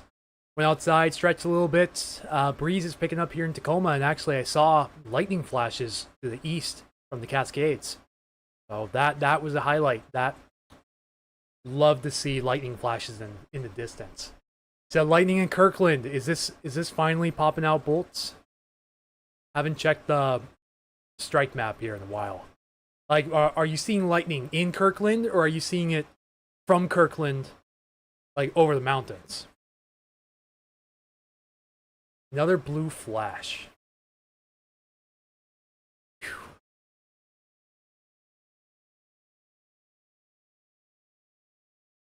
See if this AC is working as good as it should. Whew. Centralia storm is strengthening. Let's go take a peek. Yeah. At least on the Seattle radar. Yep, I see what you mean. Looks like it's trying to kind of recycle. It goes past Chehalis and Centralia just to the west, and likely up through Grand Mound, and it'll probably follow I-5 parallel up to Olympia. The Olympia area's got to watch out for this one. And yeah, we're gusting to 36. I was debating on whether that breeze was a marine push breeze or a storm outflow breeze, and it looks like it's a marine push. Think this is our nature's air conditioning taking over across western Washington. Yeah, the wind barbs I'm seeing are out of the west, so yeah, I think this is our marine push coming in. Which again, when it's elevated like this, the marine push doesn't really, if it does at all, it doesn't really affect the convection. It doesn't kill off the storms. If it was surface based, yeah, it would be game over. Really, as soon as the sun went down, it would be game over. But the sun being down plus the marine push, it would kill off any surface-based storms. See, that's what I like about elevated convection is it's not that dependent on surface heating or wind direction, for example. Keith, is Nespelum safe now? I lost track on Facebook, too many fires. Last time I heard, Nespelum is no longer in the level 3, they're in the level 2 get set evacuation, so they're allowed back in town.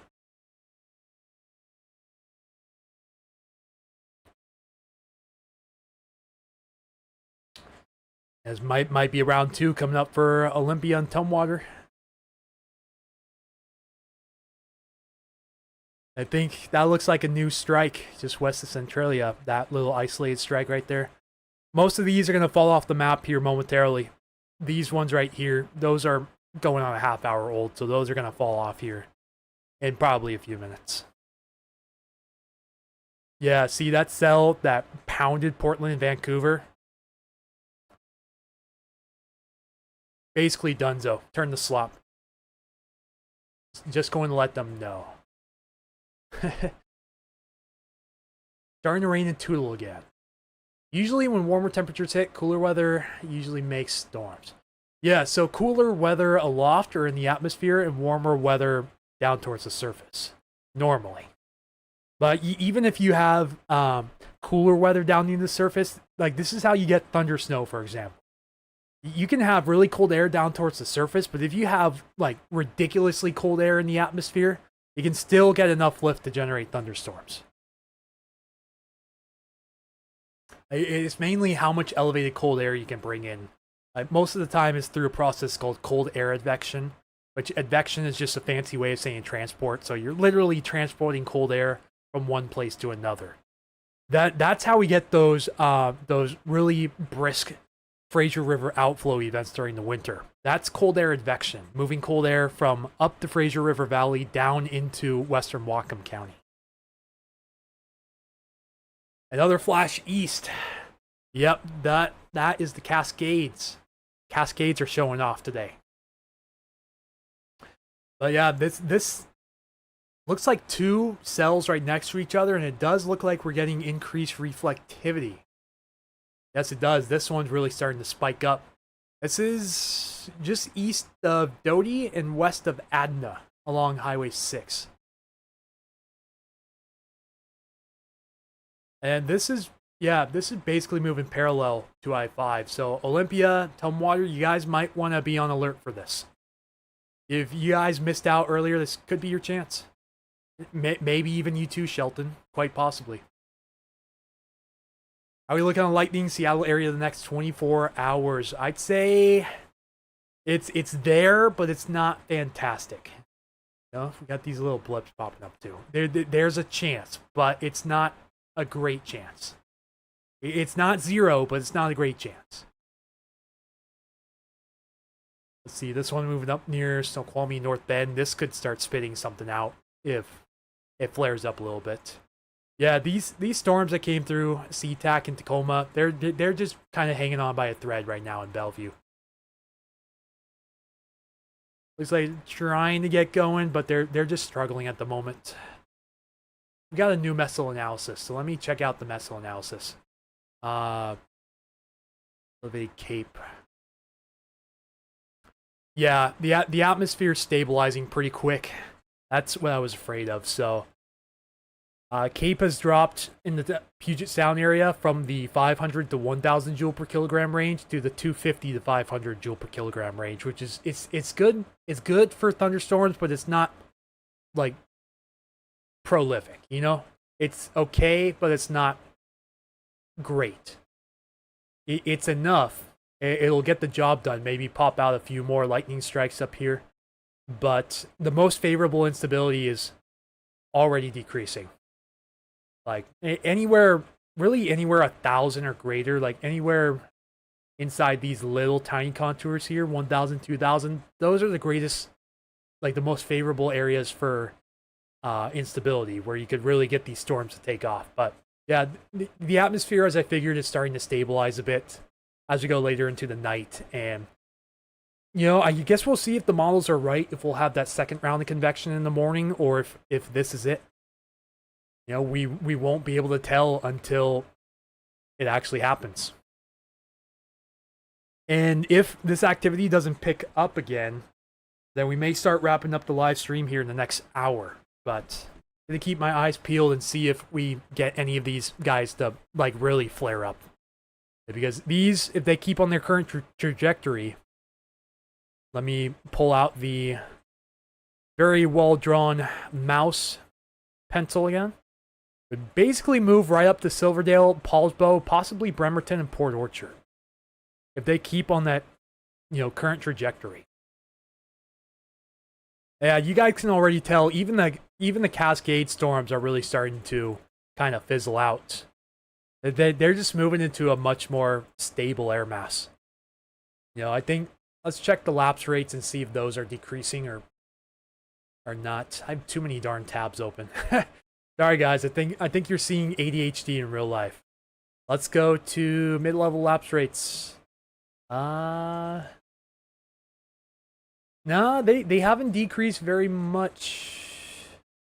They've actually, since the last update, they've increased around the area. The lapse rates have increased, so that that cooling aloft over a given distance is increasing, and you want that for thunderstorms. It just looks like maybe it's not as unstable anymore, and that's why we're having some of these problems getting these thunderstorms to move up into Snohomish County, for example. Do we expect cooler temperatures the rest of the week? Tomorrow should be...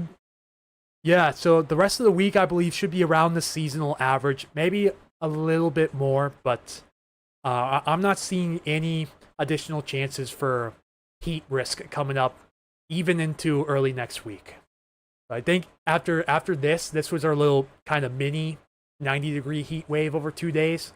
I'm not seeing right now in the models any heat wave any extended, like even into the first chunk of August. Will that change? Quite possibly. I'll be posting more about it. If you guys, if you guys sign up to become a subscriber on Facebook or a patron on Patreon, I'll start talking about that as well in my write-ups. I usually post one of those per day. And for anyone interested, it's 99 cents on Facebook, $1.99 on Patreon. Build monthly. Go really in depth into the setups and just kind of put my own twist in and just, really explain it to anyone that's interested. See, anyone checking in from Sultan right now? I have anyone from Monroe up through Gold Bar. Are you guys seeing anything kind of peculiar over that area? Let's see if this one starts to get going again near Bellevue. Eyes on the skies, folks. You have fire, video, and pics. Do you have Facebook? Otherwise, I will send you my email. AKA, I'll just post the email in the chat. But if you have Facebook, that would be the preferred way. Also, thank you, Kevin Fridas, for the $5 super chat. Kevin. Really appreciate that. Thunder and Tumwater. Okay, so there's your warning. Tumwater, Olympia area, there's your warning that lightning's on the way. What about Coopville? Judging by the fact that we're having trouble getting the storm to even make it in the Snohomish County, you might, if possible, you might have to wait till tomorrow morning to see if a second round of convection fires up. Like some models are showing. Not all of them, but some of them. The possibility is there, but judging by how the models have handled this, my confidence is pretty low. Okay, thank you. Yeah, sure, I will attach my email here. Oop, I have caps lock on. I will attach my email here in the YouTube chat. I trust you guys with it. Please don't abuse it. New fire near Morton. All right, I'll check on that. Thank you, Unofficial Washington State Fire, for the heads up. And if you guys want to follow a great account for fire updates around Washington, check out Unofficial Washington State's Fire Aware on X and Blue Sky. Let's go check watch duty. Yeah, you're right. Vegetation fire. Literally just north of the Titanopan Park. Oh, wow. That's burning hot up in the trees. Submitted photo at 8:45, so about 42 minutes ago. It says, yeah, but no new updates since then. No updates on size, containment, any of that. But there is a fire burning up in the trees looking over the Cosmos wildlife area near Glenoma. Gonna have to watch that closely. Yeah, thanks for the heads up on that. Not seeing any new updates on our current Cascade fires though, so. Yeah, we got quite a few new fires burning here in Oregon. That was a given. I was expecting that. Eventually, these guys are likely going to congeal into one huge mega fire. These ones already have. They merged. Oh, there's a new one there too. Merged 3 of these into one, so this is over 80,000 acres. And then this single fire here is now over 130,000 acres. And if it absorbs these 2 fires, they're going to be over 150,000 acres easy. Not a good situation for Oregon. Yeah, Whatcom County won't get it. Yeah, it's looking unlikely. I'll send to Messenger, okay? Sounds good. Yeah, guys on YouTube, if you don't have Facebook, if you want to send media in, there's my personal email right there. Trusting you guys to not abuse it.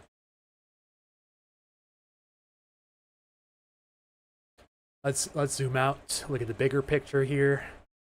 Yeah, that activity is really winding down here. Let's check our cell down in Oregon because it's still showing up big time. Oh yeah. And I guess the Willamette Valley is the place to be, right?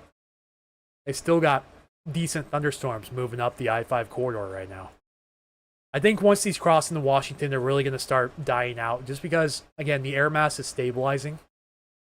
And just not really a good look for thunderstorms at the moment. These bad... Okay, this one might be doing something.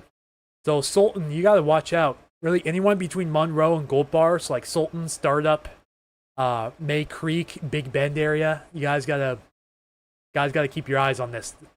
If that starts spitting out lightning, that's going to be like point blank on Sultan. Also, this one over the pass right now producing lightning. That's moving towards Bering, Skykomish, and I believe it's pronounced Grotto, right? It's around the area where the Bolt Creek burn scar is. Really, anywhere between Stevens Pass and Index should be watching out for this as it moves up towards you, especially Skycomish, because you're basically in the bullseye. Vegetation fire near Morton is 2 acres. Okay, yep. Thank you again for the heads up. So 2-acre fire burning in the trees above Glenoma, down there in Lewis County. Here's the relative location.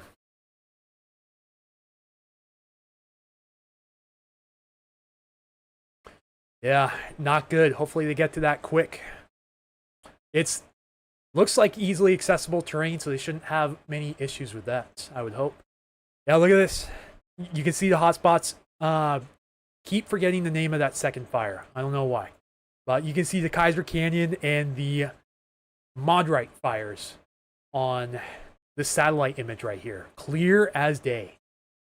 Even underneath the cloud cover. This is the natural color fire satellite imagery. Pretty cool stuff. Unfortunate situation, but pretty cool stuff. Thank you guys for continuing to subscribe. 49 subscribers away on YouTube from hitting 2,600. So thank you guys again for the generosity. Thank you for following along. The lightning activity west of the Cascades has dramatically slowed down. Got a couple of areas we're eyeballing here. This guy over Sultan. This one moving towards Skycomish. And the activity down here moving up towards Olympia, which isn't looking as impressive, but still, it could recycle. It very well could. Yeah, it's looking a little sloppy, but still have lightning producing showers, thunderstorms on the Oregon side of the Columbia moving towards Longview again. So we'll see how those perspire, but at the Willamette Valley is just really showing off right now. We have some special weather statements for strong thunderstorms east of the Cascades here in Oregon. Pretty strong. Those are doing really well. What's this? A tiny little flash flood warning? It is. Yeah, right now, the only lightning activity for the most part west of the Cascades is directly like downstream of the crest or down here in the Black Hills area. Storms popping up Sultan and Monroe. Do we have any lightning strikes on that yet? Not that I can see at the moment. It's a blip. Don't get me wrong. It's a little flare up, but it's not spitting out lightning at the moment. At least I haven't gotten any reports. I really got to catch up on the chat. Sheesh. Seems to be heavy rain over that area now. Should help limit fire activity. All right. Yeah, Stormy, got your video. Thank you for sending it in. I will take a look at that later on. I think after the stream wraps up. Thank you for your submission. Also, do I have permission to post it to my social media sites with your credit?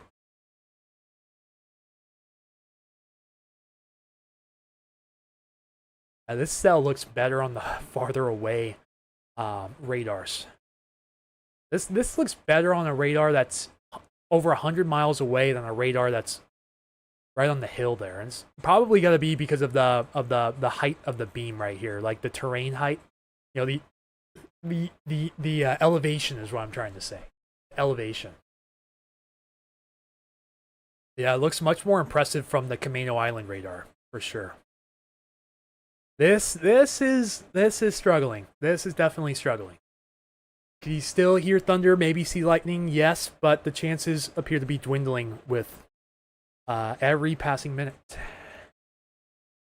Could the instability arrive to Coopville tomorrow and the west of the Cascades? It could, yes. So actually, let's see if we have any.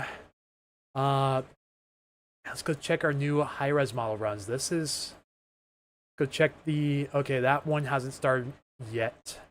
3Z Rufus, aka RRFS. We have the 3Z HRRR and the 0Z NAM 3KM. See, so the NAM supports a secondary round of convection firing up across the central Puget Sound around maybe 3, 4 in the morning. And then that's that's about it. The recent 3Z HRRR model. Let's see what the HRRR says. Big downtrend on the HRRR. It had the second round earlier, but man, it just got rid of it. See, HRRR's not sold, but this model and the other high-res models have been straight buns today, so I'm not sure how much I trust it. I gotta wait for the Rufus to start rendering, so that's gonna take a little bit. You have all permissions. Thank you so much, Stormy. I'll just have to run through the video, make sure there's, you know, nothing explicit, nothing NSFW, of course, just a normal scan. And then after that, I'll probably post it to Facebook and a few other sites like TikTok. Again, if you guys want to follow me on TikTok and other sites, my @ is the same across everything except X and Blue Sky. It's shortened because they don't allow 20 character handles. So, but just search up Puget Sound Stormwatch and you'll find all my socials. Either way, they're all the same name. Pretty good rain and wind here west of Olympia. Awesome, that is great to hear. All right, guys, I have a lot of comments to catch up on, so I'll be looking through this for a little bit. Bear with me.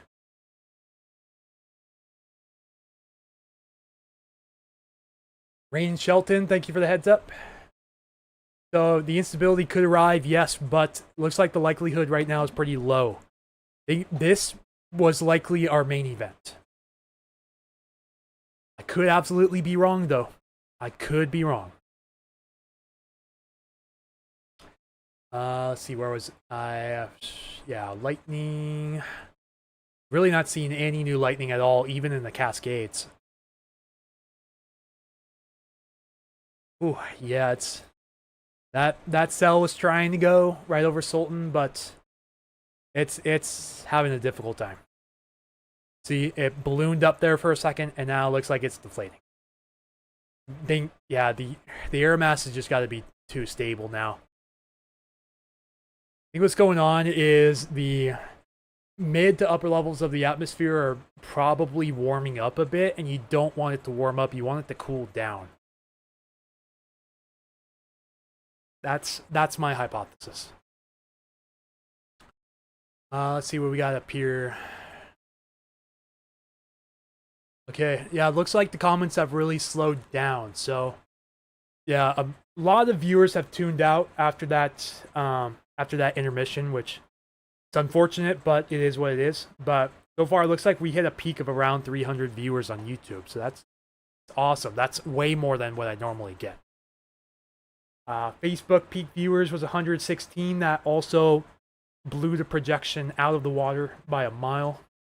I'm going for almost 5 hours here, so of course, like a good 45 minutes or so of that has been breaks, but a lot of almost non-stop weather coverage for the Puget Sound area, and you guys have been witnessing it in real time.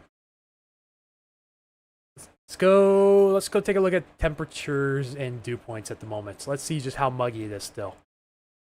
Yeah, see, still a lot of 80s. You can see the urban heat island effect is really showing off today. Like just these big cities, all this concrete, you know, but bodies of water, even that hold latent heat. I mean, still, you know, quite a ways into the 80s, some of these areas, but a lot of us luckily have cooled down into the 70s, and you can really see that marine push. Like, look, Shelton's already down to 63. Olympia's dropping under 70. That marine push is firing up for sure. Nature's air conditioning, perfect time for it. That's going to really cool us down. Yeah, I think that wind is... That's got to be the marine push. Let's check the wind barbs. Yeah, you see how most of these are out of the southwest right now? That's got to be a marine push, without a doubt. You can see lightning. Are you looking south or west? Yeah, those are air temps. Dew points still very sticky out here. We're not going to see much improvement with this overnight. It's still going to be pretty humid, unfortunately. So some of you guys might be a miserable night of sleep.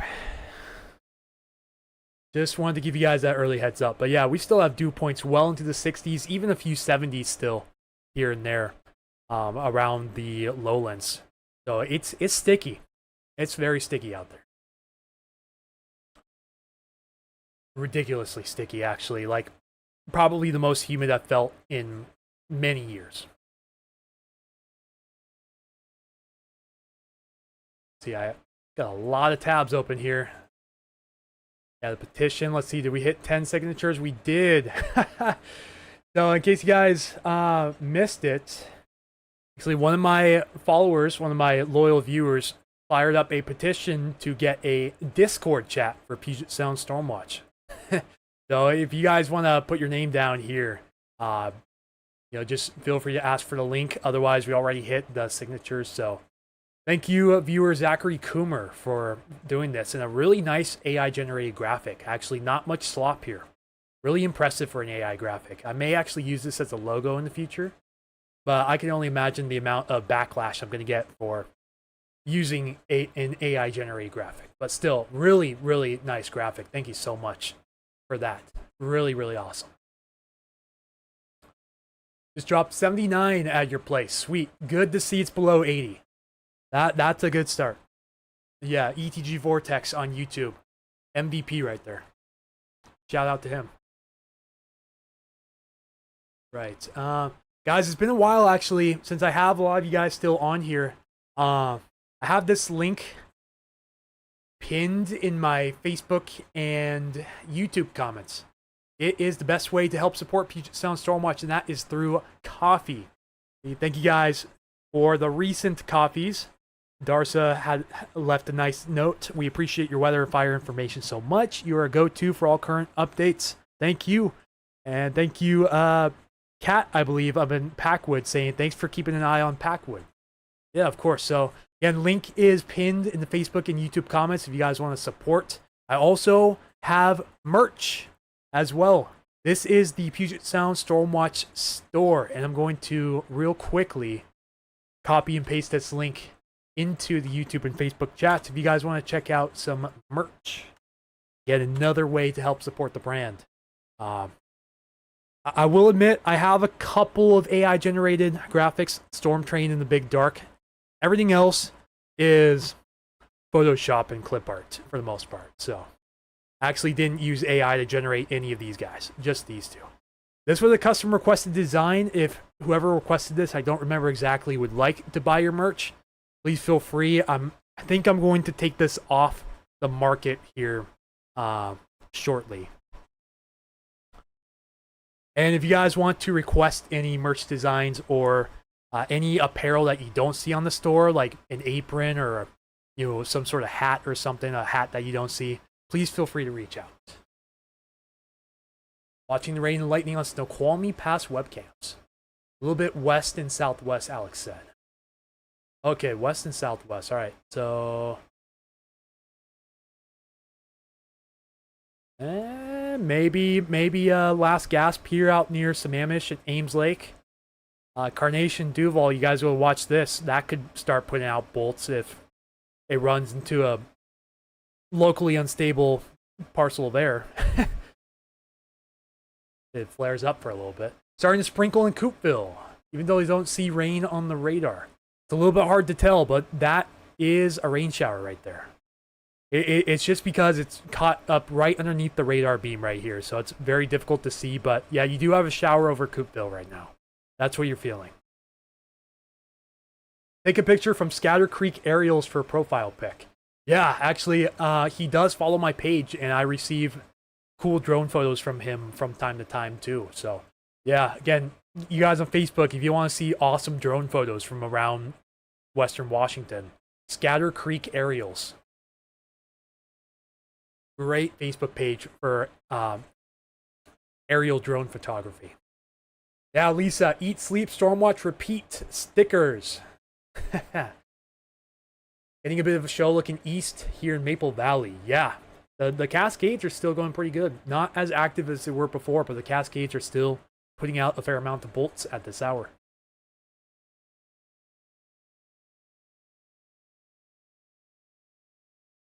Yeah, you're right. La Fala, Lisa. He says, I have that on my YouTube page. Another little pop-up east of Tenino. What's it, this guy briefly? Not seeing anything east of, unless you're talking about this guy over the mountain. But that's the mountain obscuring with the radar beam. So this isn't a strong shower. That's just Mount Rainier. That's Mount Rainier. So ignore that. So these are coming in closer towards Skycomish. So anyone along the US 2 corridor here in King County, gotta watch out for nearby lightning, and then watching for the potential for maybe this little cell to recycle here along Novelty Hill, Ames Lake area up through Carnation into Duval. This would also take it likely just east of Monroe, between Monroe and Sultan along US 2 if it holds up. My confidence that this lasts through the night is starting to dwindle quite a bit. Unless something crazy happens, which we've had crazy things happen. Toledo area's got to watch this. And this one, again, this one's moving towards Chehalis and Centralia, so we'll have to keep our eyes peeled on that. See if this one does anything. Wow, this MEDAR, 66 over 66. The surface is 100% saturated. So it is darn right moist down in Chehalis right now. 100% relative humidity at the surface. Crazy. Few flashes in Vancouver. Which direction are you looking? If you're looking south, then yeah, that's what you're looking at right there. Like, even these guys are starting to kind of weaken a little bit as they move north.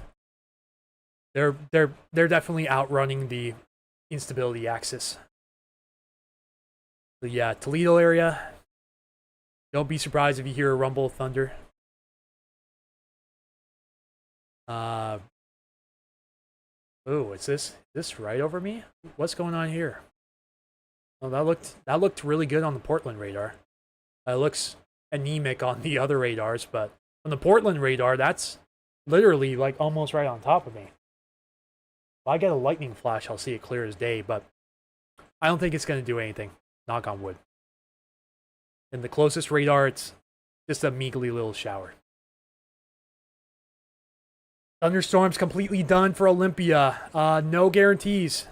Still got activity down here along the I-5 corridor that's moving towards your area.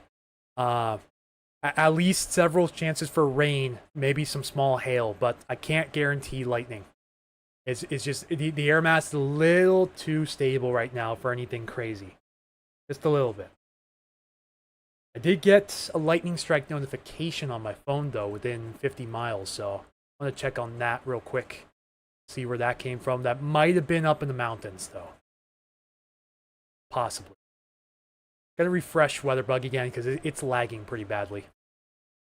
And again, you guys saw, I am using an ad blocker. Yeah, I'm guilty.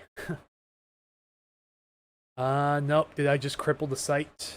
I might have. Yep. I think I busted it. Well, shucks. That's disappointing.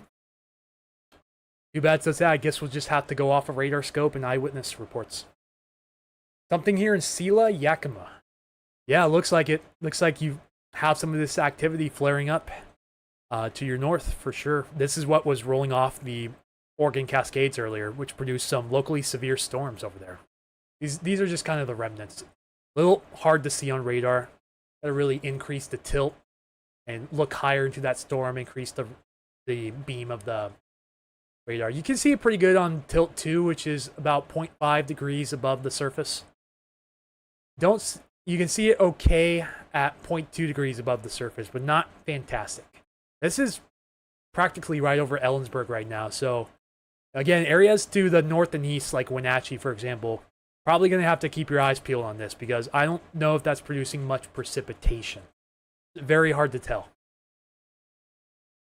Just do be advised, the dry lightning risk is elevated over there. Keeps doing that every time I get on the map. It must be crashing, or maybe the server's just overloaded with people. Hey, Tyler Phillips, tuning in.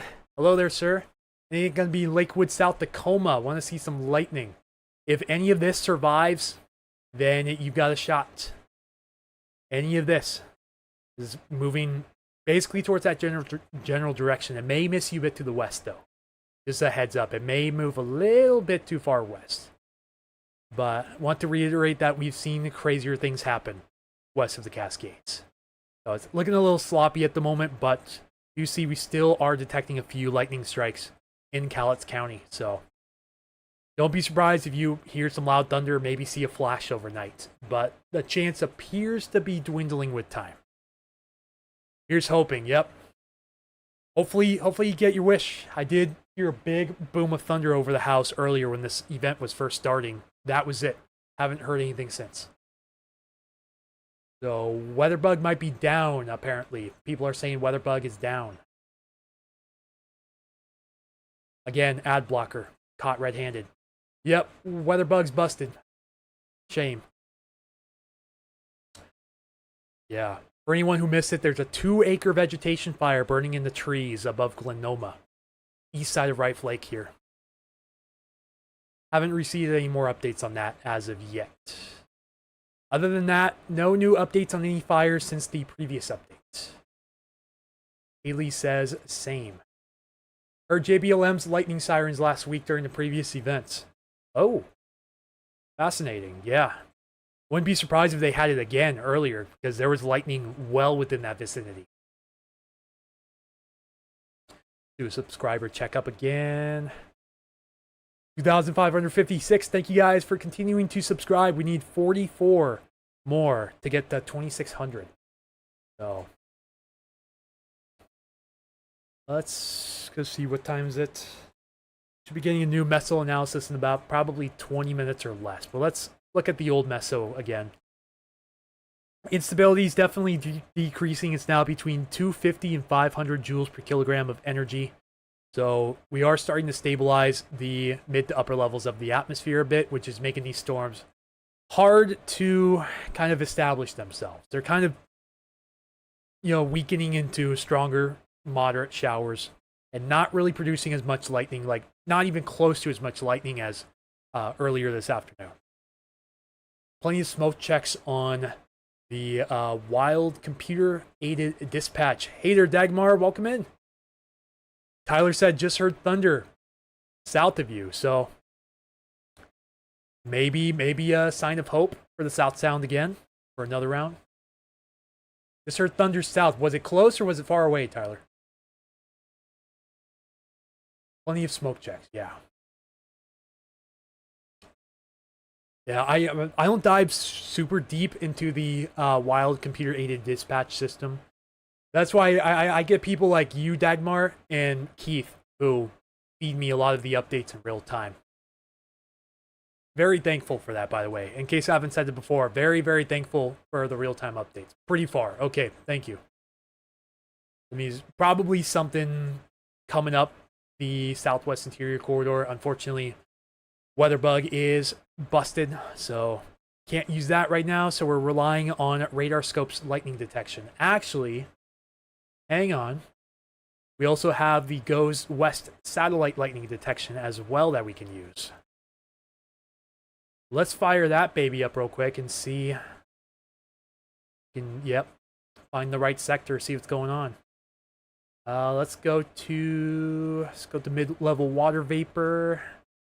And yeah, you can see just how quickly these tops are growing. Like these green vapor contours right here, those are very tall and dense cloud tops. Lots of water vapor. Like just look at the evolution of this. So this is 200 frames, 5 minutes between each frame. So this is 1,000 minutes. That is 16 hours and 40 minutes. Let's look at how quickly this escalated tonight. That's stupendous amount of lightning strikes. Maybe it was that lightning strike near what was that, Chehalis area probably. It's out of this little complex of showers right here. So it squeezed out something for sure. North Sound is quiet, yeah. Okay, Zachary heard thunder in Olympia. Big bust for Seattle. I wouldn't say it's a bust quite yet because we still have tomorrow. And let me show you guys again tomorrow's thunderstorm outlook. While it doesn't include Seattle, This is within 25 miles of a point in the green contour. So you stretch this out by 25 miles, and it includes most of the Puget Sound region. It seems like right now the Storm Prediction Center is favoring the chance for thunderstorms and possible dry lightning strikes along the foothills and points east. That's the highlighted area, but I wouldn't be surprised if this is expanded farther west in the next update. Actually check to see if I have the most recent model runs or most recent SPC outlook. So this is today, the marginal risk. This has passed though, so that's no longer effective. It's the same so far. Let me show you guys the fire weather outlooks coming up because it's pretty crazy what's going on. We have now introduced areas of critical fire risk east of the Cascades for multiple days. So this is today's dry lightning risk up through Seattle. Tomorrow we have overlapping elevated fire conditions and isolated dry lightning possible. So eastern Washington, eastern Oregon, Idaho, Montana, western Montana. Probably not going to be a fun time coming up the rest of this week. Not looking good. Take that, Auburn, Kent won't get any storm activity. There's always a shot, but my confidence is dwindling as the night goes on due to that stabilizing air mass. Yeah, I mean, parts of the Pacific Northwest are included in fire weather outlooks out 5 days. So again, this is tomorrow's fire weather outlook. Elevated fire conditions east of the Cascades. Isolated dry lightning strikes possible within 25 miles of the brown contour right there. This is for Friday. Elevated fire conditions, again, within 25 miles of a point. And critical fire conditions across northwestern Nevada, northeastern California, south central Oregon here. That is the fire weather outlook for Friday. And Saturday. Saturday's not going to be a good day for eastern Washington or eastern Oregon. Widespread critical fire weather conditions likely throughout the day on Saturday. So just hang on tight, eastern Washington, eastern Oregon folks. It's probably going to be a very long weekend for you guys. I wish I had better news, but it's not looking good. So that's your fire weather outlook from the Storm Prediction Center. We'll be getting new graphics overnight, and I'll make sure to post these graphics on my socials. Basically, as soon as I wake up. New briefings for Eastern Washington, Northern Idaho. Yeah, if you guys on YouTube want to check out Keith Capolero's channel, one of my moderators, go ahead and go to his channel and check out his briefings. He puts out really nice content. Seeing lots of lightning northeast from Covington. Yep, that's over the Cascades. Let's see, we got a sign of hope right here. If you guys want thunder and lightning, we got a little slim sign of hope right here with this cell moving into Bucota and Tenino. It's not fantastic, but there is a chance. Yeah, this activity is... Oh, we actually... Where's that? Yeah, we got a lightning strike here. East of Carnation, southwest of Skykomish recently. We check to see if WeatherBug is fixed. You guys are going to see the ad block again. Yep, caught red-handed. No, WeatherBug's done. It went kaput. Let's see how Windy's doing. Let's go to Windy's lightning detection network since I have it open, and it's doing all right. It doesn't pick up as many lightning strikes as WeatherBug, but it does better than Radar Scope in my opinion, picking up these lightning strikes. Yeah, we're looking at infrared satellite imagery, and this is just basically showing how cold the clouds are. So the colder they are, the brighter the colors are, the higher the cloud tops, and therefore usually the stronger the storms, or the stronger the convection. But we're not getting much for storms out of this. This is just a huge cloud complex, basically. A bunch of big showers merged into one blob, moving off into the north. So you have, see as the last 10 minutes, recent lightning strike just south of Skykomish. So Skykomish is close enough to be struck by lightning. Anyone along the US 2 corridor, really, in King County should be watching this. But yeah, for any recent activity, not seeing too much. Yeah. Windy, unfortunately, smooths the radar. I figured there's probably a setting to combat this, but I don't use Windy's radar enough to warrant that. We do still have recent lightning strikes crossing the Columbia into, I believe this is the border between western Cowlitz and eastern Wahkiakum counties. Check Weatherfront website. Yeah, actually, I was really pushing Weatherfront until I found out about their sharing policies. So even with a subscription, I'm technically not allowed to post their products for monetization purposes, which I do on Facebook and YouTube. It is forbidden by their rules. I may have a sneeze coming on. Just a heads up. But you're not able to do that, and they currently don't offer a business subscription. So the only way I'd be able to really share their products is if they sponsor me, which I don't know if I'm large enough to be on their radar, but I may reach out for a sponsorship here soon, unless anyone knows any connections. Wink, wink, nudge, nudge. That's a joke because I actually have connections through the Pacific Northwest group, but I don't think I'm large enough to warrant said sponsorship with Weatherfront. I do have one of their tabs open, but I found out earlier, like yesterday, I can't actually legally show their products when my stream's being monetized. It's just something I'm trying to keep out of a legal battle. So I really don't want to have a cease and desist, or even worse, get sued for something minuscule like that. Okay, we have reports now. Thunder in Snoqualmie Valley. When will the lightning expire? It's not going to continue into the weekend. After tomorrow, it's done. After tomorrow, the system catches the jet stream and it gets flung out of the area. Let's see, we just had a lightning strike pop up here, north side of the Columbia, but no new lightning strikes currently being detected within any of these cells out here. Trying to rain in Kirkland with a cooler breeze. There's been some near Renton. We really need some rain. Yeah, last Thursday event was way better. Yeah, I mean, I agree, at least here in Tacoma. I mean, there were two separate incidences of... No, I don't think I'm using the right word here. Instances of like 30 plus minutes of constant rolling thunder. Okay, there's lightning strikes. Just south of Skykomish there.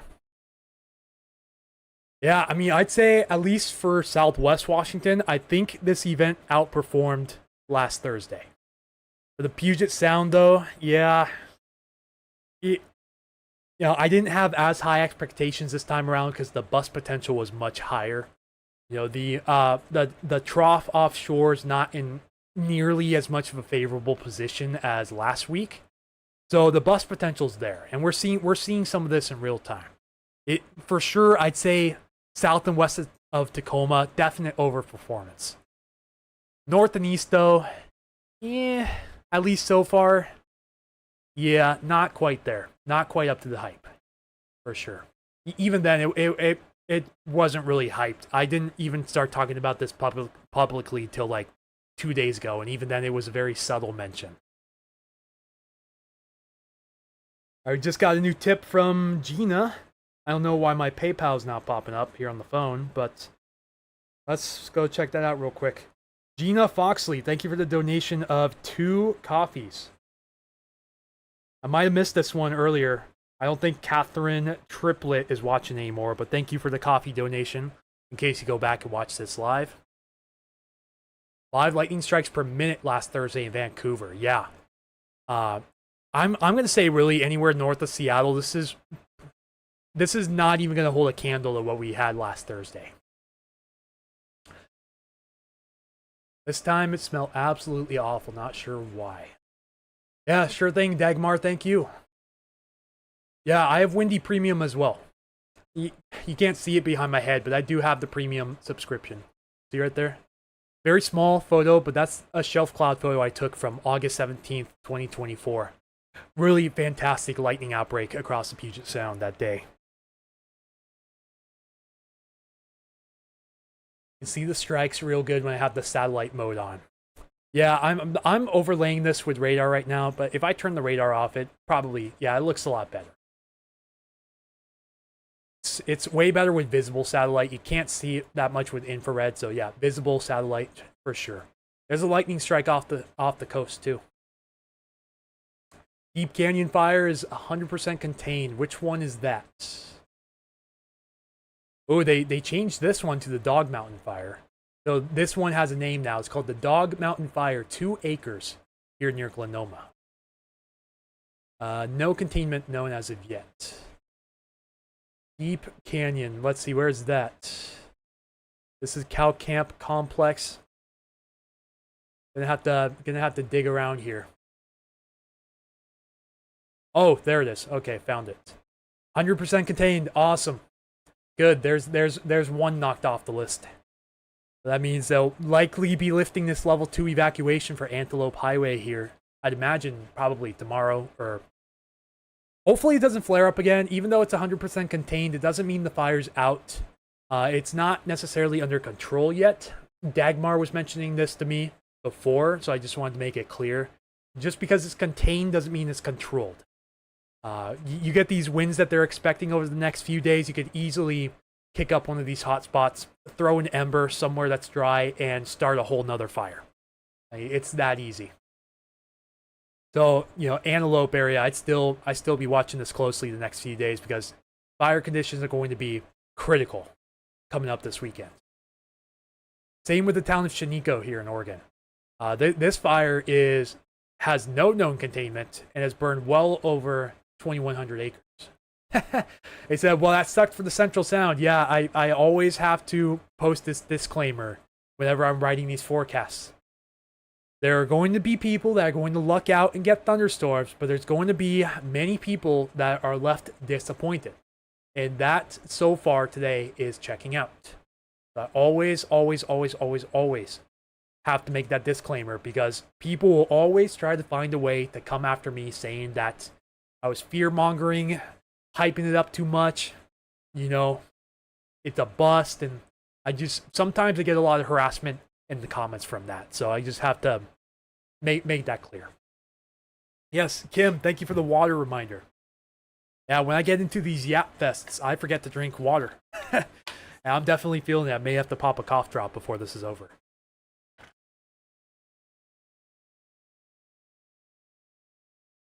Yeah, Jan Chris says, oh, I got some dog hair.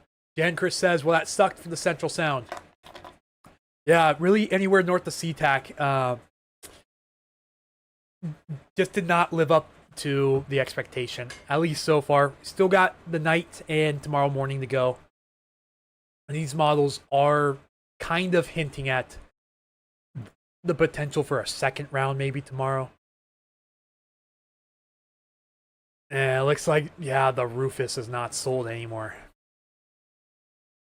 Again, this model was heavily underdoing a lot of the shower activity, like not even close. Maybe we'll get a surprise overnight tomorrow. Entirely possible, but not sure for sure if we're going to do a live stream tomorrow morning. If I wake up and I see the radars going ballistic, then yeah, sure, I'll jump on the live coverage. Otherwise, don't be surprised if you don't get a live stream notification tomorrow. It was nutty last Thursday. Yeah, last Thursday was pretty insane. Very prolific lightning event around the Puget Sound. Really exceeded expectations. Am I going to do a Skywarn class? I've been procrastinating on that. Yeah, I should really do a Skywarn class. By definition, I'm actually not a trained weather spotter with Skywarn. I actually don't have any certification whatsoever. I'm as amateur as it gets, really. I just have strong connections with a lot of what you call weather veterans around here. So I think of them as my mentors. But I've been studying weather for like 20 years, literally since I was 7 years old. So got a lot of, I guess you could say, background experience up my sleeve. Got caught in it, never again, he said. Valid. What about Centralia? Looks like your chances are, unless you get a miracle, winding down. That sell up near Duval actually is kind of increasing, but we'll see how long that lasts. Just in case, though, Duval up to Monroe over the Sultan and Startup. Just keep your eyes on this in case it throws lightning lightning strike just north of Skykomish now. So this storm is crossing over US 2. Looks like it's going to remain over mainly rural areas of the foothills. Like pretty much rural after this. After Skykomish, it's a hinterland over here. Let's go check down here at Portland's radar. Yeah, you see these are crossing into Washington and they're just running into a brick wall. Yeah. Although it doesn't look impressive on radar, this is still popping out lightning. So mad. Oh, that's so disappointing. I'm sorry, Max. Slept through it. August 17, 24, it stopped right at the border. Oof. A big oof. I remember that was one of my first live stream events on this channel was August 17th, 2024. Very fun day. Yeah, I think that might have been, yeah, I think that was either my first or my second live stream I ever did on this channel. A couple bangs here in Auburn, but nothing wild. What's the weekend look like heading out in Natchez? Fire weather is not going to be fun, so just do be advised that fire weather is going to be in the critical levels around that area. So just take extreme precaution. I would not be doing any sort of outdoor burning whatsoever. It's just going to be, it's too dangerous. It's way too dangerous. You know, extremely dry fuels, low relative humidities, and strong winds coming out of the mountain gaps. Just not a good situation for the fires currently burning or fires that could start in that time period. Thanks, Stormy, for the kind words. It's the CGs, raining a little in Oak Harbor. Awesome. Good to see we're getting rain. I'll take the rain any day of the summer. As much as we can get. Why didn't I pursue a degree in meteorology? I had my career path set to do it. I'll be honest, the last couple of years of high school, my motivation kind of fell off. I knew I wanted to go to the University of Washington. I wanted to pursue that atmospheric sciences degree, and I wanted to get a meteorology job here in Washington State, preferably Western Washington. Man, did I get humbled on that. I was on the wait list for UW Seattle. That was the only school I applied to. One of my biggest mistakes I ever made. I was so locked in on going to UW that I had zero alternate plan in case I didn't get in. And guess what? That August comes after graduation. I get the denial letter saying, sorry, can't admit you this time. So yeah, I took a year off, decided to go back to community college at Green River. Pandemic hits, so I drop out of my spring quarter in 2020 because, it was just a disaster trying to do online school during that. I take another off year, go back to Green River to start to work on my associates again. I get 2 quarters complete. We're in spring of 2022. Things start getting crazy at work, and I start running out of money because I had to cut my hours at work to attend school. But I was running out of money very fast, and I didn't qualify for financial aid because my household at the time was making too much. And so I got denied my FAFSA application, and I was forced to drop out in the first week.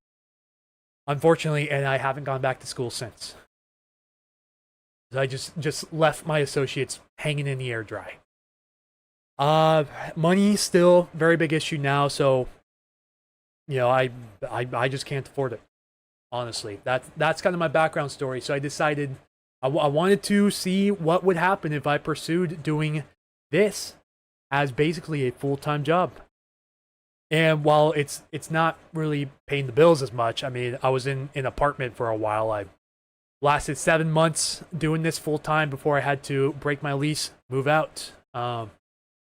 Just a little stumbling block in the road, but I think we're starting to look up again, guys. I think we're on the rebound.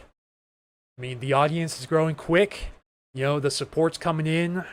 The donations, the subscriptions, the memberships, it's increasing. Putting more work and effort into the blog posts, and I think we may have something going for us here in the long term, potentially.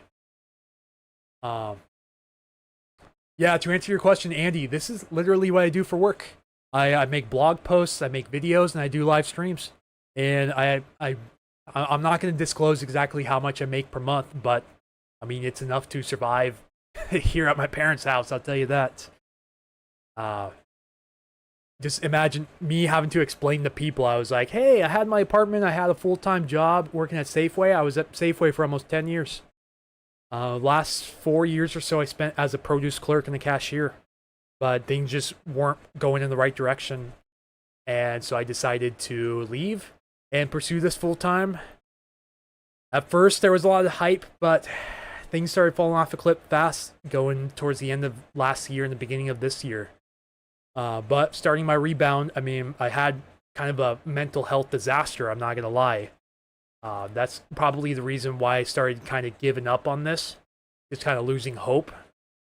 And then started focusing more on mental health, getting back into therapy, and I feel like we're on the rise again and we got something going. Feeling basically more optimistic than ever that maybe in the future this will work out, you know? You guys have seen people like Max Velocity and Ryan Hall, y'all, the streamers. Sure, they do national coverage, but what if this one guy in Washington State can do this on a regular basis and grow an audience and be kind of like them, you know? What are the possibilities?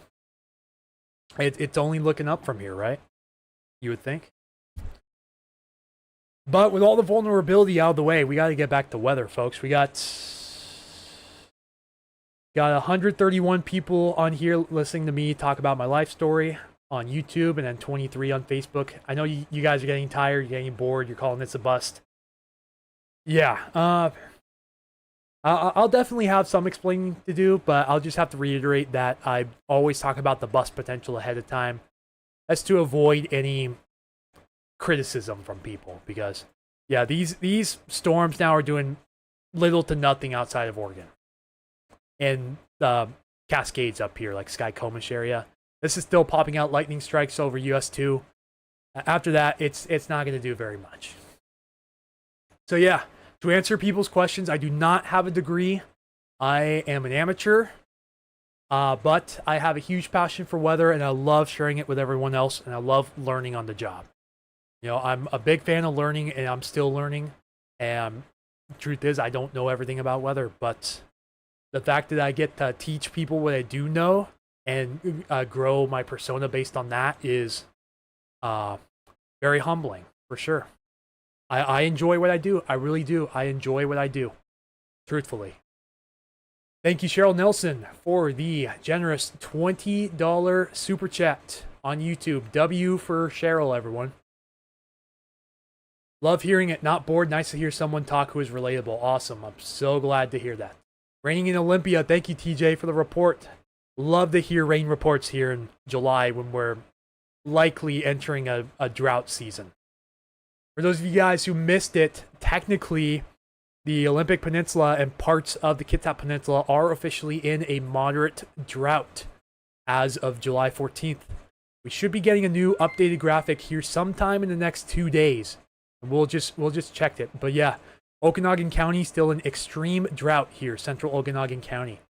This area, the kind of peach color is moderate, the orange is severe, and the red is extreme. Yellow means abnormally dry, but no drought, and white means right now you're fine. No drought concerns at the moment. That's just what this is. This is the drought monitor site. You guys want to look this up, just type in drought monitor. This should be one of the first results you get. Michael Snyder uses this a lot as well on his briefings for Pacific Northwest Weather Watch. Checking for any updates up here. Let's see, do we have any updates on Kaiser Canyon? Oh, they put out a new level 3 immediate evacuation for Carter Road and Coyote Creek Road coming off Whitmore Mountain. So, let's see. Where is this? This is Columbia River Road. We have Old Omak Lake, Coyote Creek Road. We're kind of okay. So there's Carter Road right there, Cartar, and where's Coyote at? Coyote Creek. It's somewhere in here. It's probably showing up as a different name. It might be this road potentially. But they have put out new level 3 evacuations. Let's actually check that map real quick, see if it's up to date for that area. A couple more donations coming in. Hang on, guys. More comments. Got to go through them real quick.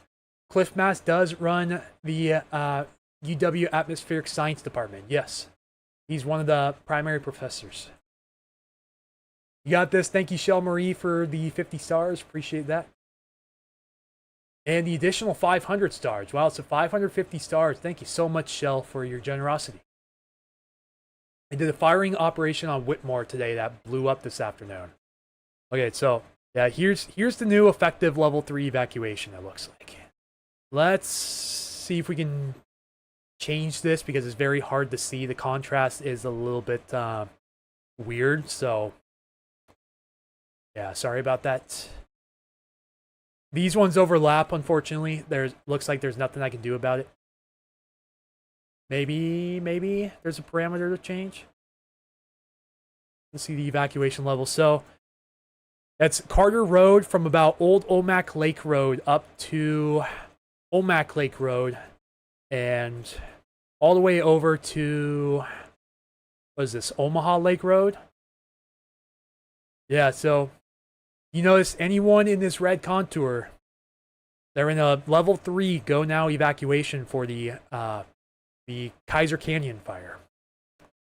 Everywhere else, this is level 2. So Nespelum, level 2. The tribal centers in level 2. Everywhere else around that, level 3. Level 2 up here as well. And it shows road closures. Yeah, this is a pretty cool map using public GIS imagery. We have the update. We are now in a dry, parts of the area are in a day 1 isolated dry thunderstorm risk. So we just posted the new SBC outlooks. It'll probably take a little while for them to be readily available. I know I'll be posting those first thing tomorrow on Facebook, Patreon, and then cross-posted to other sites as well. Okay, we got a lot of comments to catch up on. Andy, thank you so much for the super chat. $5 super chat. We should meet up. I'm in Tequila as of June 1st. We'd love to bounce around business ideas. We got a Bachelor's of Science and a, Bachelor's of Science and Master's of Science in Meteorology plus software development. I may have to take you up on that offer, potentially. You know, at the very least, you know, feel free to shoot me a DM if you're on Facebook. DM the page. Otherwise, if you want my email again, I can post it in the chat. And maybe we can get something going here, potentially.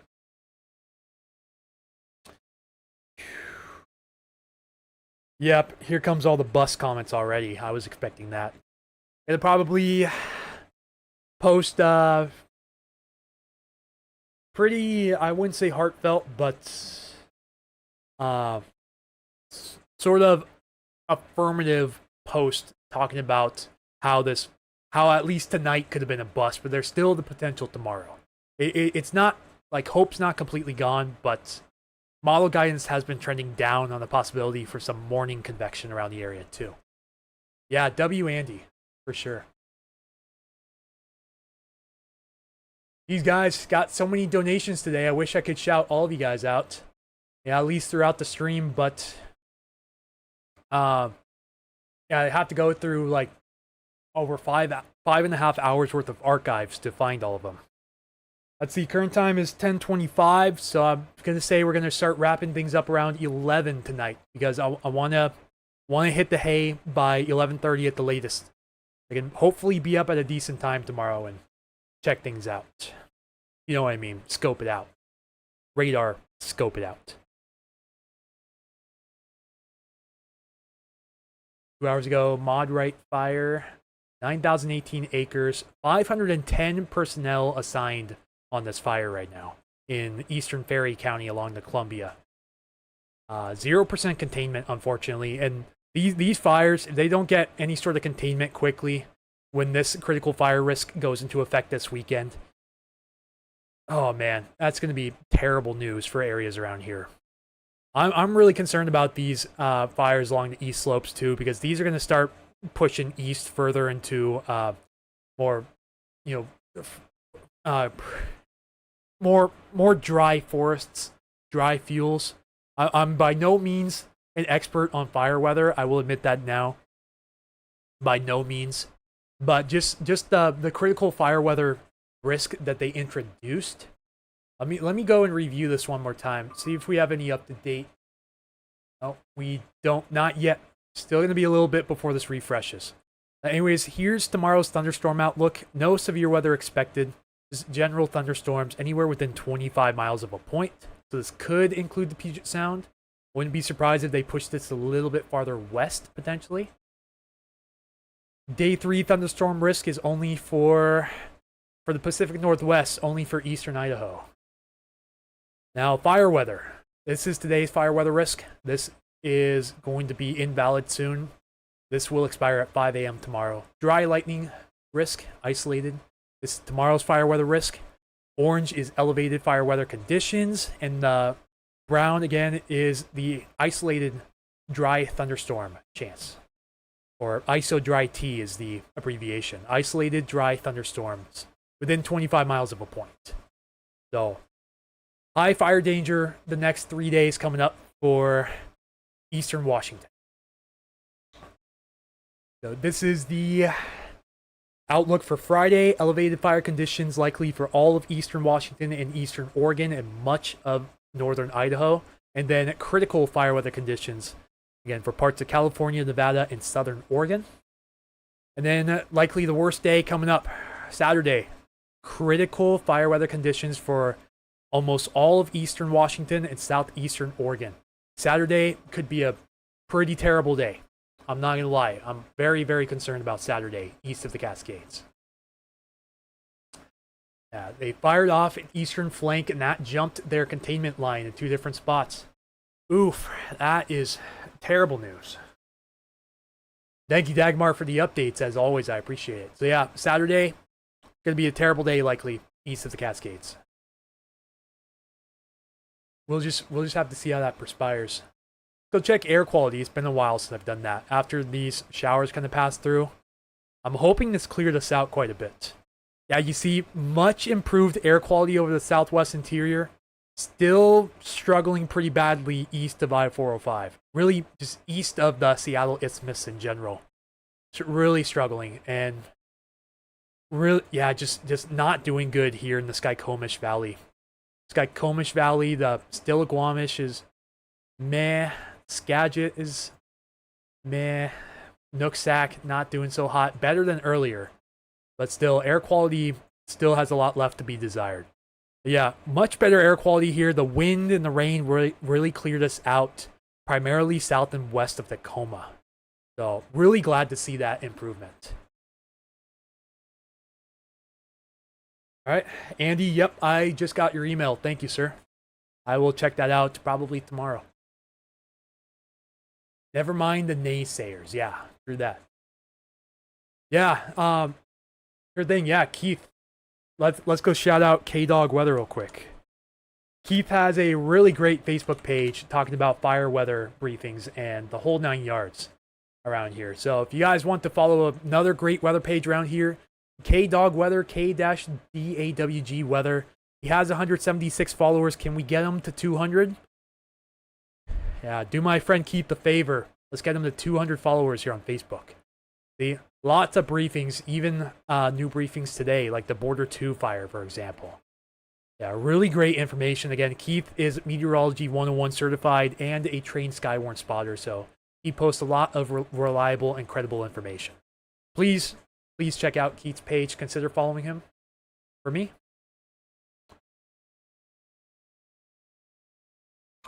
Well, it looks like it's official. We're starting up a Discord server. Yep, we're starting up a Discord. That Portland just put out. Area forecast discussion. All right, yeah. New fire weather outlooks should be coming out pretty soon, but I don't think we're going to be showing that tonight. I think I'm going to show that tomorrow. Yeah, I think one more push, and this cross-white fire is going to absorb the Camel Hump and possibly the Box Springs. I have a good feeling that this will probably become one mega fire down here. I just kind of had that hunch, unfortunately. Because even tomorrow, the fire weather conditions are going to be highly elevated, and it's not looking great for these fires. It's really not. Okay, Sonia, have a great night. Thank you again for tuning in. I'll see you next time. Ooh, man, yeah, get something to eat right away, Sonia. Yeah, thank you for being an awesome mod, W Sonia. Yeah, we're starting to lose some viewers here, so I think you guys are getting the idea that we're going to start winding things down here pretty soon, because tonight, for some people, overperformed. Like, you know, that the signal ahead of time was showing really good lightning chances over the southwest interior and over the Cascades. That definitely verified, so the European did a good job on picking that up. We might have had a lightning strike over Mount Rainier. Windy's out of date. I thought this would update automatically. Yeah, we have lightning strikes on the north face of Mount Rainier right now. If you guys are looking southeast, see if you can see some flashes over Rainier, if you can even see it.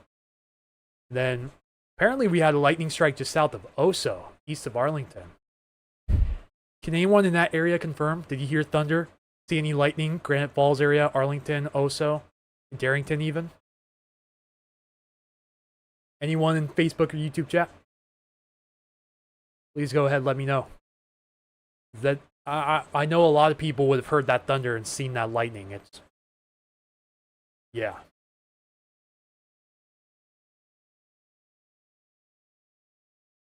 Pretty crazy stuff. Looks like we still got lightning going on here in the east slopes too, near Salmon-Lesac. All recent within the last 12 minutes or so. Lightning near Arlington. Okay, thank you, Debbie, for the confirmation. There's a storm heading up the Kitsap corridor. Let's check out radar. Ooh, yeah, radar is looking very scarce at the moment. It's really, really sloppy convection. The air mass. Let's see if we have a new mesoanalysis. I think this is, yeah, this is 10 p.m. Yeah. Ooh, that air mass is stabilizing quick. We're already down to around 125 or so, like between 100 and 250 joules per kilogram of CAPE. So yeah, we're really stabilizing the atmosphere quickly. And that instability is moving out for sure. We'll fire up again tomorrow. Always a chance, but it's looking pretty meager at this point. So I am gonna have some explaining to do to some people for sure. Let's go check out the newest Euro. I think it started running recently. Yeah, it literally just started running, but let's go check the 18Z. We're out to 15 hours, so this should give us a pretty good idea of what to expect for lightning flashes. So this is the signal between 5 and 11 p.m. tonight. Really good. It really picked this up well. Like offshore, it missed a few things, but it picked it up really well up through the southwest interior and South Sound. So the Euro did a fantastic job on that. This is what it looks like for 11 p.m. to 5 a.m. tomorrow, and just check the trend, and it's a big downtrend. Look at that. Almost nothing now.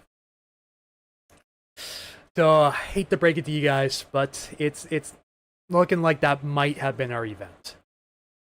I'm just lucky. I saw a flash of lightning way out in the distance over the Cascades, and I heard a big thunderclap over my house, so I'm satisfied, personally. So all I wanted was some thunder, lightning. I got it. How's Rochester looking? Go check down there. Looks like some decent rainfall amounts in the area, mainly east of you. And you gotta watch some of these little cells down here when they move up towards you. These could produce some heavy rain, maybe some lightning. This cell down here is looking pretty intriguing, but it's gonna move into a stable environment, and I don't know if it's gonna hold up much longer, honestly. But this is once again moving towards Vader, Winlock, and Napavine, but let's see if it does anything. Either way, I think we're going to wind down the live stream around the 11 o'clock or so. Maybe 10:45, depending on how many people stick around. Let's see, for the first time since... let's see, 100... It's like for the first time since probably... like 5:15, 5:20. So over 5 hours, we've had over 100 viewers. We just dipped below 100 viewers for the first time in over 5 hours on YouTube. So that pretty much tells me all I need to know. Is that, you know, people are starting to head out. They're tired. They're disappointed, which, I mean, it's to be expected with events of this nature. It's always hit or miss. Always. Not too often we get a widespread regional outbreak like we did last Thursday, you know. The synoptics for this one, not nearly as great for a widespread area. The Southwest Interior was looking fantastic earlier, and it really performed. But, man, once it got up north of SeaTac, it just fell flat on its face. Ooh, people are sending a lot of photos. Someone said, cloud to ground lightning looking east from Duval, 10:34. Literally 2 minutes ago. Must have been that guy right there. That strike south of Index, west of Bering. It's probably what they were looking for. That was right. Yeah, right down here. Yeah, you can see even the instability over the Cascades is rapidly weakening. Lightning strikes are very far and few now, even over the mountains. You're not the disappointment. It happens almost all the time. The news says lightning, it doesn't show. Yeah, I always have to make it very, very clear in my postings. Not everyone will see thunderstorms. So when people ask for their specific locations and times, I always can say I cannot make any guarantees. I'm sorry. My accommodations are going to be very loose, so going to be very broad, not going to be as specific. It's going to be overall broad. That's how it's always going to be west of the Cascades. The microclimates are just too intense. You know, wind, snow, thunder, all most difficult things to forecast around here. But at the same time, that's what makes it fun, in my opinion. That's what really makes it fun, is the uncertainty. Oh, Hong Min. Yeah, I got your message and I just saw your post. Yeah, thank you for letting me know that you saw that. Oh yeah, I forgot. We have gifts enabled. So thank you, Joey, for the gold coin for 10 jewels. That didn't pop up on my screen until later, but thank you for the gift. I guess YouTube's kind of trying to be like TikTok, right? Where you can send gifts of like certain amounts. Smattering of raindrops in West Bremerton. Nothing up here except a few clouds and spits. Yeah, I wasn't expecting really anything much farther north than Everett, honestly. And even then, Everett missed out. But, you know, it happens. We can't always overperform everywhere. So dry in the mountains, this is true. Tri-Cities have anything coming, Dawn is asking. Let's go take a look down here, Pendleton. Not that I can see. Perhaps this activity could move. Okay, no, it's moving away from the Tri-Cities, so never mind that. Tri-Cities looks like you're in the clear. Seeing lightning strikes slow down also east of the Cascades here too, so it's a good sign for no fire starts, but for those of you who want to see some lightning, here's some thunder. Sorry to be the bearer of bad news, but I'll take no fire starts any day, honestly. Joey, wow, thank you for the gift again. Makeup brush for 6 jewels. I'm not familiar with the YouTube gifting system, so not sure how that equates to revenue, but I guess I'll find out in the analytics, right? And we got a bunch of new followers coming in, so much that my follower clock basically stopped responding. I mean, it was overloading the darn thing, but thank you guys for all the follows on Facebook and the subscribers on YouTube. Let's go check our subs real quick. Ooh, guys, can we make a run at 2,600 before we call it? I need 26 people to subscribe before we end the stream. Let's see if we can do it. Challenge starts now. Oh, look at that. A couple new fires popped up here in Klickitat County. Most likely lightning induced, because we did have that thunderstorm move into Yakima County earlier up through Ellensburg, and it went through Klickitat County. So these are likely ignited by lightning, but so far it looks like 2 little small fires that don't require the watch duty notification system to be implemented yet. So they had the little red flames with the bell and the strike through them. They're a silent notification. If they're activated, they'll turn into the flame like this. That's when you know that they're active and they're sending notifications to the surrounding area. Hey, welcome in. Thank you, Brenna Murdnoms. I really butchered that most likely, but thank you for subscribing. There, in Tammy, I believe. Something close to that. Again, pardon the butchering. Think you were sorry. You're a moderator over on Mike's stream, right? Was it Mike's stream or Ben's stream that you were moderating? Saw a flash of lightning southeast from Lake Stevens. Can't wait until summer is over, Joey said. Yeah, I'm fine with summer ending early. If we can get the fall storm train to fire up in like August, then I'll be beyond satisfied. Still highly unlikely. Climatological signals. Let's pull up the Climate Prediction Center real quick, and I'll show you guys some outlooks. Oh, that was the wrong site. Climate Prediction Center. Okay, there we go. Let's go look at the monthly. Hang on. Let's do the monthly temperature outlook. This is temperature and precipitation. So temperature, we are leaning above average for August 2026. Leaning above about 33 to 40% above average for much of the Pacific Northwest. Parts of NorCal and Central Oregon are about 40 to 50%. So just leaning above. So that is the temperature signal. Precipitation signal is, looking a bit concerning. Equal chances, which again, precipitation scarce already as it is, so this doesn't matter too much. But the leaning below normal signal here, 33 to 40% below normal, very concerning, especially when drought conditions are likely to set in. Let's see if I can find it on this site. I found it at one time before. I think it's Outlook Maps. The monthly 8 to 14 day. Yeah, let's look at the 8 to 14 day outlook. Very warm over the desert Southwest and decently warm here over Washington. This is July 30th to August 5th. Precipitation, not good, leaning below average for the same period. Okay, so the heat advisory has been allowed to expire officially. YouTube tab just crashed, so I lost my chat. Hang on, we're going to bring you back. We're going to bring you back here in just a moment. Okay, there we go. Let's see. Do you ever live stream snow blizzards?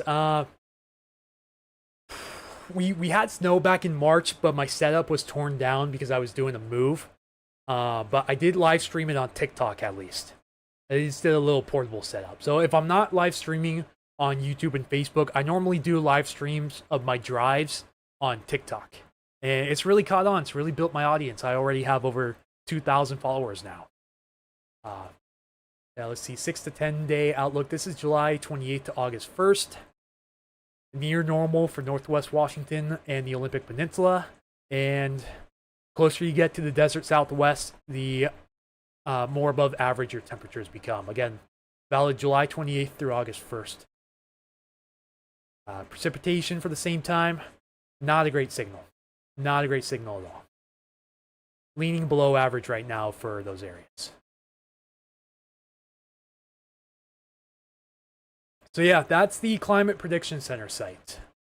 Really useful information on there. Highly recommend it. If you just want to look up CPC or Climate Prediction Center, that's the place where you can find those outlook maps. Trying to see if any of these fires were activated. This one was. Grasshopper Fire, 2 acres. They activated that one. So people in the area will get notifications for that one. Hell's Hill Fire. Interesting name of a fire. That one's activated. Helicopter doing bucket drops as of 2 hours ago. That is 5 acres. And we have a camera on it. And wow, look at that signature. That thing's burning hot right now. Southeast of Marcola or Marsola, Oregon.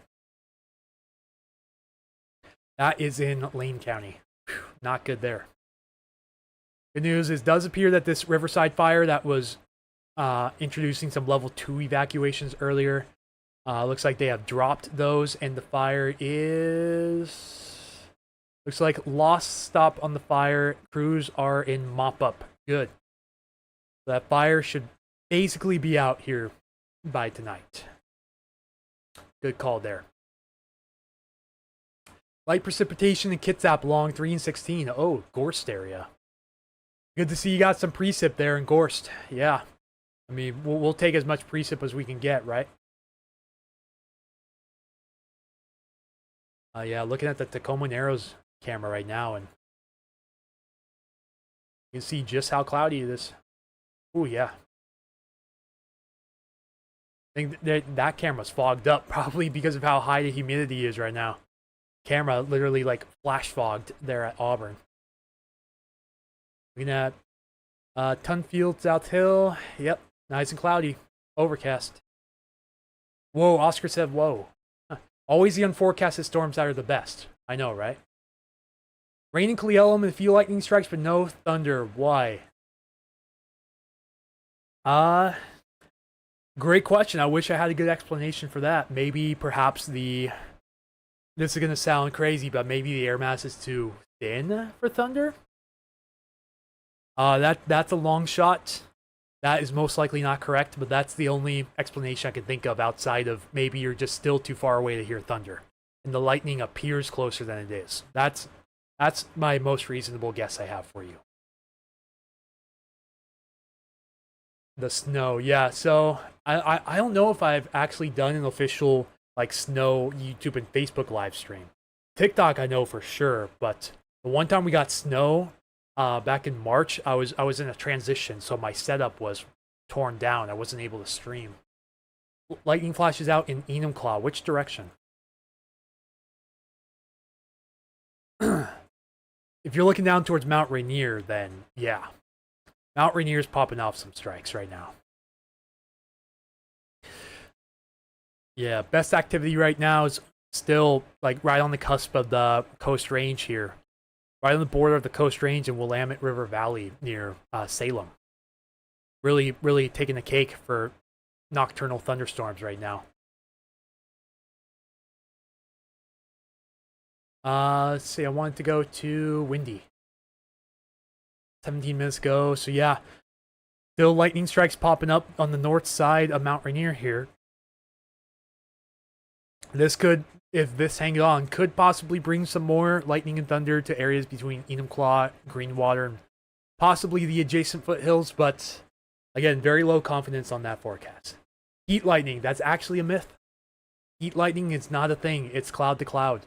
That is a very, very common misconception, that heat lightning's a thing. Nope, it's lightning between the clouds, or within a single cloud.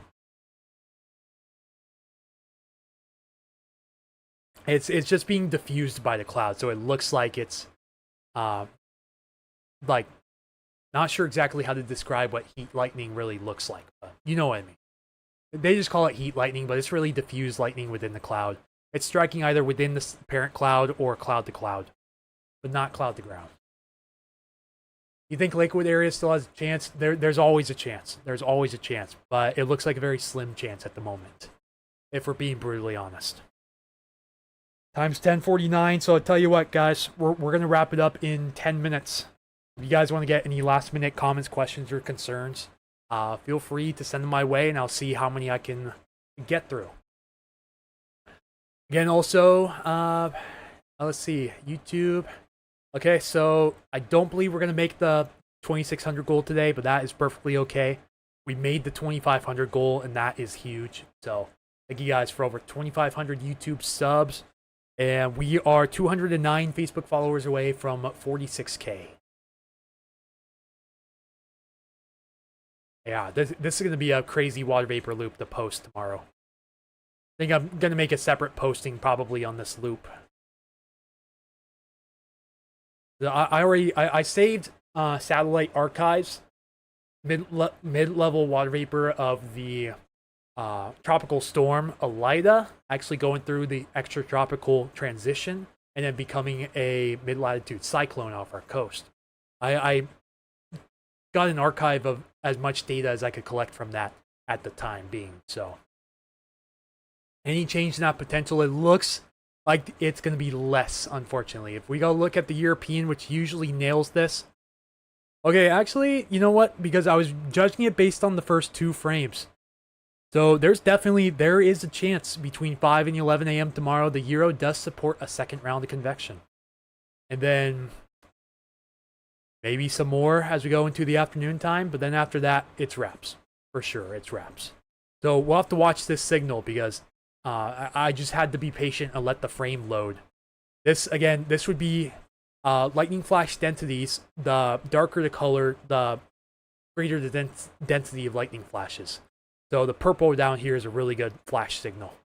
And the red's really good too. Orange is decent. Yellow's okay. Blue is marginal, and the gray is like low end but not zero. White is nothing. There's a pretty good color scale down here showing the density.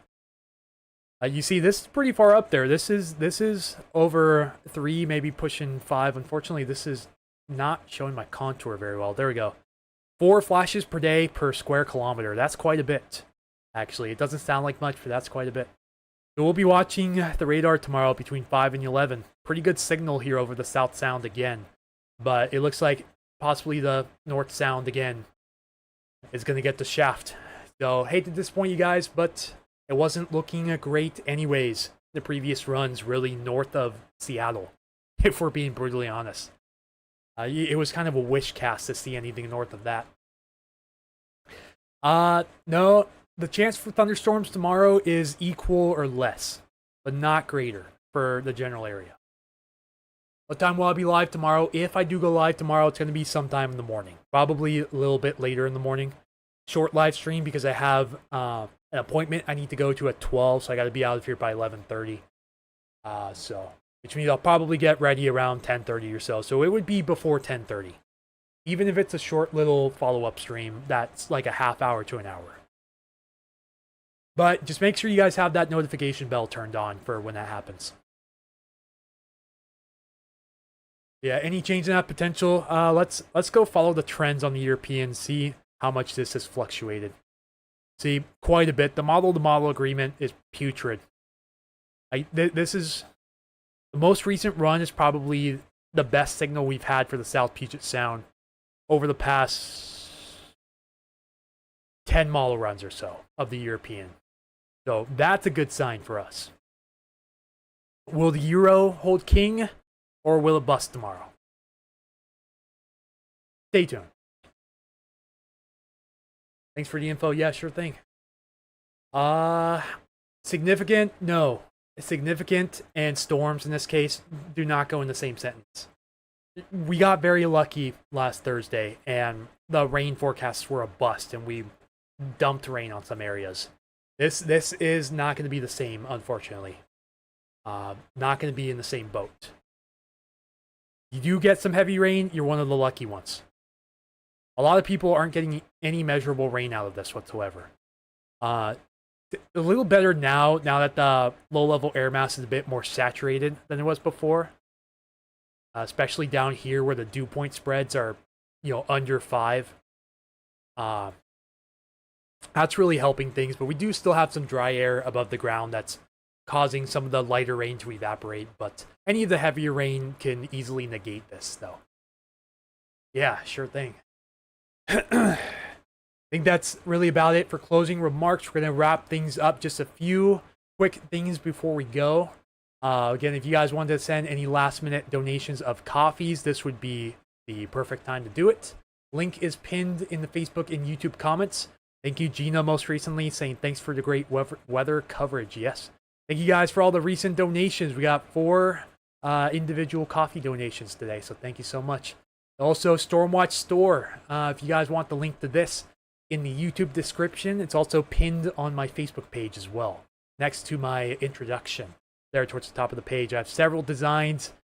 A couple of them AI generated. Going to admit these 2 are AI generated. Everything else put together with Photoshop and clip art. So basically done by hand. But yeah, if you guys want any cool designs, like for example the Storm Train, I have shirts, sweatshirts, got bags, bottles, cups, got a sticker, shirts of various sizes. Pretty affordable prices for the most part. I actually kind of decreased these prices a bit, but actually decreasing my profit margin to decrease the overall price. You know, a little bit lower than the so-called competition, if you want to say that. So, you know, pretty affordable merch if you guys want to check that out as well. Again, link in the YouTube description or pinned to the Facebook wall. So, 2 great ways to help donate. It looks like we are making a Discord chat. So stay tuned for that. I'm going to get the details ready, start chit-chatting with some people, and it should be probably maybe... Oh, you know, this entire time I actually never read this description. Create a welcoming place where members can discuss forecasts, radar analysis, post-storm reports, exchange weather photography. Oh yeah, this is very well written. I wonder if you use AI to write this too, or if this was from you. ETG, if you're still watching. You might be gone, but it is what it is. So, yeah, Discord server coming soon. It's official. Puget Sound Stormwatch Discord server coming soon. Thank you, Zachary, for producing the petition. And yeah, YouTube subscribers, we're going to be just short of our 2,600 goal, but that's okay. There's always next time. Yeah, if you guys want to send any last minute stars on Facebook or any last minute super chats on YouTube, any memberships, any gifted memberships, now would be the time. We're going to wrap things up in about 3 minutes or so. Yeah, Cheryl, sure thing. Maybe I'll see something overnight. I wouldn't doubt it for sure. These events have overperformed. They've underperformed. The whole 9 yards. Okay. Now the marine push is definitely working here into Tacoma because we're down to 66. You look at all these areas that are cooling off quick due to that marine push coming in. But up here, North Sound, really hot still. That marine push hasn't made it up there yet. It's going to take its time. But this is the textbook definition of the urban heat island effect. Maintains radiation so much more than the outlying areas. Dew points, yeah, see, dew points still very muggy out there, especially in the foothills and the river valleys. Max temperatures, in case you missed it, guys. Wow, blew it out of the water. Like unreal high temperatures today. 94 SeaTac, 91 Tacoma, 97 Olympia, 95 in Arlington. Several hundreds mixed in there, including Mercer Island hit 100. Supposedly, Key Center hit 100, but I'm not too sure about that. 106 in the Doty Hills and 106 here along the Satsop downstream of the Olympics. This is likely due to compressional downslope winds from the northerlies coming off the Olympics. That really heats up, creates a little thermally induced trough down here in the valley, and that really heats it up. Windy in Lake Quinault, yeah, that's likely your marine push coming through. That's what's really going to help cool us off tonight. I don't think we're going to see much relief from the humidity side of it because the marine push is usually pretty moist as well. But the temperatures at least are going to start coming down here. And hopefully that's it for major heat risk for the rest of July and for wish casting, hopefully the rest of August. But no guarantees on that. So, very hot day today across the Sound. Some of us got lucky with thunderstorms. Some of us did not. It is what it is, unfortunately. I just... always got to make that clear. Every briefing, every live stream, every post I make about thunderstorms, there's always potential for a bust. It's my asterisk every single time. Over 100 in Lake Quinault, but only 97 today, okay? Yeah, some areas may not have gotten as hot as yesterday too because of the cloud cover coming in from these thunderstorms ahead of time. That easily shaved a few degrees off of maybe some of our highs, but that moved in around 3:34, so we still had about an hour and a half of peak solar heating to warm up. The cloud cover kind of interrupted that. So there's that. Yeah. So whenever you have clear blue skies, no smoke, no clouds, you can really, really ramp up these temperatures. And we saw that today before the cloud cover moved in. A lot of areas got even some hundreds before the clouds and the storms took over. Microclimates in a nutshell, folks. Never disappoints. Alright guys, current time is 11 o'clock now, so we are going to hang it up for the night. Thank you all so much for joining me today for a very long, over 6-hour stream. Awesome sauce. We'll see what happens tomorrow. I do know that we have an exterminator coming over, so I got to do quite a bit of cleaning tomorrow. And, of course, that appointment. So, if there's no storms, I'm going to be busy behind the scenes. But if there's storms, I'm going to see if I can make a little time for a live stream tomorrow. But we'll see. Just in case, make sure to turn on those notifications for the next live stream, whenever that may be. Let's see. Keep up the great work. Love the streams and would like to contribute some art someday for your merch shop. Yes. Please feel free to send me a DM. I'm looking for design ideas. And if you'd like to volunteer some designs, I'm all ears. If anyone has any design recommendations, please do not hesitate to shoot me a message. This was so fun. Thank you, Builder, for tuning in. Again, sorry for those who were disappointed. There's always next time. You never know when it is, but there's always next time. You know, time doesn't stop for anything, right? Yeah, human in Port Angeles. Whew, yeah, with that fire smoke as well. Not great. Alright guys, appreciate it. Thank you so much for viewing. Thank you for liking, sharing, commenting, subscribing, following, the whole 9 yards. All of you people who donated today wouldn't be able to do this without you guys. You guys make this possible, and I'm very, very appreciative of your generosity. Yeah, this was Anthony with Puget Sound Stormwatch here on Facebook and YouTube. Once again, you guys can find me around the web. Also, I'm on Instagram, X, Blue Sky, TikTok as well. And also, if you don't have Facebook, you can find my posts over on Patreon as well. Let me show this real quick. I haven't done this the entire stream. Let me... Gotta put an extra W in here, I think, to find the main page. Yep, there it is. So, yeah, guys, this is an example of what you'll see. This is also showing some of my Tier 1 patron posts as well. So I'll give you guys a quick little leak at what I post on there. I think this one was an example. Yes, it is. This was back on June 20th. I was talking about pattern changes, showing ensemble models, and just giving you a big brick of text and even a TLDR sometimes. Talking about the setup, the uncertainties, how it would affect our weather, and so on. You guys would like to contribute. I also post these over to my Facebook subscriber hub as well if you do have Facebook. 99 cents per month if you want to support that. $1.99 here on Patreon per month. But of course, not a requirement. You can also sign up for free here on Patreon too. I do cross-post my Facebook blogs over to Patreon. So, like this, for example, radar snapshots. This was my most recent update today, talking about the potential for showers and high fire danger. Talking about air quality, thunderstorm forecast, fire weather outlooks, watches, warnings, advisories, and so on. You can find all of that here on Patreon as well. If you want to, please consider becoming a patron to help support the page. Yeah, but that's it for the closing remarks. Have a good night, folks. Sleep well. Don't be surprised if you get waken up by a stray lightning strike or thunderclap. And still, possibility is there for some storms in the morning, mainly for the South Sound, Southwest interior. Take care, everyone. See you guys for the next live stream. Stay weather aware.